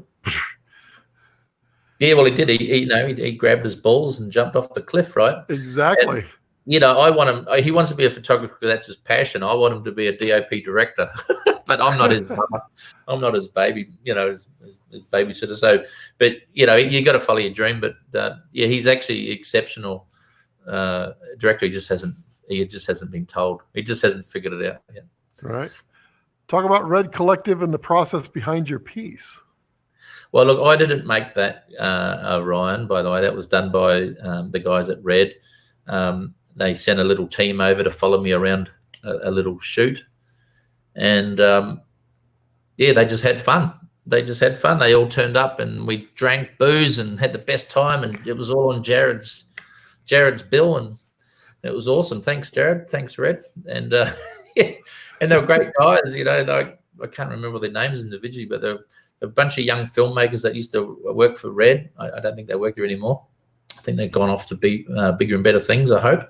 But they turned up and they were a bit green around the edges, and it ended up being me teaching them things on how to what to do to get through the day. Otherwise, they were falling down bloody holes and falling through snow crevasses, and they were so keen to shoot stuff that it became my personal thing by the end of the day to make sure they did things properly to to get to where they wanted to get, and they loved it. You know, they had their own little film school, and then we threw them in helicopters and we took them up into glaciers and mountains, and their fucking heads are exploding, and then they had a ball. It was actually a really good couple of days. Advice for dealing with a director that doesn't like taking time for the technical side. I don't know. I mean, I really don't know, Curtis. There's a I don't think directors need to know technical information. They just need to know how good you are at getting a great picture up on the on screen as quick as you can. I think that becomes a bit more of your problem, Curtis, more than the director's problem, because the director, you got to remember, he's got a lot of things going on in his head, a lot of people to impress. A lot of directors get quiet, and I've seen a lot of them, and we used to hire a few directors the same. They were look, at the end of the day, yeah, I think no, it's sort of a loaded question. Every director is different, right? Some panic. A lot of inexperienced ones panic on set. A lot of them want to know technical, but what that's doing, that's taking their brain away from what they should be doing as creative. And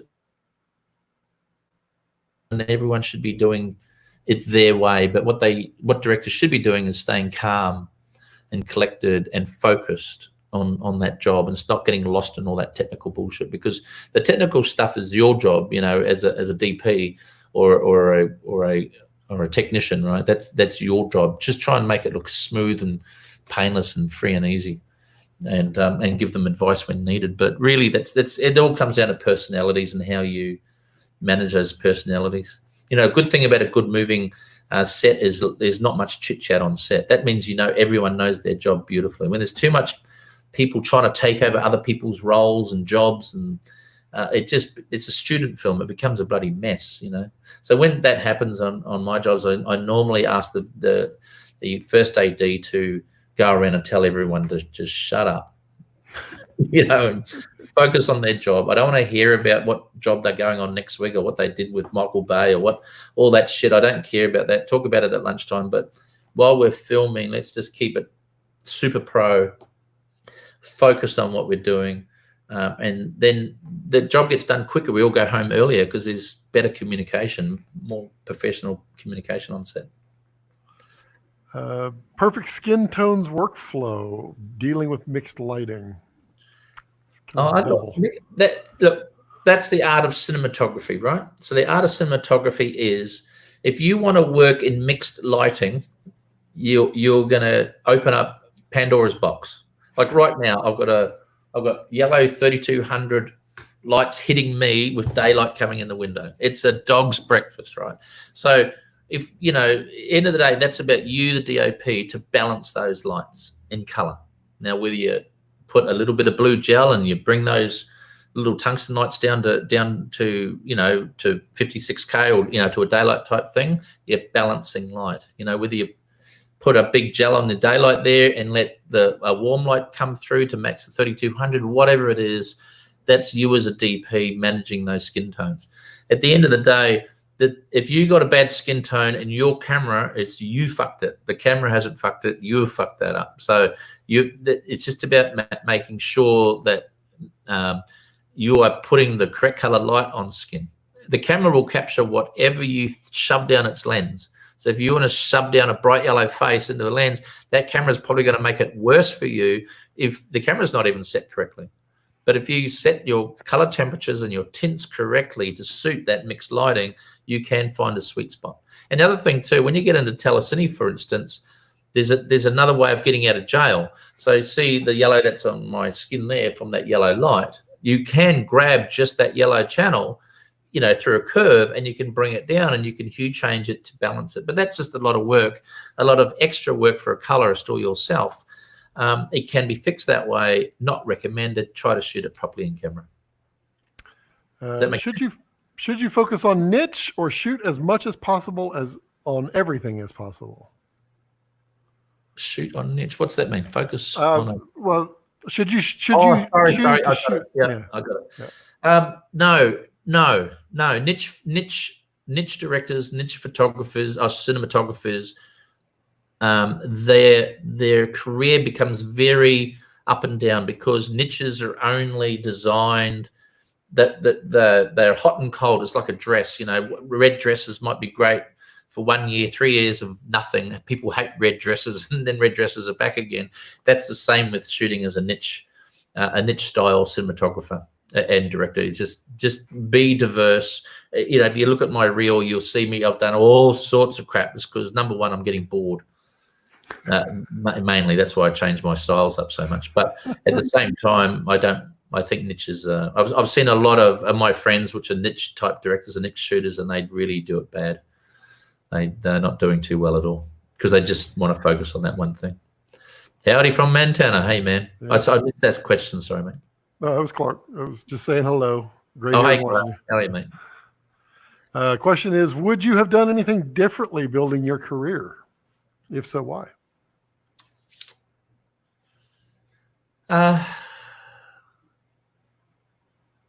Yeah, I don't know.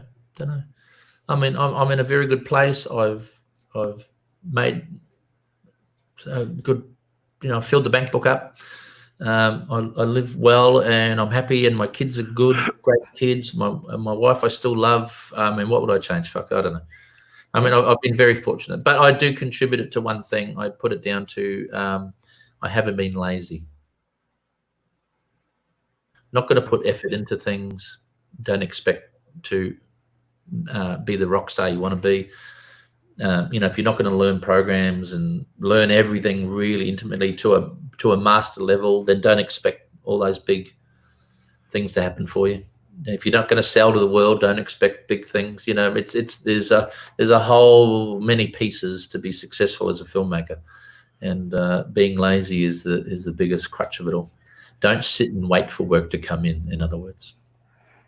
Can you share the BTS from that helicopter Lamborghini shoot? Is that something you can share? I think Michael Gomes, if he's watching, he made a video. I did a little short, tiny one that's, I think, on Instagram or something. I can't remember where it is. It's not really behind the scenes. What that was, it was a very good friend of ours, Jose Martinez, that he owns and runs it runs Gotham Filmworks in New York. And what Jose wanted to do that particular day was showcase his hammerhead shot over, which he had Phil Holland running the hammerhead.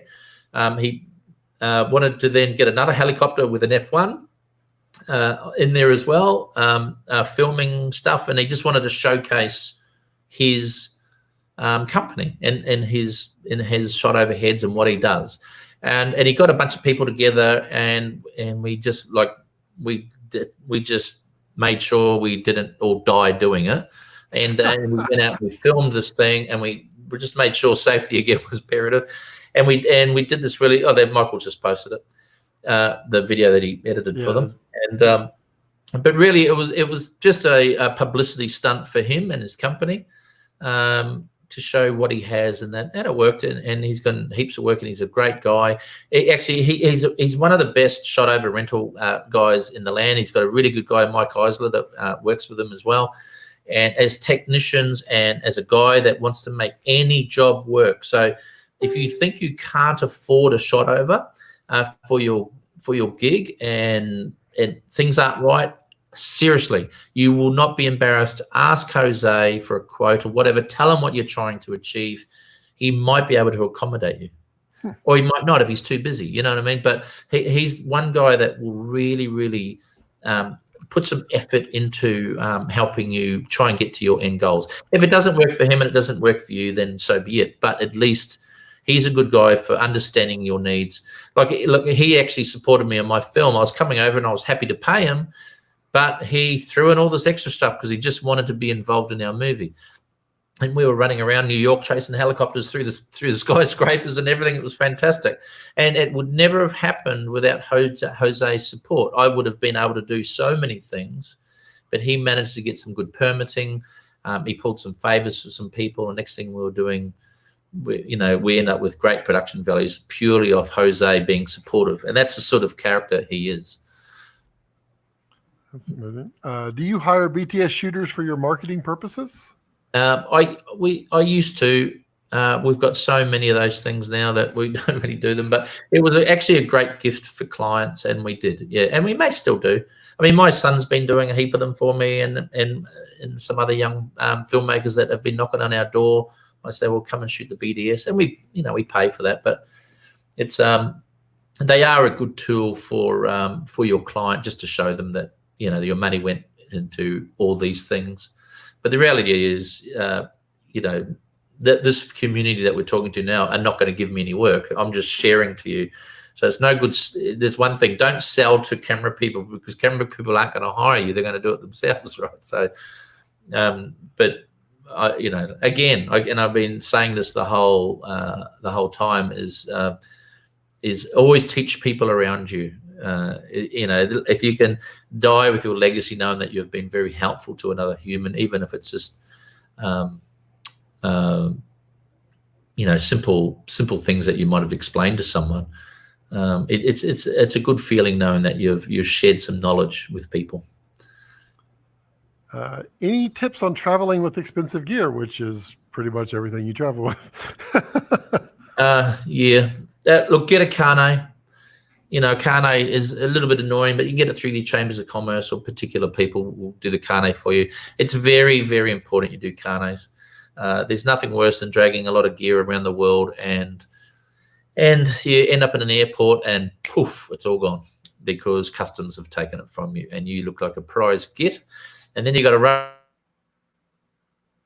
supplement the gear that now you've got locked up in a holding room at the airport, and you probably won't ever get back, or you might get back, but maybe months later. So get yourself a carnet, do it all properly, make sure it's signed off, or you won't get your deposits back. But the carnet is very important. You made Scott jump off of a cliff? Who? What?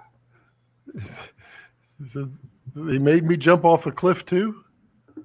I don't know. Sorry, Scott. I know so many Scotts. Tell me, inform me. How did I do that? And then he had another, let's see. Did you push Jordan at all to be involved, or did he just realize the cinema spoke to him too? He did a great job on that BTS on the Jeep commercial.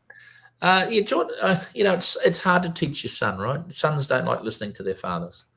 And Jordan's very, he hates it when people go, oh, you're so lucky because Dad, Mark's your father and all that sort of shit. That drives him bananas.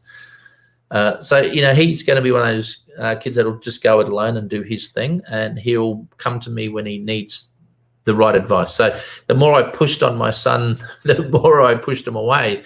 So his friendship to me is more valuable than him being successful in a career. We did start, however, he did reach out to me. He goes, Dad, I'd really like to do what you do. And I said, okay, look, it's a bit of a mug's game if you're not going to put time and effort and energy into it. And if you're not creative, it's going to be even harder. So I said, we had a father and son trip. I took him over to Tokyo. I handed him a camera in the airplane. He didn't even know how to turn it on. Like, seriously. And we went through Tokyo, and I showed him how lenses work, how depth of field works, and just all that basic stuff. And we walked around Tokyo for a week, and with different lenses, and he was. I just let him go nuts. Just do what he wants, right? Just shoot anything. But I did give him two subjects. I said, traditional Japan, modern Japan. Those are your two subjects. So when we got home, I said, well, now you got to edit it. So you got to learn Premiere. And he goes, why don't you want me to learn Final Cut Pro X? I said, because I want you to appreciate Final Pro X. Go and learn Premiere first. And so he learned Premiere back to front, and he edited up his little shows. And he showed me, I think about 3 or 4 weeks later. And they were really impressive for a kid that never even touched a camera before. So much so that we showed that one of the ladies, she was one of the heads of Tourism Queensland here in Australia. She saw that and she said, Jordan, I just gave a person like $100,000 to go and shoot this thing. And she goes, yours is better. She goes, would you like to do the next one for me? Right. And his head exploded. He almost burst into tears and ran out the room, right? Because he was so young. But the reality is what he did, it impressed that woman so much, right? And so he knew right then that he probably got the potential to be able to do it. But he's going through his 20s and later teens, and they want to skateboard and shag girls and all that sort of stuff. So it's all, his time will come. His time will come. And the thing is, he's a really fast learner. He has got a good eye. He knows, because he sees through me, that learning all those programs and how he deals. He's been on a lot of our shoots, so he understands what's needed. He now just has to, as a young person, just put all the pieces together to make it right for him. It looks like a nice little pilot jab here. Mark, if I hypothetically speaking, that is, if we were flying together and I felt tired, should I hand you the controls with a specific compass heading to follow? No, definitely don't give me the controls, Vincent. And I'm not telling that story. That's for you only, mate. Okay, I'll give you the short story is I fell asleep on an airplane and we flew the other direction. and another story was I fell asleep flying a helicopter and we nosedived. I fall asleep at the wheels when I'm flying aircraft. It was apparently Ivan that pushed Scott off the cliff. Oh yes, okay. Oh, okay, gotcha. Yeah, no, I've convinced quite a few young filmmakers to get out of the safety of their jobs and and go for it. Because you do fun faster when you do jump into the deep end, right? Here's a fun but deep question. As a photographer, I'm always trying to embrace filmmaking, videography, but one of the difficulties I have is that I think everything in terms of static shots. How do you build your motion thought process? Move your ass, move your feet. You'll figure it out. That's just something you're going to have to figure out by yourself, sadly. I don't like teaching cinematography because I think every individual has their own way and style. If people always go, "Oh, Mark, how can I shoot this?" And I go, you'll have to invent that yourself, right? It's something I can give you some tips, but I'm not. It's hard for me to teach cinematography because we've all got our own expectations of what should be on screen. I think Vincent Laforet did a whole. For instance, the greatest cinematographer of all time. What's his damn name? The guy that did Blade Runner and stuff. Deakins? Yeah, Deakins, for instance. Like, I love watching his films, but his style of filmmaking isn't my way. I still love his photography and I think it's fantastic, but I would shoot a film completely different to him, if I was asked to be a DP. And I'm not saying my way is better than his by far. Like, he's proven that he's the god of he's reached his pinnacle of his career and probably still getting better at each time. But sometimes I don't like just a locked off shot. That the filmmaker, Villeneuve and him got together and they created a look that they both liked. Now, I do love watching their movies. I do love everything they do in their movies, but is it what I like? So that's what I'm saying to you is you got to create what you like. You don't have to mimic other people. You can be original. You can do your own thing. Look, and people, let others appreciate your work. You don't have to rip people off, or not rip, but copy their styles. You can be original, and there's no hard and fast rules into which way you should do things. I saw this amazing portrait years ago, and there was no light on this person's face. It was literally bounced from maybe the wall, but it was just a hard light. But the way that person exposed that image was an incredible portrait because it was about the shape and style. And every time they turned their head a tiny bit, you just caught the edge of their eyebrow and their nose, and the person was crying. And when they did turn, you just saw you knew that person was crying because there was a drip that just shot up in the side and this back reflection, and just stupid things like that. That's other filmmakers would put a light on that person, put a key light and eye lights in there to try and get these tears working. But this particular filmmaker did it completely opposite, and it worked. So is there a correct way to film? No. Vincent Laforet actually did an MZ course on directing motion. It's kind of a study on motion, and then he also threw in just 2 cents, edit, and you'll start to understand motion better. That, or study Spielberg and Scorsese's Goodfellas. Yes. Yeah, that's a good thing, actually. Yeah, Vincent's on the money there because, watching movies teaches you everything. Watching movies. And I know Vincent loves. I can't remember the road. I think it was called Road to Perdition. I think it was called. And Vincent and I were there one day, and Vincent was, we're in a group of people, we're all drunk, drinking whiskey, and he said, "Fuck, I wish I could shoot that like that." And I said, "Vincent, you can." Vincent's highly skilled bloody cinematographer, right? He can do that. It's just he hasn't yet.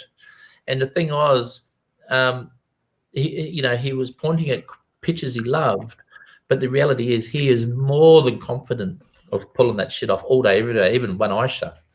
So like the movies teach you everything. You know what I mean? Movies teach you everything. Did you ever find the bloody teacher who said art doesn't pay? No, I don't want to. In a way, he was a very helpful part of my career. Even though his advice was bad, it actually drove me to. That's right. There were three things that got you in this: that teacher, getting a paycheck for your first photography, and then what was the other one? You got another one that was a bunch of people you meet. Yeah, but it's like if I saw him again, I'd probably shake his hand and explain to him. But he's probably by now. The guy's fucking 100 years old. That was back when I was that was 40 something years ago now. So be like, I remember you.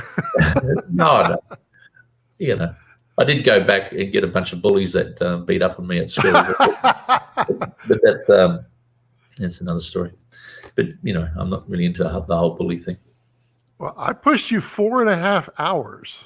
Yeah, that was way longer. I was thinking maybe I'll get to an hour. So maybe I'm just talking too much crap. So maybe I should just move on. But look, thanks, Scott. I will call it quick actually. Yeah. And that didn't. I truly appreciate you spending a great deal of your time. Yeah, well, you don't realize how much you know and how much you can share because until you start getting into these types of things. And I think this is, if I do end up doing one of those sort of high-level film courses, at least I know I can go through a lot of content on certain areas because, the film business is very complex and there's a lot of pieces to it. I can't speak for everybody. I can speak for myself that I would definitely buy the course. And I can imagine several other people wanting to buy that course too. Because, when you plan out everything and you can concisely show all of that information, it's a valuable encyclopedia, as someone pointed. Yeah. I think it'd be something I'd just like to do for everyone. Anyways, look, thanks, Scott, and thanks everyone out there. I hope you learned something about it. I know I'm going to get inundated with emails about people wanting to mentor you and everything.